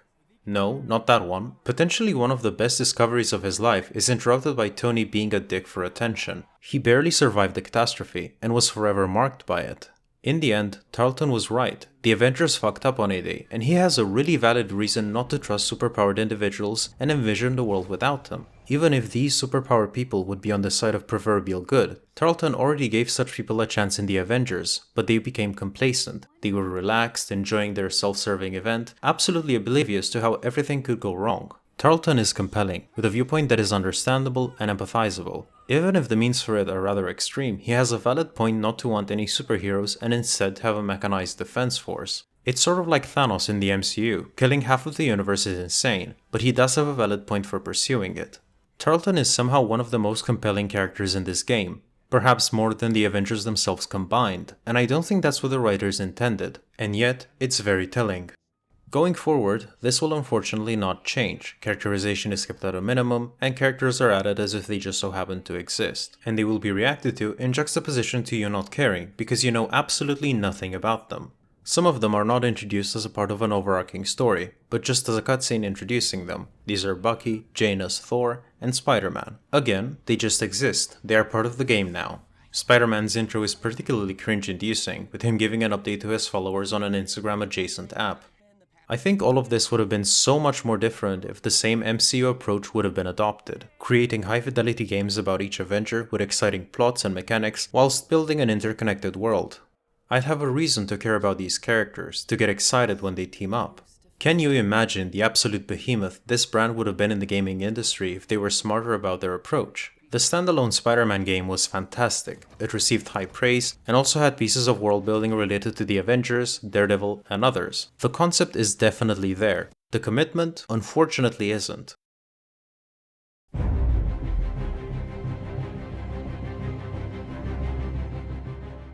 With the campaign story done, I decide to engage in a bit of content, because the meat of the game isn't really the story, but the looter-shooter based gameplay that you can engage into at any time. In that particular evening, I took note of some of the missions available as a part of a current event, Tachyon Anomaly, and saw how a lot of them needed missions completed whilst having two of the same hero in the same team. What particularly attracted me to them is the fact that they give exotic gear at level 120, but there is something misleading here. The way I've read it, I understood that I would be getting level 120 gear of exotic rarity by completing them, which is incorrect. You actually get an exotic gear if your hero is at power level 120.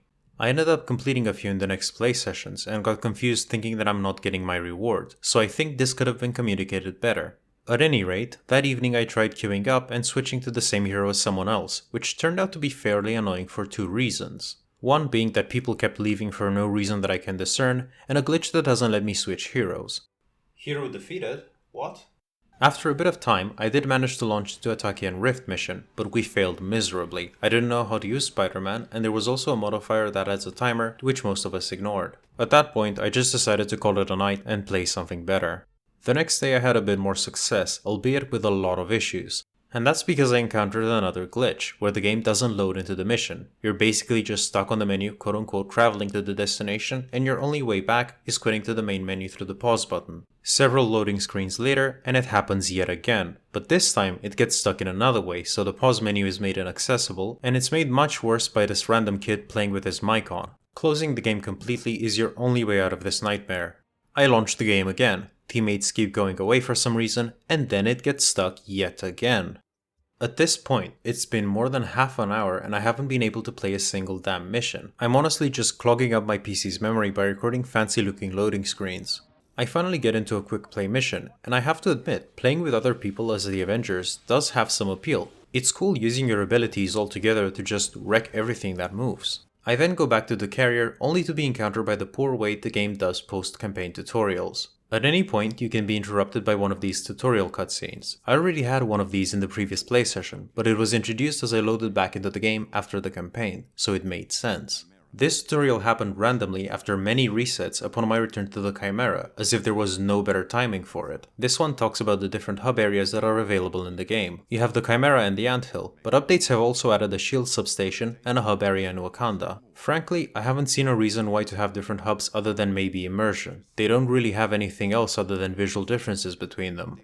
Even the developers seem to have realized that, since future expansion missions force you to start them out from there. Then there's also stuff about reputation, faction gear, things you've already been told about in the campaign. Then there's also a bit about shipments, but the figures here are all outdated. Shipments used to have double the cost, longer timers, and give the guaranteed reward at 100 shipments. Now I'm sure that this loot box system must have been more annoying in the past. That's pretty much it for this tutorial, but another one quickly ensues. This one tells you about navigating and understanding the objective tabs, which contain stuff about mission chains, faction assignments, and character card challenges, as well as stuff about your codex into which collectibles go. This is all stuff you've already been introduced to, because sometimes these tutorials focus a lot on redundancies. Aside from that, these tutorials also just crop up at random. Here, I was just walking around the Chimera when all of a sudden I just get a tutorial about changing heroes and how you can build them a certain way to make the AI better. If some tutorial is redundant, then this is at the opposite side. It would have been nicer to be introduced to some of these gameplay intricacies earlier. Some of the timing on these tutorials seems to be quite ironic. At some point, I was looking for the shield operative on the Chimera to raise my reputation with them, since there's the trophy for getting to level 25 with the faction. But that person was no longer there. Nick Fury was there in her stead. This is because at some point they updated the system through which you get faction assignments. You'll notice this terminal on the right, which serves as a way for you to acquire faction-related missions from both S.H.I.E.L.D. and the Inhuman Resistance. Because let's face it, going through a loading screen every time you want to get assignments is a pain in the ass. Now, you're not told anything about this until you close the terminal for the first time. That's when the game gives you a video which explains yet again how to level up your reputation, but also about this terminal to access assignments remotely. It also mentions that new factions will follow these patterns, but these two are the only ones that you have access to, and the live service apocalypse is just around the corner. This tutorial is the perfect example of something being introduced at the wrong time. To have a tutorial only after you interact with the features it would explain is really poorly thought out. It's also hard to tell when the game is done introducing all of these tutorials. I got one several times after booting the game up. I wasn't even ready to record it and missed a small bit. This one, rather prematurely, shows you the content you'll have available when your power level is closer to the cap. That's about it with these tutorials. Overall, they're a masterclass in how not to do them. Their placement is weird, they offer a poor balance between information that you already know, should have known, and is not relevant to you. Not to mention that the live service nature of the game can leave them outdated. Back to some gameplay. I mainly engage in doing quick missions and finishing each Avengers personal quest chain and some other missions since there's trophies to be had. This would be a good time to discuss the mission types available to you. Threat sectors seem to be the standard mission type, where you play through several objectives, map types, etc. These are a good place if you're looking for secondary objectives as well, since they usually feature larger maps. Drop sectors are the shorter missions, usually spawning you in a named facility from the get-go and featuring only one objective. Villain sectors are sort of like threat sectors, except that they end up in a boss fight. Here you get some repeat appearances of Warbot and the Warship, but also some bosses like Taskmaster and Abomination under the pretense that they have been cloned for continuity purposes. This cloning idea is presumably how Monica is still alive despite dying, and also plays into her boss fights. There's also vaults, where you play in an open area having to find shield bunkers via the radar mechanic from before. Once you're in, you have to input numbers in a sequence via the console spread out around the room, while under a timer that can be reset by standing in front of the vault. Once you get the sequence correct, at least one person has to be in front of the vault till the bar fills up. Beware though, hackers can hack, and hacking resets your progress to the point where you have to input another sequence of numbers again. You do this 3 times, with each time adding another digit to the combination. I'd say that this is the mission I dislike the most. It's not necessarily long, but the pacing is all over the place, going between fighting enemies and inputting numbers. These also happen to be the mission types you always have to do to raise S.H.I.E.L.D. reputation, with Anthill usually sending you to villain sectors instead. And since I've somehow got more S.H.I.E.L.D. reputation, that's the one I'll have to do to get the most out of daily faction stuff. Then there's hives, which are essentially several drop zones mushed in together. You first have to reach the hive building in a small open map, interact with the terminal under a time limit, and then secure the area. Each hive has 5 or more floors depending on its difficulty, with each floor having a corridor section, for the lack of a better word, that you have to go through to reach the main room, where you'll have an objective like eliminating everyone, defending scientists, or defeating an elite group. This is a type of mission I haven't really engaged with until much later, since there's a trophy for doing 50 of them. And boy was it a bore. If you have to do something 50 times, you can bet things will eventually get repetitive, but somehow Marvel's Avengers manages to set a new low, because these floors feel repetitive from the the start. Now sure, they didn't come up with any new objectives, but the rooms that you go through are all stuff you will have already seen by now. This is why I said that they feel like several drop zones mushed together, because they're literally several drop zones in a sequence. The one silver lining to them is that sometimes they contain secondary objectives, so you can also progress on your prisoner, depot, and chest trophies. Now the reason I put these off until much later is because there's an additional trophy about clearing an elite hive, which is done through a mission. That's why I've been looking frantically through the mission tabs to spot a specific mission or something that might lead to it. If you're wondering though, in my experience it unlocked itself automatically after reaching the gear cap of 140. Speaking of 140, once you reach it, you'll also gain access to the same missions but harder and raids. Or rather, one raid. Lastly, while not really a mission type, you also have the option for a quick match always shown at the bottom of the war table screen. This option will add you to a team of other players, and you have to do a usually short mission while giving you a bonus of 10% to XP and resources. It's mostly the sort of option that you use when you want to level up heroes efficiently, since the only other things that give you XP or resource bonuses are the consumables. After covering this extensive list of activities of doing the same thing under the illusion of different context, I think it's pretty clear that your options are pretty limited in terms of gameplay you can expect. With how repetitive everything will get to be, it doesn't surprise me that it wasn't able to capture an audience, and with the negative publicity it kept on getting, not a lot of people might have wanted to even give it a try. At this point, I'm pretty content with my trophy progress, and I decide to give the other expansions a try. None of these are necessary for the other trophies, but since they added them and they're available, I might just as well give them a try for completion's sake.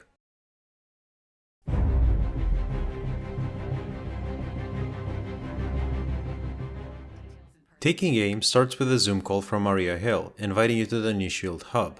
As I mentioned before, these hubs all fit the same functionality. But during this expansion, this is from where you'll launch missions and talk to NPCs to advance. I mean, if they put time into making it, they might just as well show it off. Here, you talk to some NPCs, or rather, they talk at you, about tachyon storms resulting from AIM's experimentation. These are essentially disruptions in the flow of time caused by time travel, which will be the main theme of the first two expansions. Your next step is a location that has these disruptions regularly. The mission itself is nothing particularly unique, but you'll eventually reach Kate Bishop.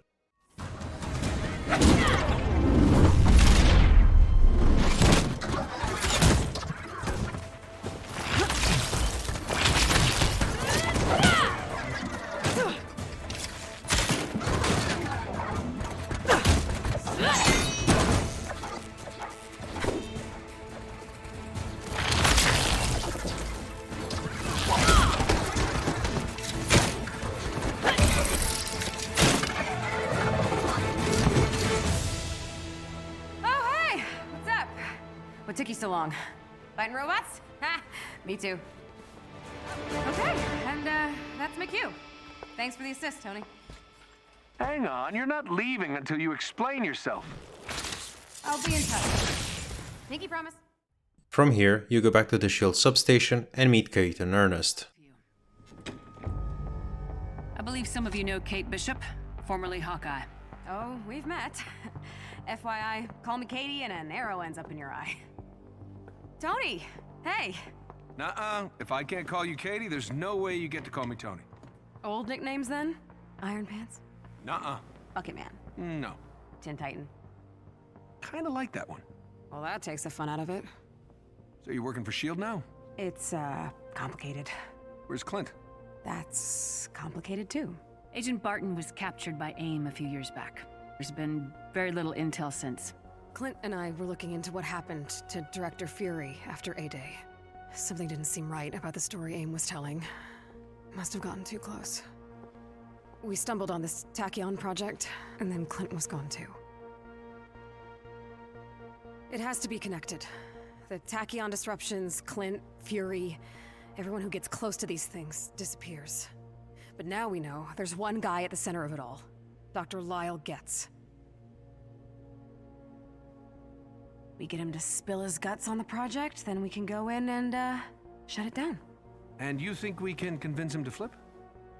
Convince, make him question all his life decisions. You know, we'll see how it goes. Simple. I like it. Ready when you are, Iron Pants. Hey, Kate, hang on a sec. Yeah, what's up? We're not gonna talk about this. You know we thought you were dead. Nobody heard from you. I tried contacting you in the early days. Nothing. You expected me to keep calling after 5 years? I know you guys probably had your reasons, but you made it pretty clear we were on our own. I thought it would be safer for you that way. Everyone who was there on A-Day was poison, a target. But things are different now. If you wanted to come back. We'll see.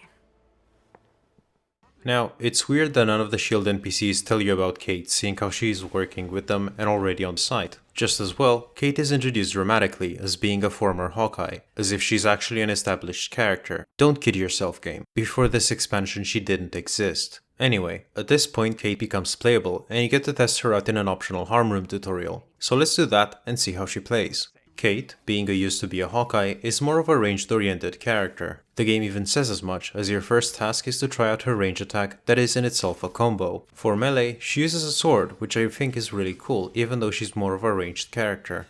Her parry mechanic is a bit more precise. Pressing L2 has her spin her sword, and if you use it too early, you'll just block the attack. But if you use it just before the attack lands on you, she'll counter with a cool teleport attack. Then, the tutorial gets a bit weird. Kate has her intrinsic overcharge unlocked by default. This is the small bit of intrinsic bar separated at the extremes. The game has you build it up and defeat 3 enemies while overcharged, but this is bad for 2 reasons. 1. When you're overcharged, you can freely use intrinsic abilities, but the game didn't introduce Kate's. And later on, you just find out it's teleport related abilities rather than offensive capabilities that help you take down enemies. And 2. Enemies spawn in groups of 3, which can mess up your timing. You can reach the overcharge state when you defeat the last enemy, and then you have to wait till they respawn, by which point you might just as well have to overcharge again. Not to mention that hits recede your progress. All of these factors combined made this entire thing feel like a pain in the ass. Next, you're actually shown an intrinsic ability. Kate can teleport left, right, to the back and front, but also up in the air. This is just an extra piece of mobility though. She has the same traversal capabilities as Kamala or Black Widow. The tutorial moves on to Kate's L1 ability, which creates a decoy that can fire at enemies, and her R1, which is an arrow that teleports her to her destination, dealing damage around her. Her ultimate is Quantum Overdrive, which overcharges her intrinsics for several seconds, improving her damage on melee and ranged attacks. And that's all that the harm tutorial teaches you.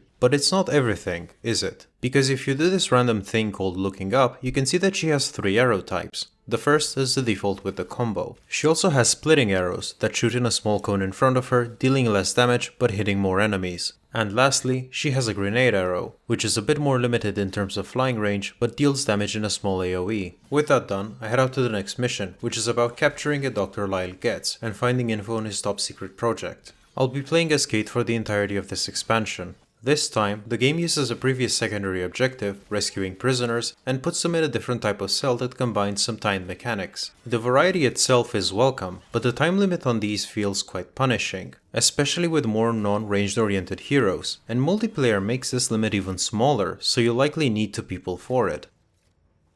Later still, you encounter another sort of refurbished objective. There's 3 things you have to destroy to set the prisoners free, but they're invulnerable. What you need to do is interact with one of the 3 terminals nearby, which will make one of the cell's generators vulnerable to damage, and then rinse and repeat 2 more times. The next part will be the boss fight with Dr. Lyle Getz. Again, a scientist that chooses to fight you rather than escape, just like Monica did. Now if you're expecting an exciting boss fight, you must have not been paying attention, because this is just a reskinned Dreadbolt with a few extra attacks. I don't have too much to say about it, but I discovered a new thing about Kate. Hitting with a fully charged arrow creates a circular HUD indicator on a mob, and landing hits there results in more damage. With the bad doctor down, you go back to the S.H.I.E.L.D. substation. Accommodations. Did you come here just to gloat? I did. But, you know, we can cut to the chase if you want. Maria? Dr. Getz, we're well aware of your position in AIM's organization. If you're referring to my demotion, it's a jealous vendetta by that Rappaccini harpy. Ooh, so Monica's not happy with you either, huh? She didn't appreciate your little tachyon disaster, did she? I never mentioned tachyon. Oh, come on, dude. The storms, massive radiation spikes. It's your work, isn't it? Was? My work was never this unstable. What Rappaccini's doing is reckless, suicidal. Now, get me a lawyer. Ooh, yeah, don't think so. It doesn't really matter, though. I already scanned your, facial structure. A little 3D hard light simulation in your security systems will think my Gets decoy is the real thing. I can see why Rappaccini was so interested in you. Your skills are impressive. What do you mean, interested? She's quite taken with both you and the other Hawkeye. It's a shame you chose the wrong side. Feeling like I made the right choice from here? You know, outside the prison cell? We're done. Guards. Don't let them get to you. These guys always try to mess with your head. Yeah, maybe, but I still need to look into this. If AIM was keeping tabs on Clint, I need to know what they have. Well, we can help. You guys made your priorities clear. Clint wasn't on the list. You know what, I get it. The Avengers have a world to save, you can't just drop everything. But I'm not giving up on my friend. I'll be back soon.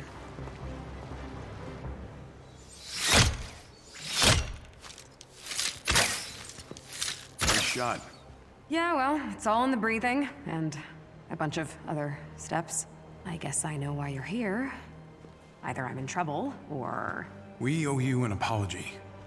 We all made mistakes, and that meant we weren't there for you when you needed us most. Cap, you were taken prisoner. You've got nothing to apologize for. Yes, I do. I didn't prepare the team to go on without me. Also, I should have made this official a long time ago. You've proved you're an Avenger, Kate. If you'll have us. When I was a kid, I dreamed of hearing you say that. I also dreamed of flying a plane made of gumballs. I'm hoping that's a yes. I'll give it a shot.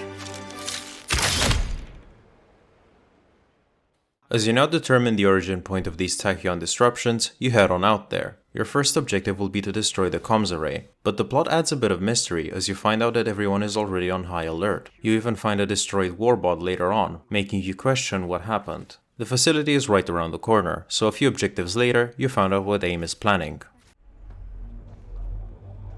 What the hell is that?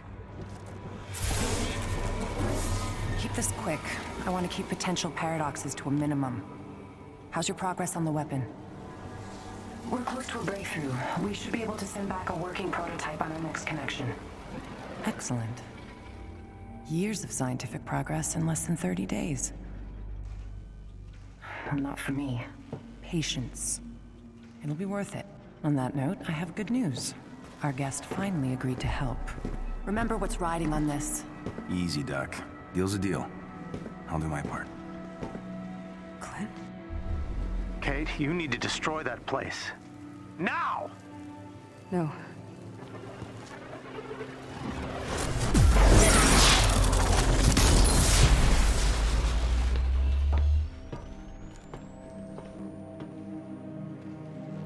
Fall back. Now I'm guessing Hawkeye appearing here by AIM's side is supposed to be dramatic, but I'll say again, I don't know who this guy is. This feels like taking up a random movie in a series and not really getting it because you didn't watch some of the earlier installments, except that there is none to this game. I'll give it this though, the time travel aspect does intrigue me a bit. I'm curious as to what's the situation.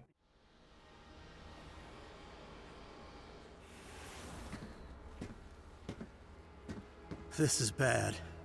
This is really bad. Hey, mind filling us in? Do you know what that thing was? Well, basically it's a bridge through time. I've done research on the concept before, but until now, nobody's been foolish enough to actually try it. Okay, and that's the source of these tachyon disruptions? Whatever she's sending through time is, yes. And if we don't stop them, the storms will eventually tear reality apart. We're talking about time collapsing in on itself. They'll be locking down security after our break-in. But I have an idea. We're gonna build another time bridge. Did you not just hear me say tearing reality apart? Messing with time is a bad idea. Exactly. So we are gonna fix it. We're gonna go get Clint out of the wrong timeline, cut Monica off from her future self. That would stop the storms, right? That's still messing with time. That might work. I'll need a few things, but you know what? Maybe. The next mission is about getting the blueprints for the time bridge. There's nothing really special other than a tower that you have to climb, which I haven't seen used before, but that's about it, so let's just quickly skip over it. The mission after has you seeking a resource that you need to power up the time bridge, which is essentially the same as a standard vault mission. The signature of the bunker is masked by a satellite dish like the one in the first mission you had as Kamala. The nice thing is that the satellite dish is a bit more complex to shut down, rather than just defending one spot. There's multiple locking mechanisms and you need to shut them all down. From there, it's just a standard vault mission with its painful pacing. Welcome back.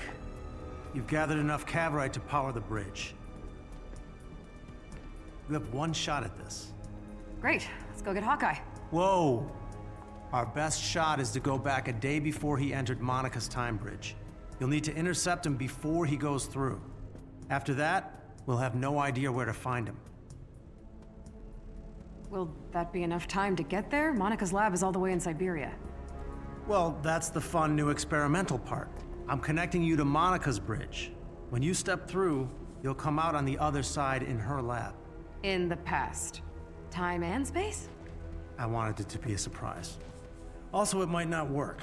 But if it does, we can stop Clint and destroy the bridge. That should repair whatever damage Monica's done. I'm gonna go ahead and ignore the might not work part. Nice choice. Do your best not to disrupt the timeline outside of wrecking the bridge. That's risky enough, but what Monica's doing is worse. Ooh, okay. I have so many questions. But I like the energy, so let's just turn this thing on before I overthink it. Right. Jarvis will be with you the whole time. Just get Clint, destroy the bridge, and get out. This is the final mission of the expansion. You travel through the time bridge, which I actually think is a really well done visual considering how the game usually struggles. This explains why AIM was already on high alert, as you spawn right in their base and wreck stuff from within. As you go out, you're given the task to liberate several groups of prisoners in waves till you get to Hawkeye.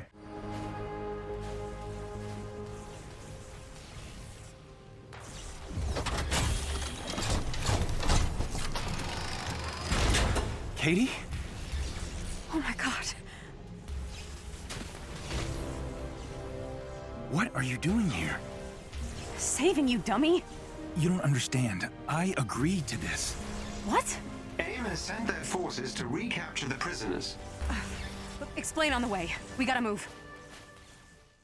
From here, Hawkeye explains that he agreed to work with AIM by his own accord, as Nick Fury also agreed to work with Monica and had requested his help. It's a bit unclear what his mission is. He hints that he might have to go after Fury, but I have no idea if it's Fury from the present who went to the future, or if it's just the future Fury. AIM didn't really seem to brief him, but it might just be because the writers didn't really know where the plot would go from here. You now fight a repeat of the Warbot boss fight, which plays like previous encounters. But this is actually the Warbot that you found destroyed a few missions earlier. It's neat how everything comes full circle. One thing that does bug me though is another writing problem. There are quite a few sections in this game where the game treats enemies communicating with each other in a bizarre way. This is to say that they don't really communicate. They have a painful problem about distributing information or raising alarms. I mean, look. Even if human personnel may be too distressed to do so, they have robots that can surely do that instantly. That's why AIM not knowing where the wreck of the Chimera is sounds so stupid given that Kamala and Bruce already fought them there. In this case, Hawkeye joins you, helps you destroy a warbot, and somehow AIM knows nothing about it, because in the end he goes through the time portal anyway under the pretense that he's helping Monica. There's this word that I think can be used to define such situations.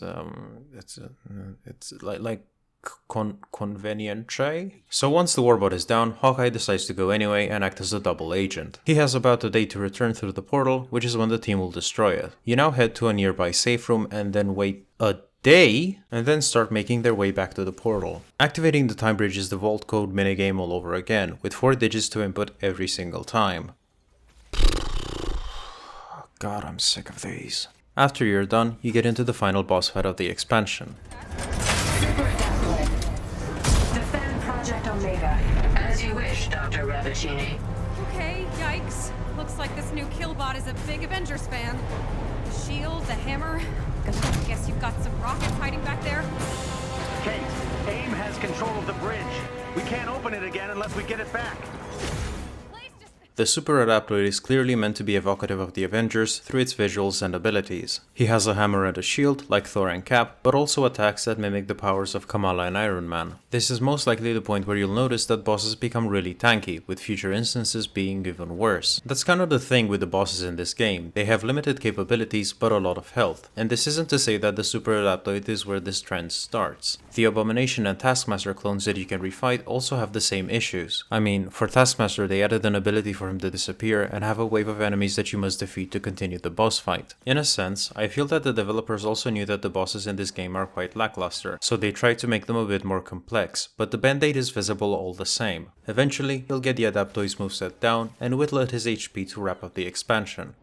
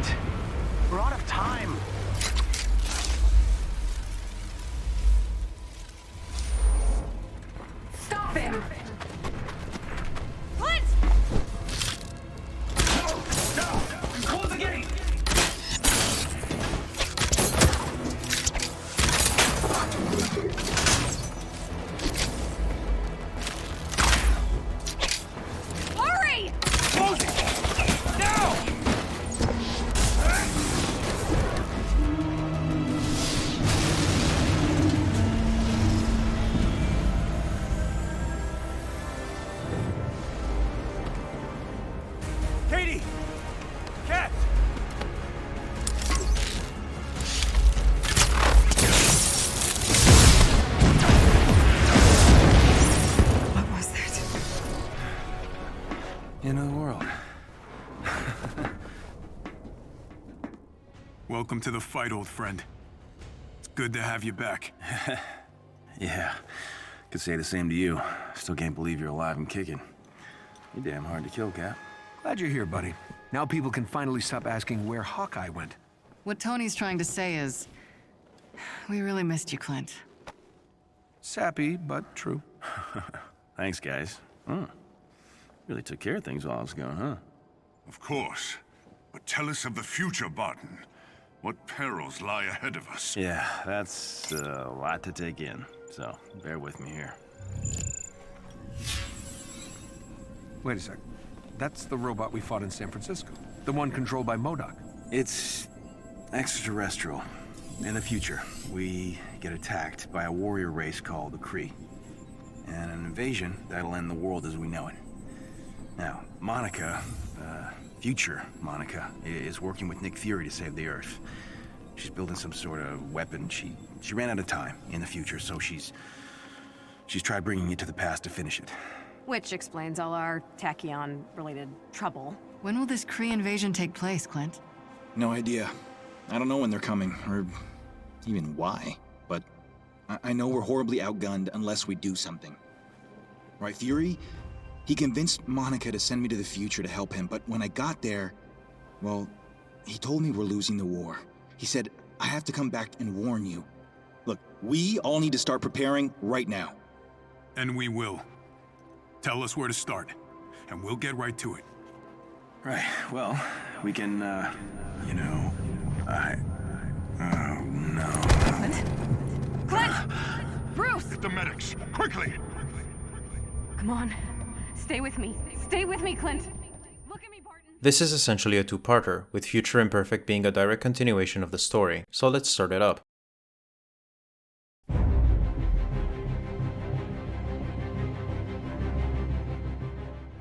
A short recap later, you start things up by interacting with Clint. You can tell that some time has passed, since Clint is no longer sporting that terrible haircut. Interacting with Clint brings you to a mission where you play as an older version of Hawkeye in the future. This seems to be taking place after the Kree invasion, where everything is a post-apocalyptic ruin. Visually, I think the setting is quite well done. The post-apocalyptic setting may not be unique, but it works in this game because it's quite different from the other areas. Just as well, there's loads of details in the background, and you'll come across destroyed Kree sentinels in the map that add to the atmosphere of a hopeless future. As old Clint, you have to follow signals from Roy akin to how you find vaults. Every time you reach him, Roy will give you a bit of context before shutting down, at which point you have to seek another signal to him. While seeking his signal, you'll come across some enemies, and this is where my excitement goes down, because these are just the same old AIM robots you have already fought countless times before, adaptoids and all. I don't think new enemies are a lot to be expected with this setting. I mean, sure, some ruined robots would make sense, but why not have some Kree troops or robotics? It's just disappointing to step foot into a new and exciting setting only to be encountered by the same threats.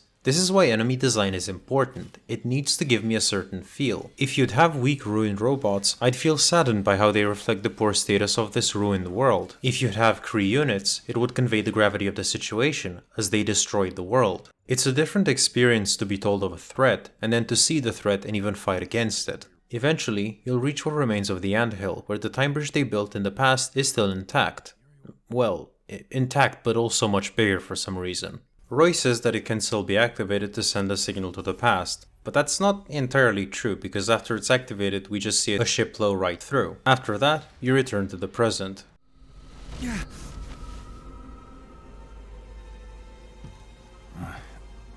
Why does everything hurt? You had us worried. Almost worth it to hear you admit you worry about anything.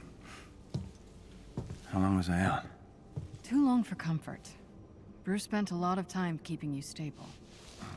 I love that nerd.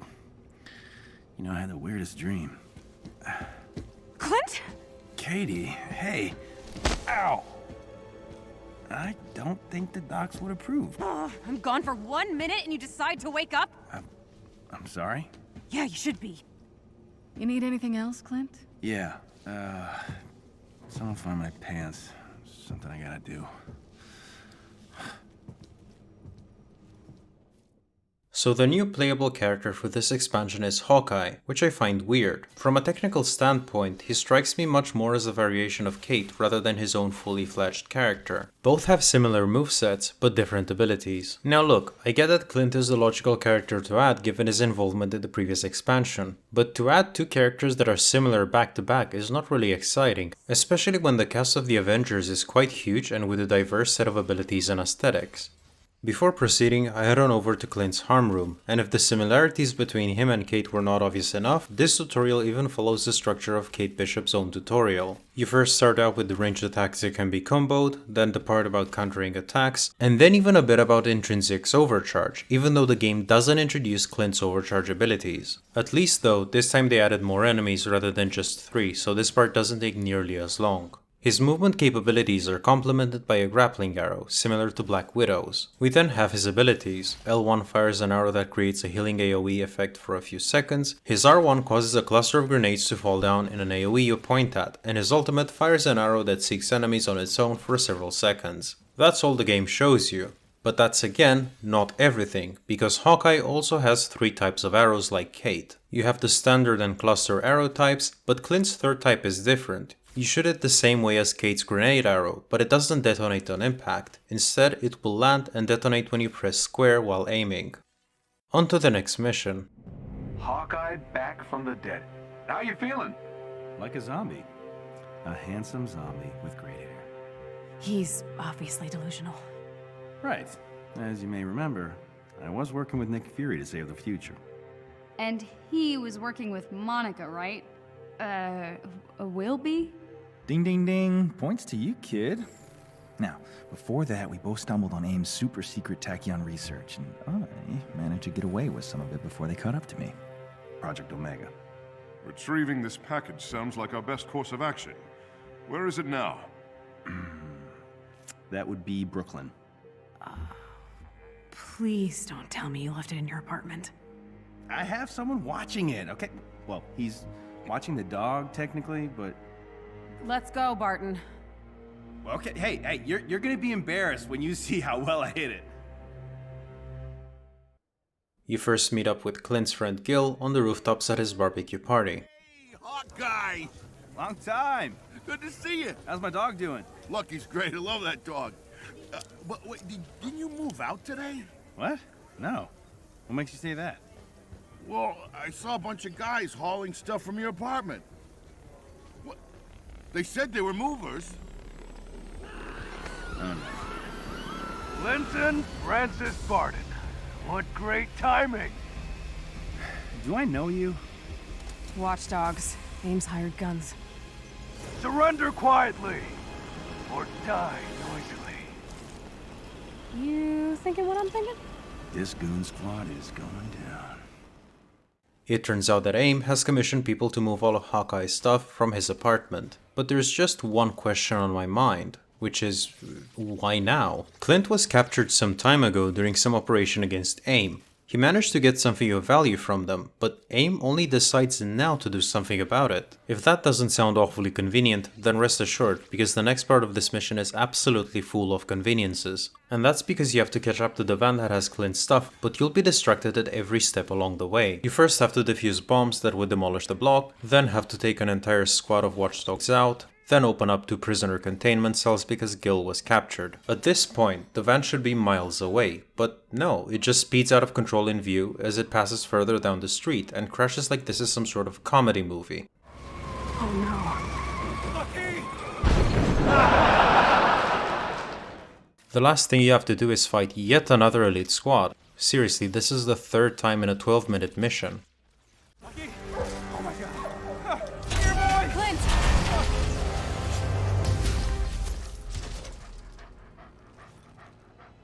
Get us a doctor, a surgeon, or a dog doctor, a vet. Give me a vet. Open the hangar doors. Coming. Oh, I missed you, buddy. It's alright, you're okay now. You poor guy. Okay, I'm gonna refrain from comparing reunions to point out they got away with your data, man. Not all of it. Huh. Sneaky. How unlike you. Oh, it couldn't fit much on this, but it's better than nothing. I guess maybe your master isn't as dumb as he looks. And he looks pretty dumb, doesn't he? Yeah. You're not doing so well, are you, Clint? How do you figure? You never ask for help. From anyone, really. Fair enough. I analyzed the SIM card you recovered. It was a lot to take in. Good news? Please give me some good news, Doc. Does cosmic energy ring a bell at all? AIM's messing with cosmic energy. You don't even know what that is, do you? I mean, you know, it's energy that's cosmic. So, no, I don't. It has the power to change reality. While tachyon alters time, cosmic energy alters everything. Not surprising, one led to the other. Speaking of tachyon, we detected an active time bridge transmission originating somewhere in the distant future. Yeah, I saw that in that vision I told you about. If everything you saw is true, the end of the world is far closer than we'd like. Okay, we need a plan. We need Fury. Can we use your time bridge to reach the future? Not safely. I'd rather not expose you to more tachyon if I could help it. But I could modify the Quinjet to carry a team through.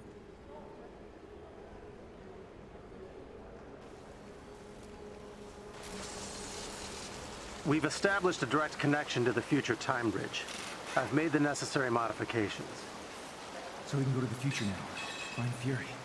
From a continuity perspective, you now have the ability to travel to the future. From a gameplay perspective, you've always had it. It's actually accessible at any time from the war table. Frankly, the high power level required in the future Wasteland missions is more of a barrier than the continuity itself. But I guess that's what you sacrifice when you try to copy Destiny's life service model. I also find it interesting that the tachyon disruptions you make by traveling there are still kind of a concern, but not really, since it's you doing it and not AIM. Next, the game has you travel to the future Wasteland and gives you the broad directory of looking for Fury. Now, I have to talk about how ridiculous Clint's appearance is throughout, because this is his default outfit. I don't know about you, but if I were to go into the distant ruined future, I'd probably want to equip something better than a shirt and some denim jeans, which, to be honest, are not really doing him any favors.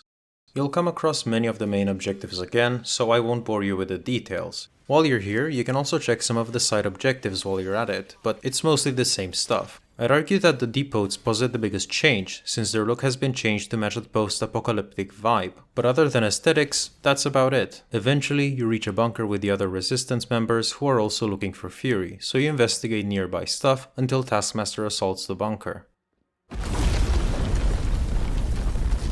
Did you think the Supreme Leader hadn't noticed you? You shouldn't be here. And soon you won't be. Taskmaster?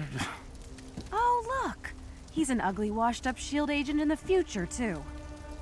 Nice to know some things never change.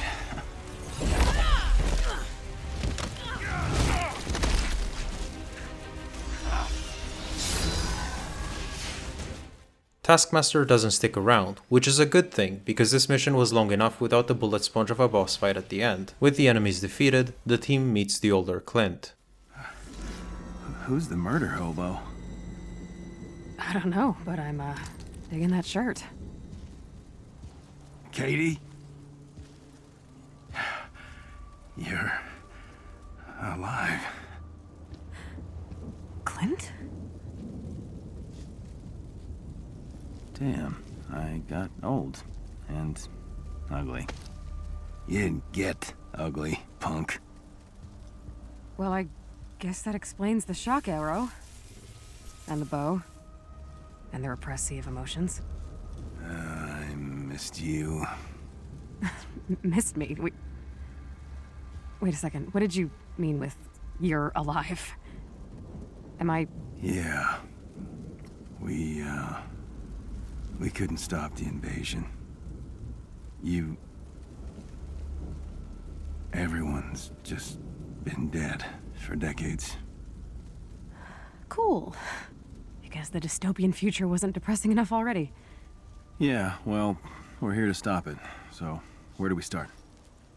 Let's get back to the hideout, punk. This SIM card is a godsend. We know Fury got involved in Project Omega right before the war. I'm sure this data can help us track him down. How long have you been looking for him? Since it all went to hell. I'd retired just like we planned. Then Fury came looking for me. Wanted me to help him fight the coming war. Wait, retired? When?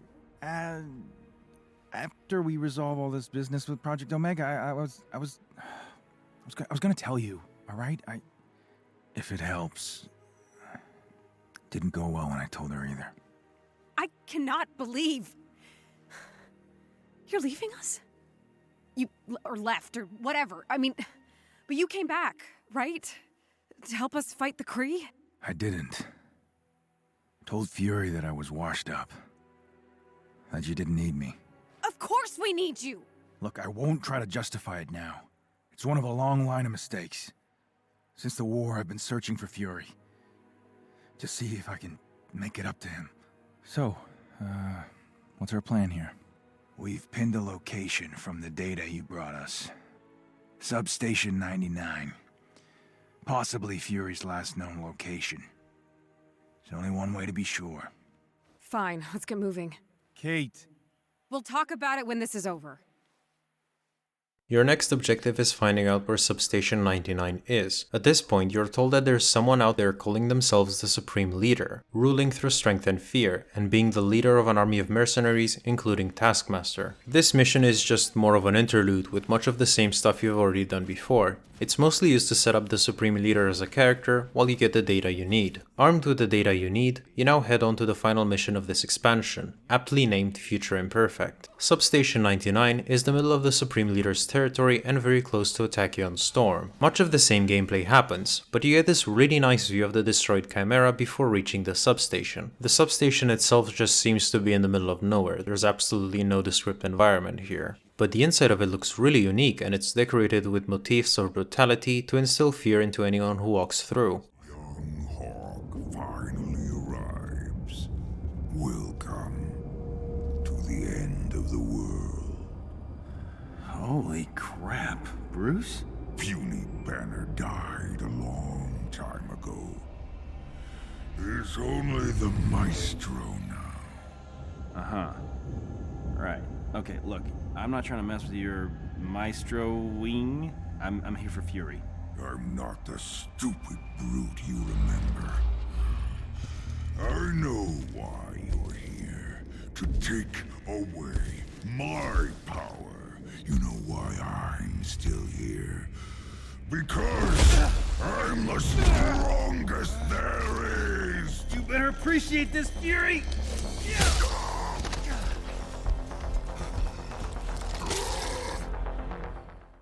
The fight against Maestro is a total slog. He has an incredibly massive HP pool, and his attacks are rather hard hitting, so you can die one too many times really quick and have to reset. He's also quite relentless. He will focus you down by unleashing a fast dash attack at you, he'll throw boulders, he'll grab you. It took me 10 minutes of whittling down at his HP. 10 long, boring minutes.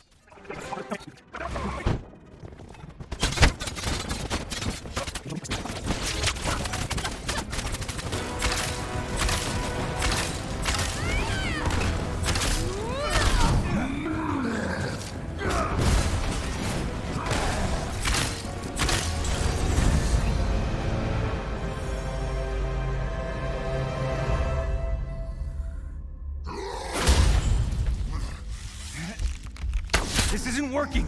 Here, Gamma Arrow!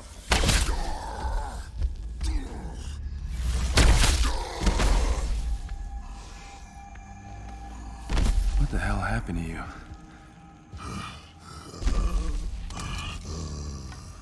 I survived. I've only got one thing to say to you. Where's Nick Fury? So, you never ventured beyond the storm. You coward. We unleashed forces we didn't understand. We thought we were heroes, but we died as fools. Beyond the storm. Is it safe? Let's find out, shall we?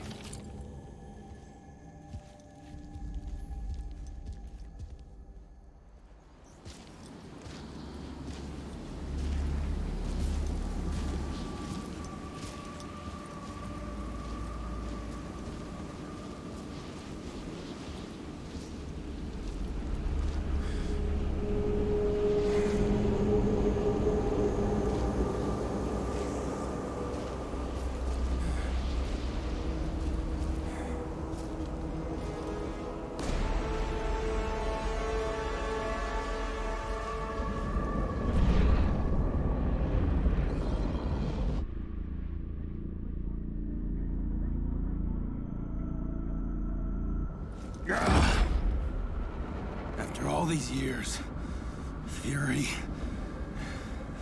you're here all along. Monica, in her hand, is that Project Omega? Her world-saving weapon was a cosmic containment unit. The Cosmic Cube. So she failed. It didn't stop the invasion.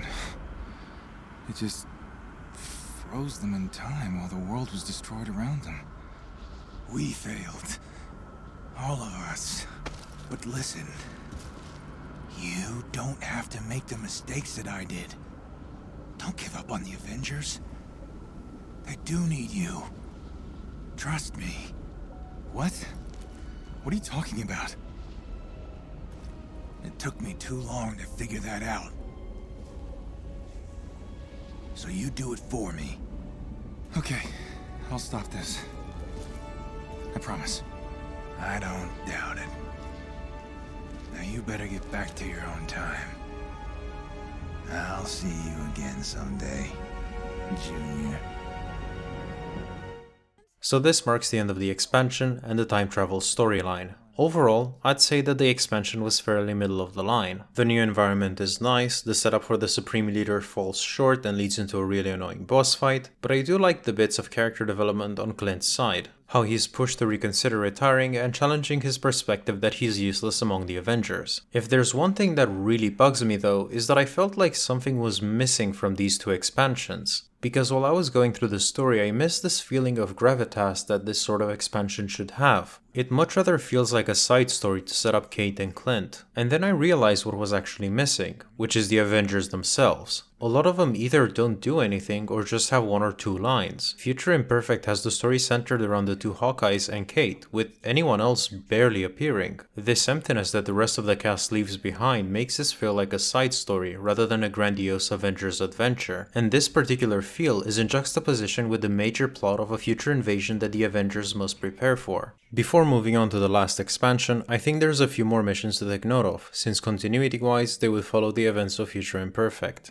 No Rest for the Wicked has you checking out a facility because of its high energy uses, which turns out to be some sort of cloning site where Monica tried to clone MODOK. You foil her plans, which leads to another boss fight against Monica, again in an exosuit. There is such a sad lack of variety in these boss fights. Why would I care if Monica puts another exosuit on? She did this last time. As is customary, she has a lot of HP, but also another ability that really makes this boss fight annoying. She frequently teleports across the arena. Her exosuit will start sparkling with electricity when it's about to happen, at which point she is shielded from damage. Best thing you can do is just dodge backwards, since she's immune to damage and the teleportation creates a small explosion around the area. This really elevates how frustrating a boss can be, by not just having too much HP, but also teleporting around so damn frequently. And if that's not enough, she'll be joined by another clone of herself in another exosuit with toxic related abilities. I like how they named her also Monica Rappaccini, as if the only way to make this boss fight interesting is to just put two exosuits fighting you at the same time, which just makes this boss fight more annoying because that one can teleport as well. I didn't manage to defeat her the first time, but I came back later joined by a random player and managed to finish it, which is also when I noticed that the original Monica's HP bar goes down when it reaches the last two segments, so it's not fully accurate. You're then treated to this glitchy cutscene with terrible voice acting.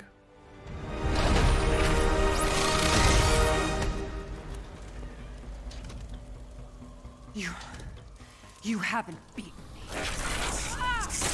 What? Is that? Hold your ground! MODOK. Hello, Monica. Back to first names, are we? George. What?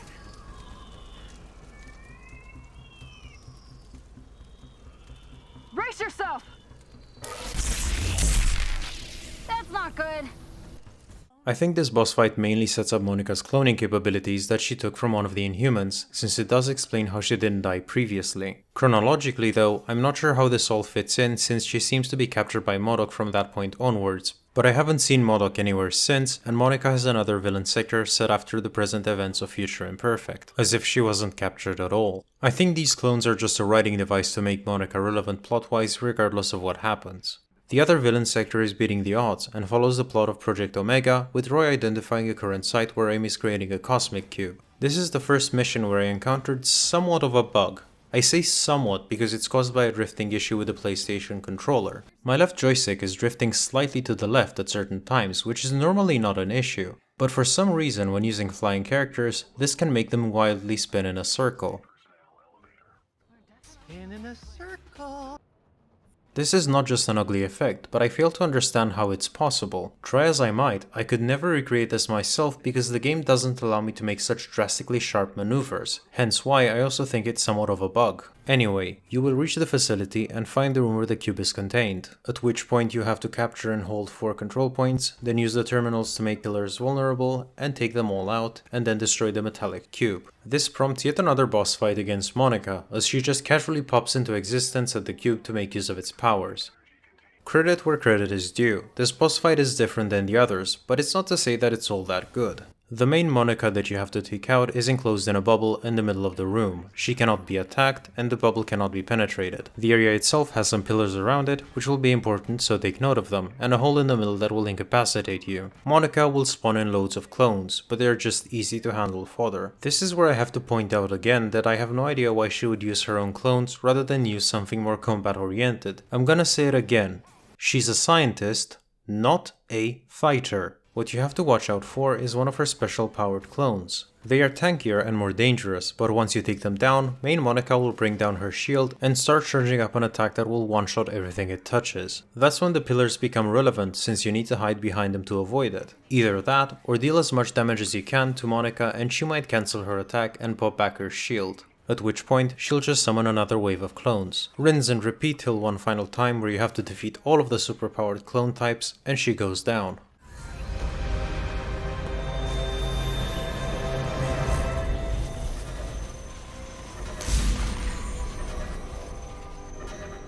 Drop the cue, Monica!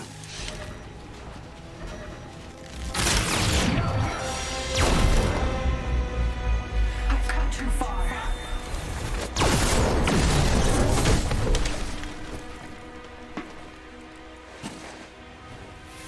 You have calculated, Barton. Even unfinished, the concrete cube's power is magnificent.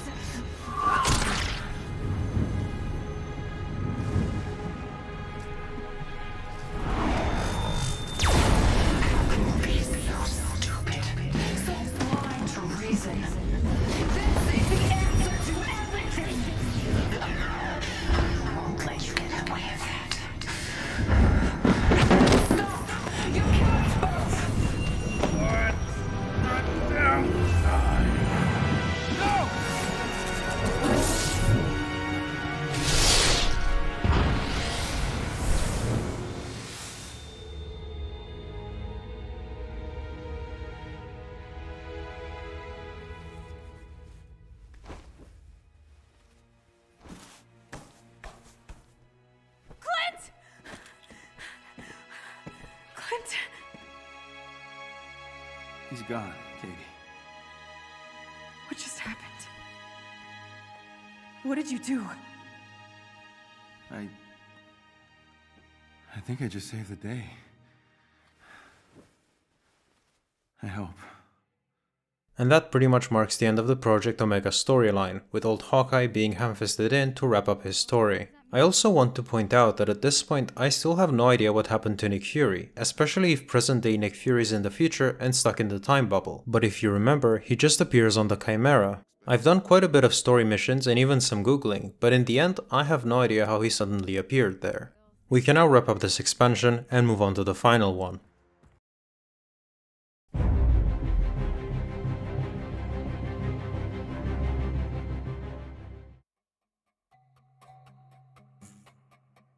Humor an old sorcerer for a moment, my king. Your father gave me that much respect, as did your father's father.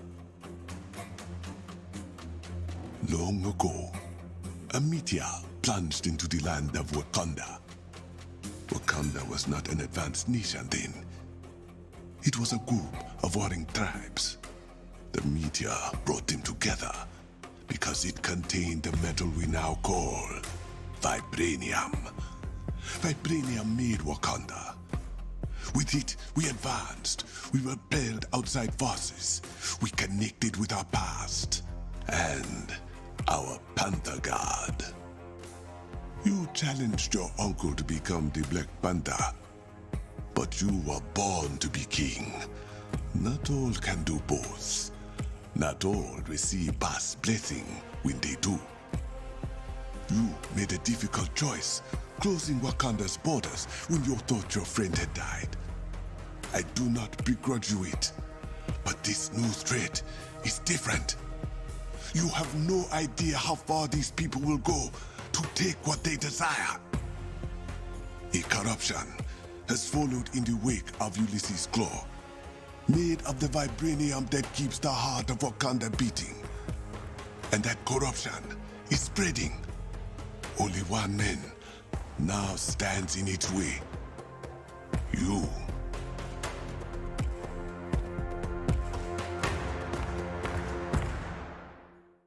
This last expansion is set in Wakanda, with Black Panther as the protagonist. The first mission lets you test him out as he investigates what some mercenaries are planning. I'll say this about the new environment. It's not the most original idea for an environment, I mean it's mostly just jungle. But I do like that a lot of the assets are new: resource containers, HP drop containers, even chests and turrets. Claw's mercenaries, led by the villain of this expansion, Ulysses Claw, have some new enemy types, like this guy with a long grip axe. Some of the secondary content, like prisoners, are also changed. Then there's also an entirely new secondary objective, Corrupt Vibranium. It's usually found in clusters of 3 and can only be damaged when it's heated up. You have to be cautious though, as you can hear the sound of kettle whistle to indicate that it's about to erupt, which deals damage around it and returns it to invulnerability. Attacking it in its invulnerable state will prompt a kinetic explosion that damages you. Later still, I encounter a puzzle room. I hesitate to call it a depot because it features a somewhat new mechanic. There's 4 symbols above the door and a lot of pressure plates with a lot of other symbols. You just have to find and stand on each of the correct symbols. It's not a massively creative thing, but I do appreciate that there is palpable effort into making this area distinct, especially after the disappointing future wasteland. The cave T'Challa uses as a shortcut is a place for several trials where Black Panthers are trained, which is a great piece of world building. You first have a trial with a lot of turrets and proximity mines, which will challenge you to become more acquainted with Black Panther's movement scheme, which is the same as Captain America's: double jump and wall running. A loading screen later, you encounter robotic spiders, which are fairly harmless fodder for the most part. Afterwards, another puzzle. You have to inspect 4 murals that provide some world building about Wakanda, and remember the glyphs appearing in front of them, as you have to input them in the correct sequence to proceed. The gate opens, and you get this gorgeous shot of Burn and Zana as it's being assaulted by AIM forces. Your focus is to destroy the sonic cannon nearby, as it is effective against Wakandan shield technology. And once you do, you encounter Crossbones, who serves as the boss fight of this level. Wait, hold on. He sees a dropship fly off, but it looks up to see none other than Crossbones. Okay, this is the first in a long time for me to read some of the closed captions, but it struck me how dramatic some of them can be. In this case, it's as if there was some sort of setup to Crossbones that it should be shocking, even though I've never really met him before, or was even aware that he exists in this iteration. He looks up to see none other than Crossbones. Crossbones' main gimmick is that he shields himself or points of interest. The bits that you have to destroy on the tank are initially shielded and immune to damage, so what you have to do is attack Crossbones until his stagger bar fills up. At that point, he'll take the shield of the tank and then shield himself, so you can go on ahead and damage it. You'll be doing this on a loop, as the fight ends when the tank is destroyed, rather than when Crossbones' HP reaches 0.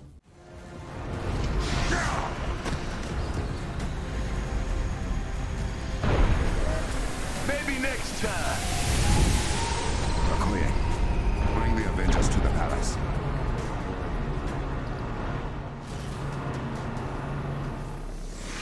Heads up!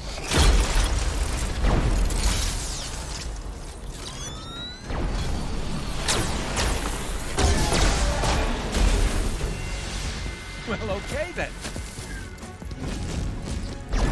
Put your weapons down and your hands up. We're here to see King T'Challa. Good. Because he wants to see you too. Uh-oh. We're in trouble.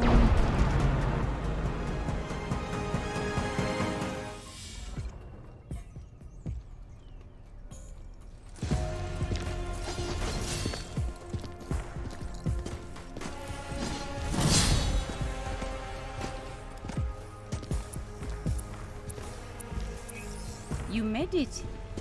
King T'Challa, Princess Shuri, we didn't know AIM was following us.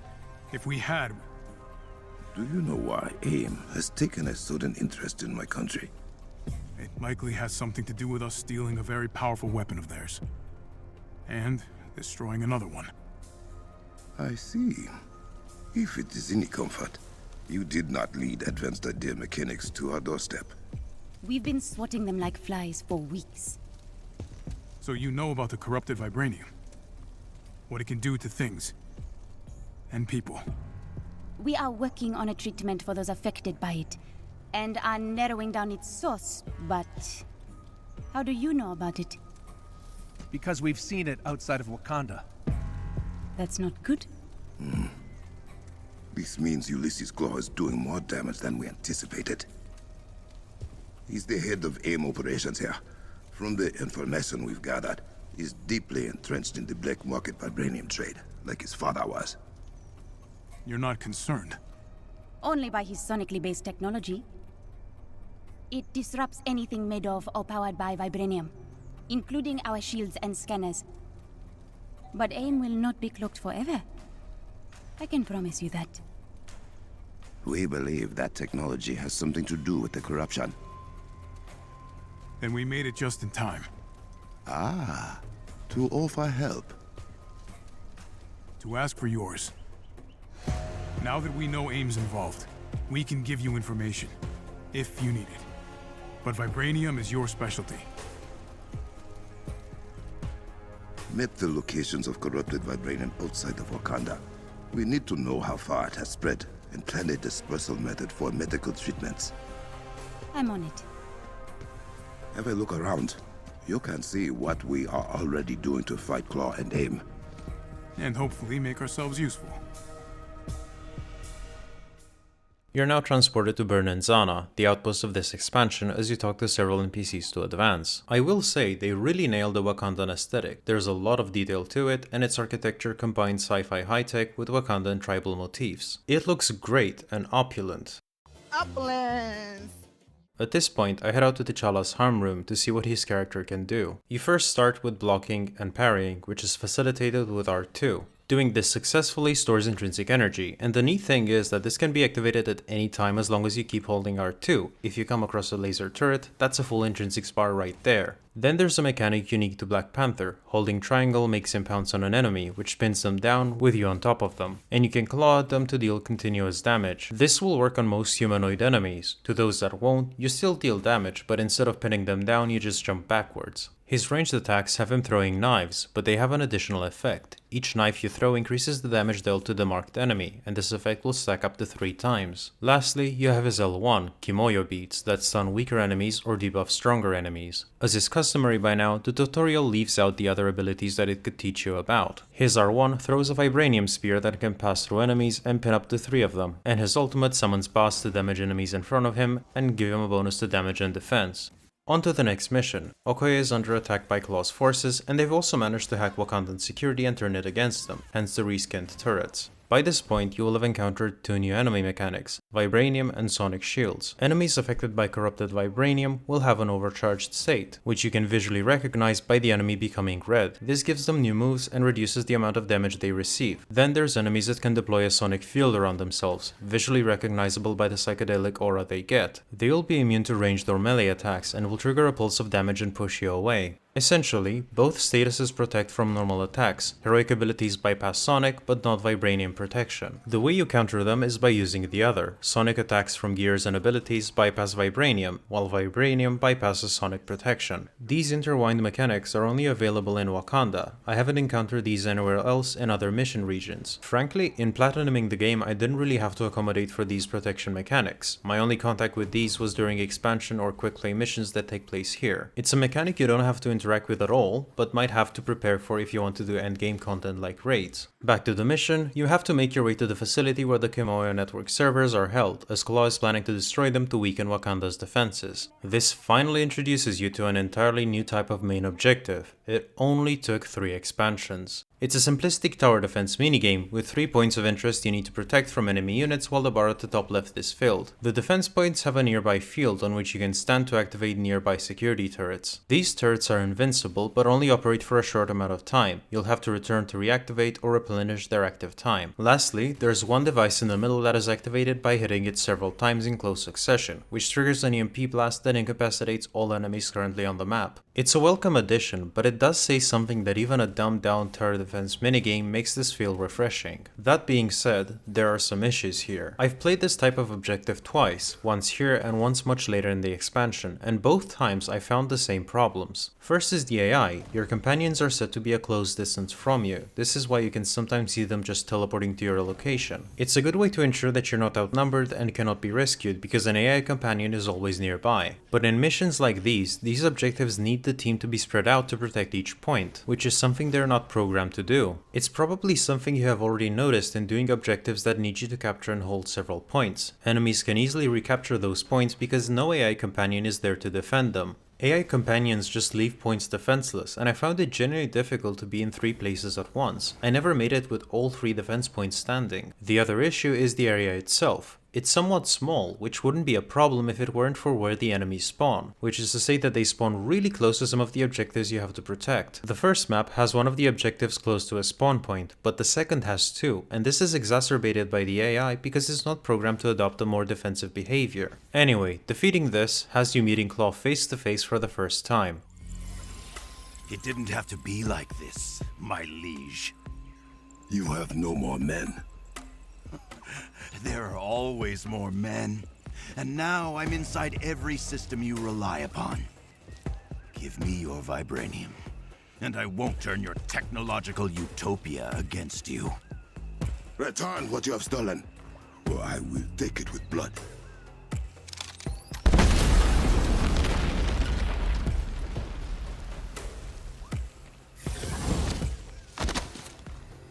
How about I talk to the little girl in your ear? Ask if she can see sense. Oh, I bet she's beautiful in person.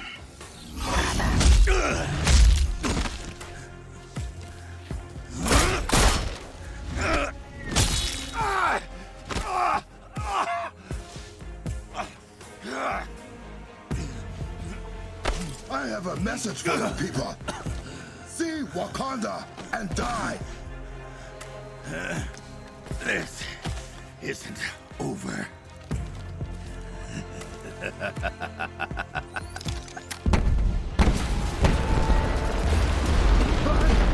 Get to higher ground, now! Shuri, we need to evacuate the borderlands. Bring them all into Berenzana. I think this cutscene is really bad, not necessarily quality-wise, but in what it says about Black Panther and Claw. They are both really incompetent. Claw gets cocky with his teleportation gimmick and gets got, and then T'Challa doesn't even reach out to grab the detonator. Instead, he watches Claw crawl towards it and then grabs him and even throws him near it. Why? Also, it's pretty clear that Claw gets his right arm cut off, which is a thing he does frequently in Marvel material. But they didn't even try. His hand is still there, albeit a bit bruised. Next time you see him, he'll have it replaced with his sonic blaster. Now back at Berenzana, civilian evacuations have started. In the meantime, you counteract Claw's mercenary deployment and come across some more new content. This is a massive vibranium extractor. It's a combination of previous stuff you've already come across, so it's not all that original, but I appreciate their attempt in giving the objectives some sort of feeling of progression. First, you have to destroy 3 vents, with each being at the base of each leg, then go on top of each leg and activate each of the 3 switches, and then use range attacks to hit the 3 marked switches, and finally climb on top of it and destroy its power source. Back at Berenzana, Claw makes good on his promise to go after Shuri by capturing scientists that work under her and threatening to kill them unless Shuri comes alone to him. Shuri agrees to his terms, confident in the only trap she's walking into is one of her own making. And surprisingly, T'Challa agrees, but does not tell her that he's actually intending to follow her, thus starting the next mission. Here, you just follow in Shuri's footsteps and take care of any mercenary units sent to intercept her. Inevitably, things take a turn for the worse as Claw becomes aware of your presence.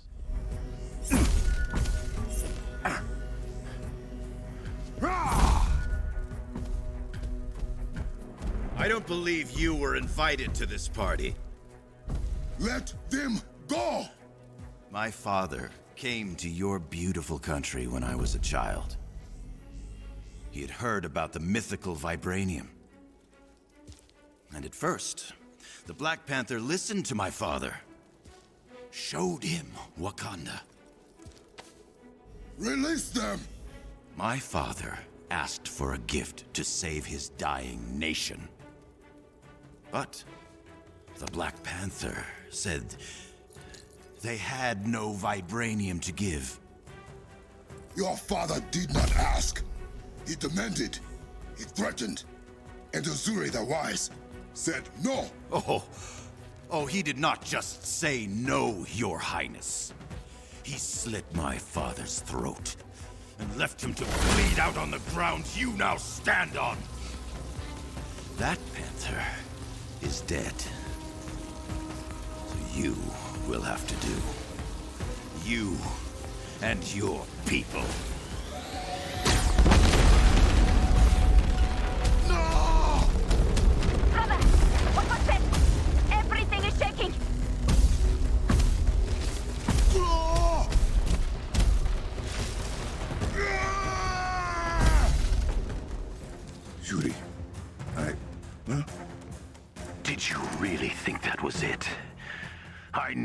insurance policy.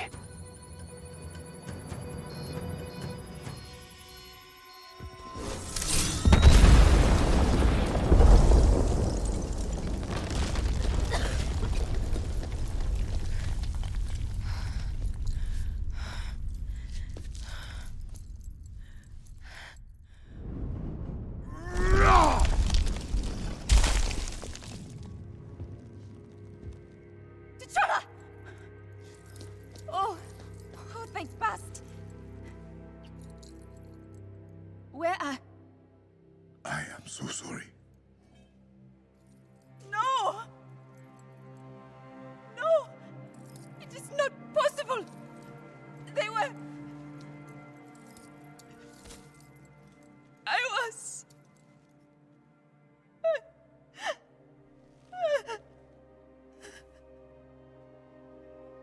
Now, I don't want to harp on too much on the writing again, but just remember that for a character's death to resonate, there must be some sort of connection that the game establishes between you and them. The scientist's death does not resonate at all, and because of that, what is supposed to be a moment of character growth in coping with loss is negatively affected. This is not even to mention that we don't know anything, if at all, about who Shuri is as a person.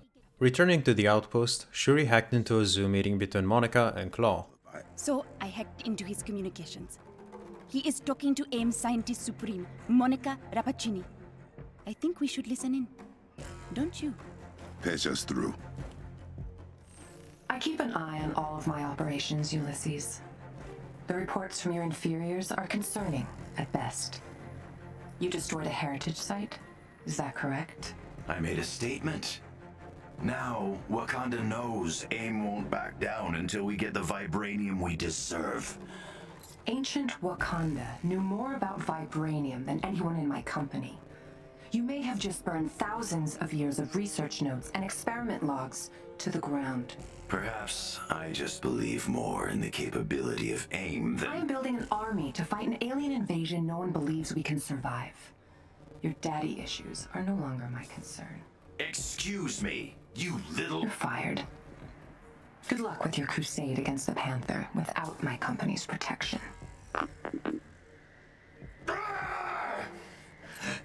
Men, we have been forsaken. But no matter. History will prove who the victors are. What we are not given, we will take. Storm the vibranium mound! Brother, the mound! He's actually storming the mound! Without Monica's support, Claw decides to attack the Vibranium Mound, thus starting the last mission of the expansion. This is one of the longest missions in the game, taking me about 40 minutes to get through it. You first start at a door puzzle, encounter several enemies, and then at some point come across a new mechanic. These are phasing platforms. They're activated through these target switches and will materialize for several seconds. Once you get the hang of it, the game challenges you to use it while traversing the Vibranium filtering machine. This is a section where you have to time your jumps while avoiding the machine's blue rays. Excuse me, what happens if we touch the glowy bits? You will be broken down into your component molecules. If it helps, your death would be instantaneous. Don't worry though, the beam isn't actually that deadly, it just takes about 25% of your health. Once you're through, you destroy another extractor, fight an elite squad, engage in more platforming, and do the tower defense objective again. Now look, I'm aware I might be sounding a bit lazy condensing everything like this, but it's just as boring to play through it and write stuff about it. I'm just out of things to say.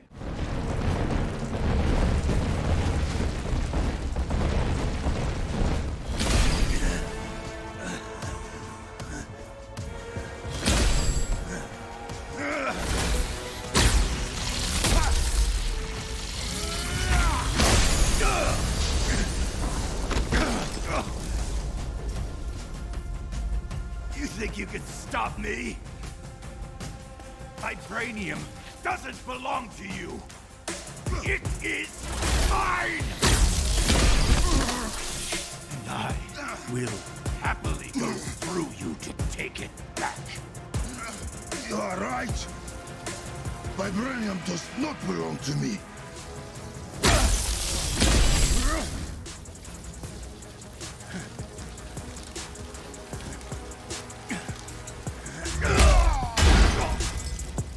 It belongs to Wakanda.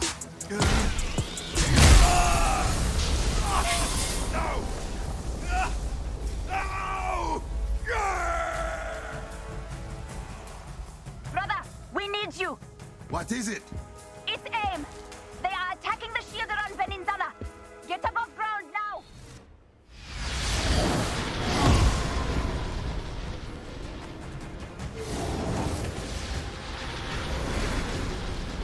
Yuri, direct me to the shield's weakest point. Do you hear that?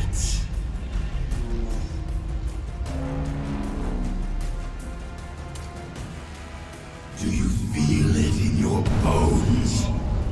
Your country crumbling at my feet? Never!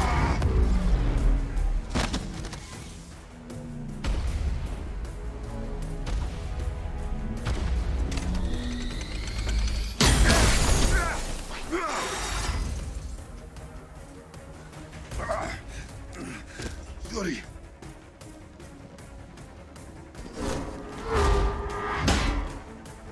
Crossbones. Are you seeing what I am seeing? I see it. The vibranium has ripped Claw apart. He is pure sonic energy now. How do I defeat a man made of sound? If I reverse the polarity of the sound dampeners around Wakanda, they can amplify sound instead. Get the wavelength just right, and it will resonate with the sonic waves that make up Claw. You could beat him. To get enough power for a maneuver like that, you would have to drop the shield around the city.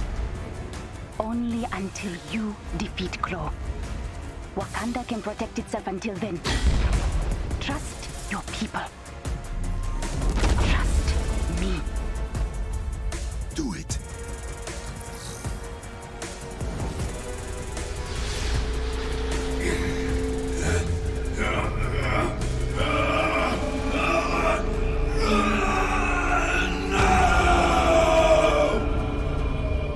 As a final boss fight, you go against Claw and Crossbones. This is one of the better and more enjoyable boss fights because there's more complexity to it. You start out with one teammate, in this case you, and Claw in a small energy dome, while the other three companions are outside and fighting Crossbones himself. You have to fight Claw till the barrier is dropped, which happens when Claw's stagger meter is full, at which point it becomes a 2v4. You'll notice that there's a timer at the bottom left side of the screen. If it reaches 0, it's game over. But you may also notice the flying drones on the side of the arena. They will be shielded initially, but once Crossbone's stagger meter is full, he'll take the shield off of him to shield himself. You'll be able to take down one drone at a time, which increases the time limit. That's the main loop of the boss fight, with Claw raising his shield again to go 1v1 with you at some random points. When Claw reaches about 40% of his health, Crossbones will flee regardless of his HP, leaving behind Claw in his second phase. There's not much more to it, just more AoE attacks. The drones are also no longer protected, so you can take them down and ensure you have enough time for the boss fight.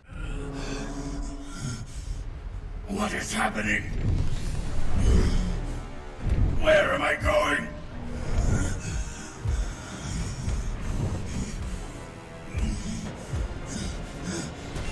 Stop! Stop! It is finished. Bring up the city's shield. It is done. Thank you, sister.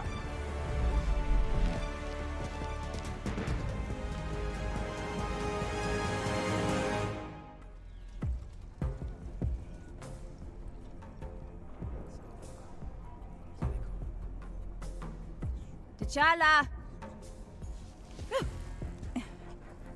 How old are you that you're still playing hide and seek? Thank you all for coming.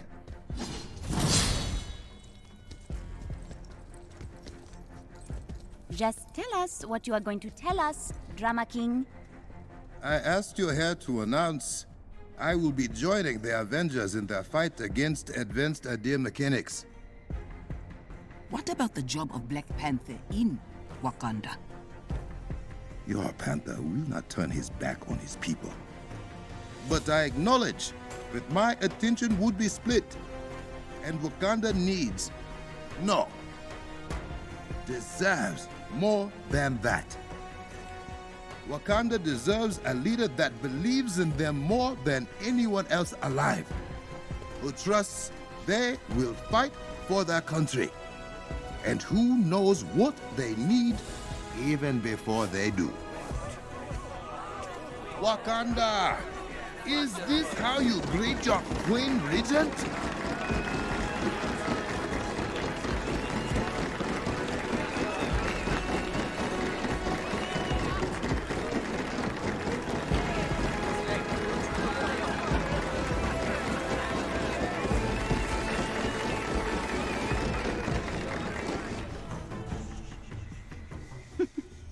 I just wanted to try that.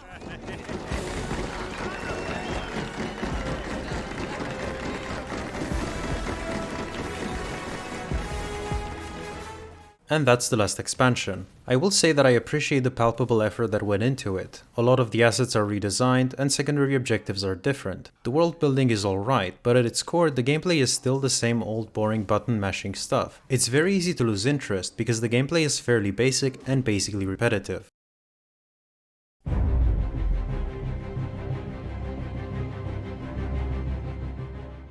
With everything story related done, I'll now focus on getting the rest of the trophies. What I'll have to focus on daily is the reputation level, because these are time gated to several assignments and a mission a day. Apart from that, I also have to raise a hero to the maximum level, reach power level 150 with them, and also reach 250 hero levels across the roster. The Avenger I'll choose for this part is Thor, because I really like his abilities, the feel of his ranged attacks, and the fact that he can fly. No.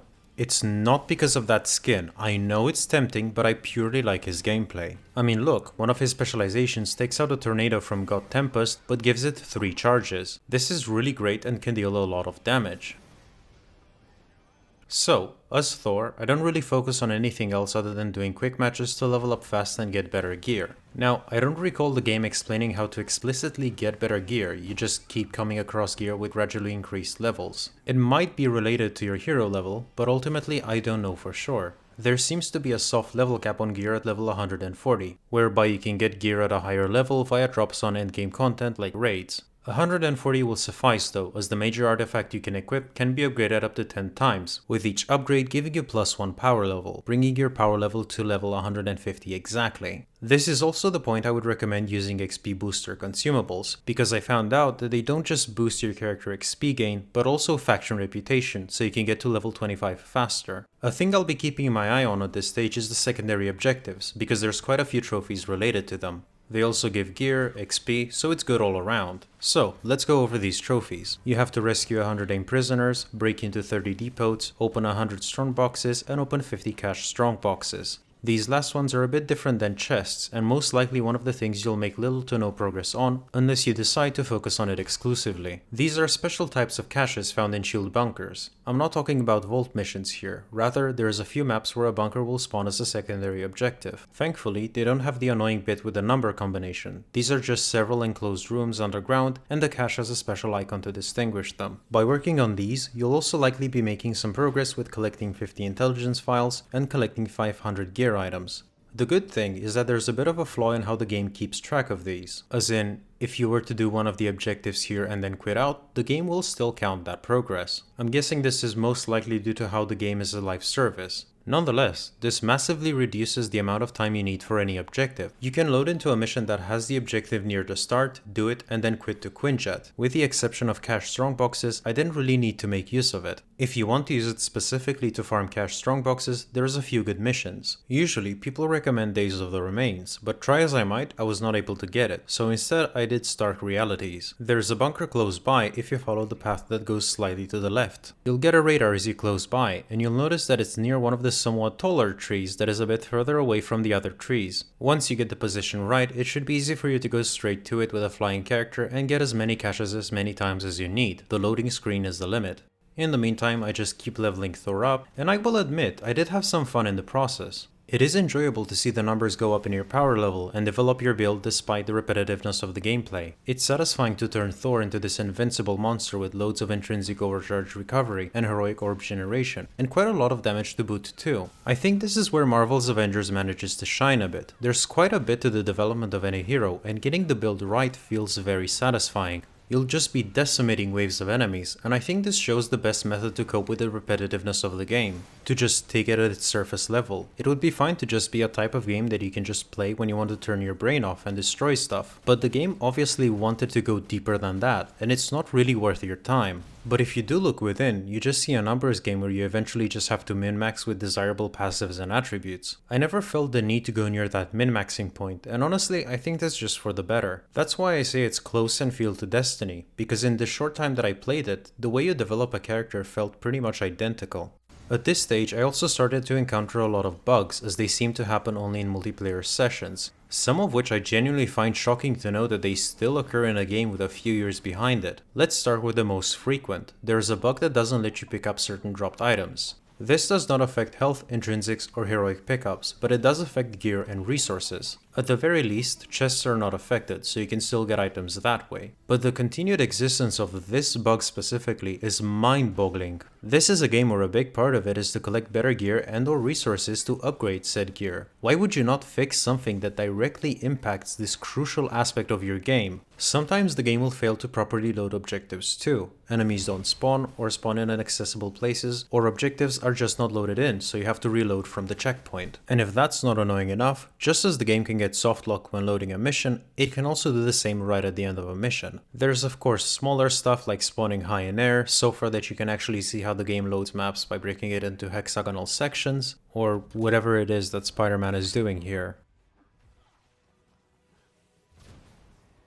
Now, the glitch about spawning high in air is actually kinda cool, and I don't mind it as much, but all of the other stuff is varying degrees of unacceptable. It's a genuinely sad state of affairs on a technical level, so buggy that even rudimentary things like cutscenes are messed up. Frankly, I'm happy to have managed to condense all of this stuff into one paragraph, but rest assured, the occurrences at which you find these bugs is insane. Reaching close to power level 140, I finally get some of the tougher content unlocked. You get hero-bound missions, campaign missions you've already had before but amped up and with modifiers, elite hives, raids.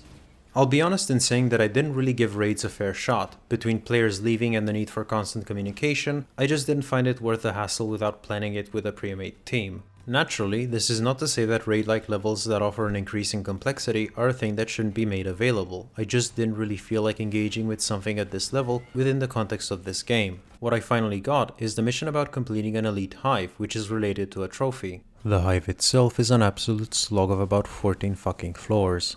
The good thing about completing 50 hives, which you need for a trophy, is that the lower level ones with just 5 floors like the forest hive will do just fine. But even though they're the shortest, completing 50 of these will feel painfully slow, with each taking about 20 minutes. The elite hive itself I kinda get, it's elite or whatever, so it's gonna be longer. But why make 14 floors of content that will continually repeat itself? You'll come across each available room several times, which just puts your game in a bad light, because you're making it perfectly clear how repetitive your game is. In a way, hives really are a microcosm of this game in terms of repetitiveness. With the elite hive done, I decide to start grinding out hives till I get Thor to level 50 and get the trophy for getting all of his skill upgrades. From here, I decide to tackle reaching 250 hero levels across the entire roster. Technically, I can keep leveling up Thor to get him champion levels, but I think it's faster to have a lower level hero and level them up to around level 30 instead. Which also comes with the advantage of checking out some other characters. At this stage, I'll also tackle some mission-specific trophies as well. You have to complete 50 hives, complete 30 missions at difficulty challenger 3, and complete 15 villain sectors.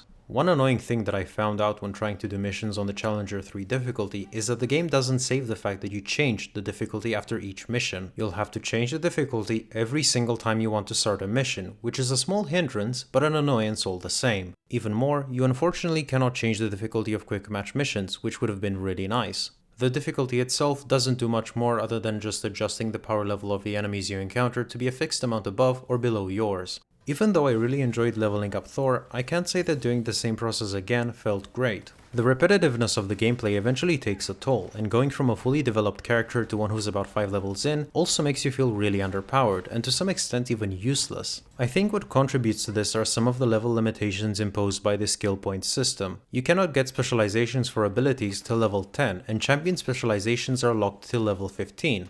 Now, I get not wanting to make these options available from the get-go so that a player can get accustomed to each character's default kit, but it just feels very limiting when trying to level up other heroes. I think I'd much rather have no limitation at all, or just something more lenient like unlocking specializations at level 5. I mean, I've used most of these characters in the campaign already, and even if the campaign is optional, I can still test them out in the harm room if I want to. Just give your players the agency to make whatever skill upgrades they feel the need to make the character viable for them. At any rate, when leveling up some of the other heroes, I decided to give Jane, Spider-Man, and Winter Soldier a try, since they were not featured at all previously. One thing that I noticed soon after is that Jane and Bucky have absolutely no harm tutorial whatsoever. They are actually the only ones not to have one. For Jane, it'll be somewhat understandable when I try her later on, but for Bucky, I have no idea why. So let's start off with Bucky. He's another character that is more range oriented, as his ranged attacks use a machine gun that deals damage at a relatively fast rate. His L1, Soldier Tech Nonsense, yes, that's its actual name, has him throw a grenade at his location and renders him invisible for a few seconds, akin to Black Widow's cloak. His R1 makes him throw a marker to damage enemies in an AoE via an airstrike. This ability specifically seems rather finicky to aim properly. The direction of the throw is decided the moment you press R1. The game doesn't communicate where it might end up, or as much as produce a line to project its trajectory. You may make absolutely no corrections whatsoever the moment the animation starts. Just as well, the marker itself has physics. It will fall off over longer distances like a grenade arrow, and will also bounce off enemies and surfaces. I think this could have been done in a much better way, because as it stands, it doesn't feel reliable. His ultimate, Protocol Override, makes him pound the ground to damage enemy units nearby and gives him some defensive and offensive buffs for several seconds. Overall, I'd say that he's a welcome addition as he's quite unique and diversifies further the gameplay available within the cast. That being said, his gameplay will for the most part feel like you're just playing Call of Duty with a very limited weapon variety. Next up is Jane Foster as Mighty Thor. This particular Jane is from an alternate universe and she happened to have been transported here, so in her case, just existing suddenly works for her. When she was announced, players were initially concerned that she would be very similar to Thor, and it would turn out that similar is quite a bit of an understatement. She does have a few differences, but she's for the most part a carbon copy of Thor, even down to a lot of his skill upgrades. Even some of her basic attacks use mostly the same animations, with the novelty that some of her attacks send Mjolnir flying forwards and backwards to Jane, hitting an enemy multiple times. This would be a neat change, but the way it's executed makes her attacks feel very slow and less responsive. Fortunately though, since she shares a lot of stuff with Thor, you can get his spinning hammer attack, which resolves much of the issue. But it is quite ironic that an issue can be solved by making her more like the original Thor. Jane's L1 and R1 heroics are copies of Thor down to their specializations. Her ultimate is different, though disappointing. Jane will throw Mjolnir dealing damage right in front of her, and Mjolnir will seek random targets for the duration, much like Hawkeye's heroic. In the meantime, she'll use the all weapon instead, which is just a reskinned Mjolnir with the same animations. I'd say she's the most disappointing out of the available cast, but at least there's some comfort in leveling up a hero I'm already familiar with. Lastly, there's the PlayStation exclusive Spider-Man. He's the one I actually enjoy the most from a technical standpoint. Gameplay wise, he's fun and unique, but I still enjoy Thor more because of his personality. The cool thing about Spider-Man is that he was built from the ground up to mimic closely the way he's controlled in his own game. So much so that his R2 doesn't interact with his intrinsics at all. Instead, he shoots a swinging web, which gives him a very different feel mobility-wise. He does still have grappling mechanics, but there are small detailed touches to him as he interacts with the environment. And there's even more movement abilities you can get with his upgrades. His intrinsic functionality is gamified in a way that is more typical of his game, whereby filling it up allows you to perform a takedown against the units that are not staggered yet. He also features webbing, a mechanic that is unique to him. He can web enemies through his ranged attacks, abilities and skill upgrades, which leaves enemies, even big ones, unable to react for several seconds. In a nice touch, defeated enemies may be webbed to walls like they do in his own game. There is genuinely an amazing amount of effort put into him, and it's absolutely one of my highlights. Let's go over his tutorial stuff. Since his R2 doesn't use intrinsics, he counters through his own dodge. The timing is a bit precise, but if you dodge an enemy at the right time, he'll counter it. His L1 sends out a spider drone that shoots webs at nearby enemies, and he can further control it with L1 to move it or recall it to you. His R1 is a web bomb that deals damage in an AoE that you can reliably control. Looking at you, Bucky. And inflicts web status on enemies. His ultimate, Wrecking Ball, has him produce a ball of web that he smashes in front of him. This can be upgraded further so that Spider-Man is buffed to inflict web status damage on melee attacks too. It's very clear that you can build him around his webbing mechanic. Further upgrades can make enemies even drop heroic orbs to give you some ridiculous ability recovery. Amidst all this, I unlocked the trophy for 250 total hero levels. A bit too early. I was confused thinking that I'm below 250, and I'm actually right. I unlocked this at 235 hero levels. At this point, I just have to complete 50 hives and get to the level 25 reputation. And that's about it. I get the platinum, look at Thor for one more time, and then close the game. So let's conclude.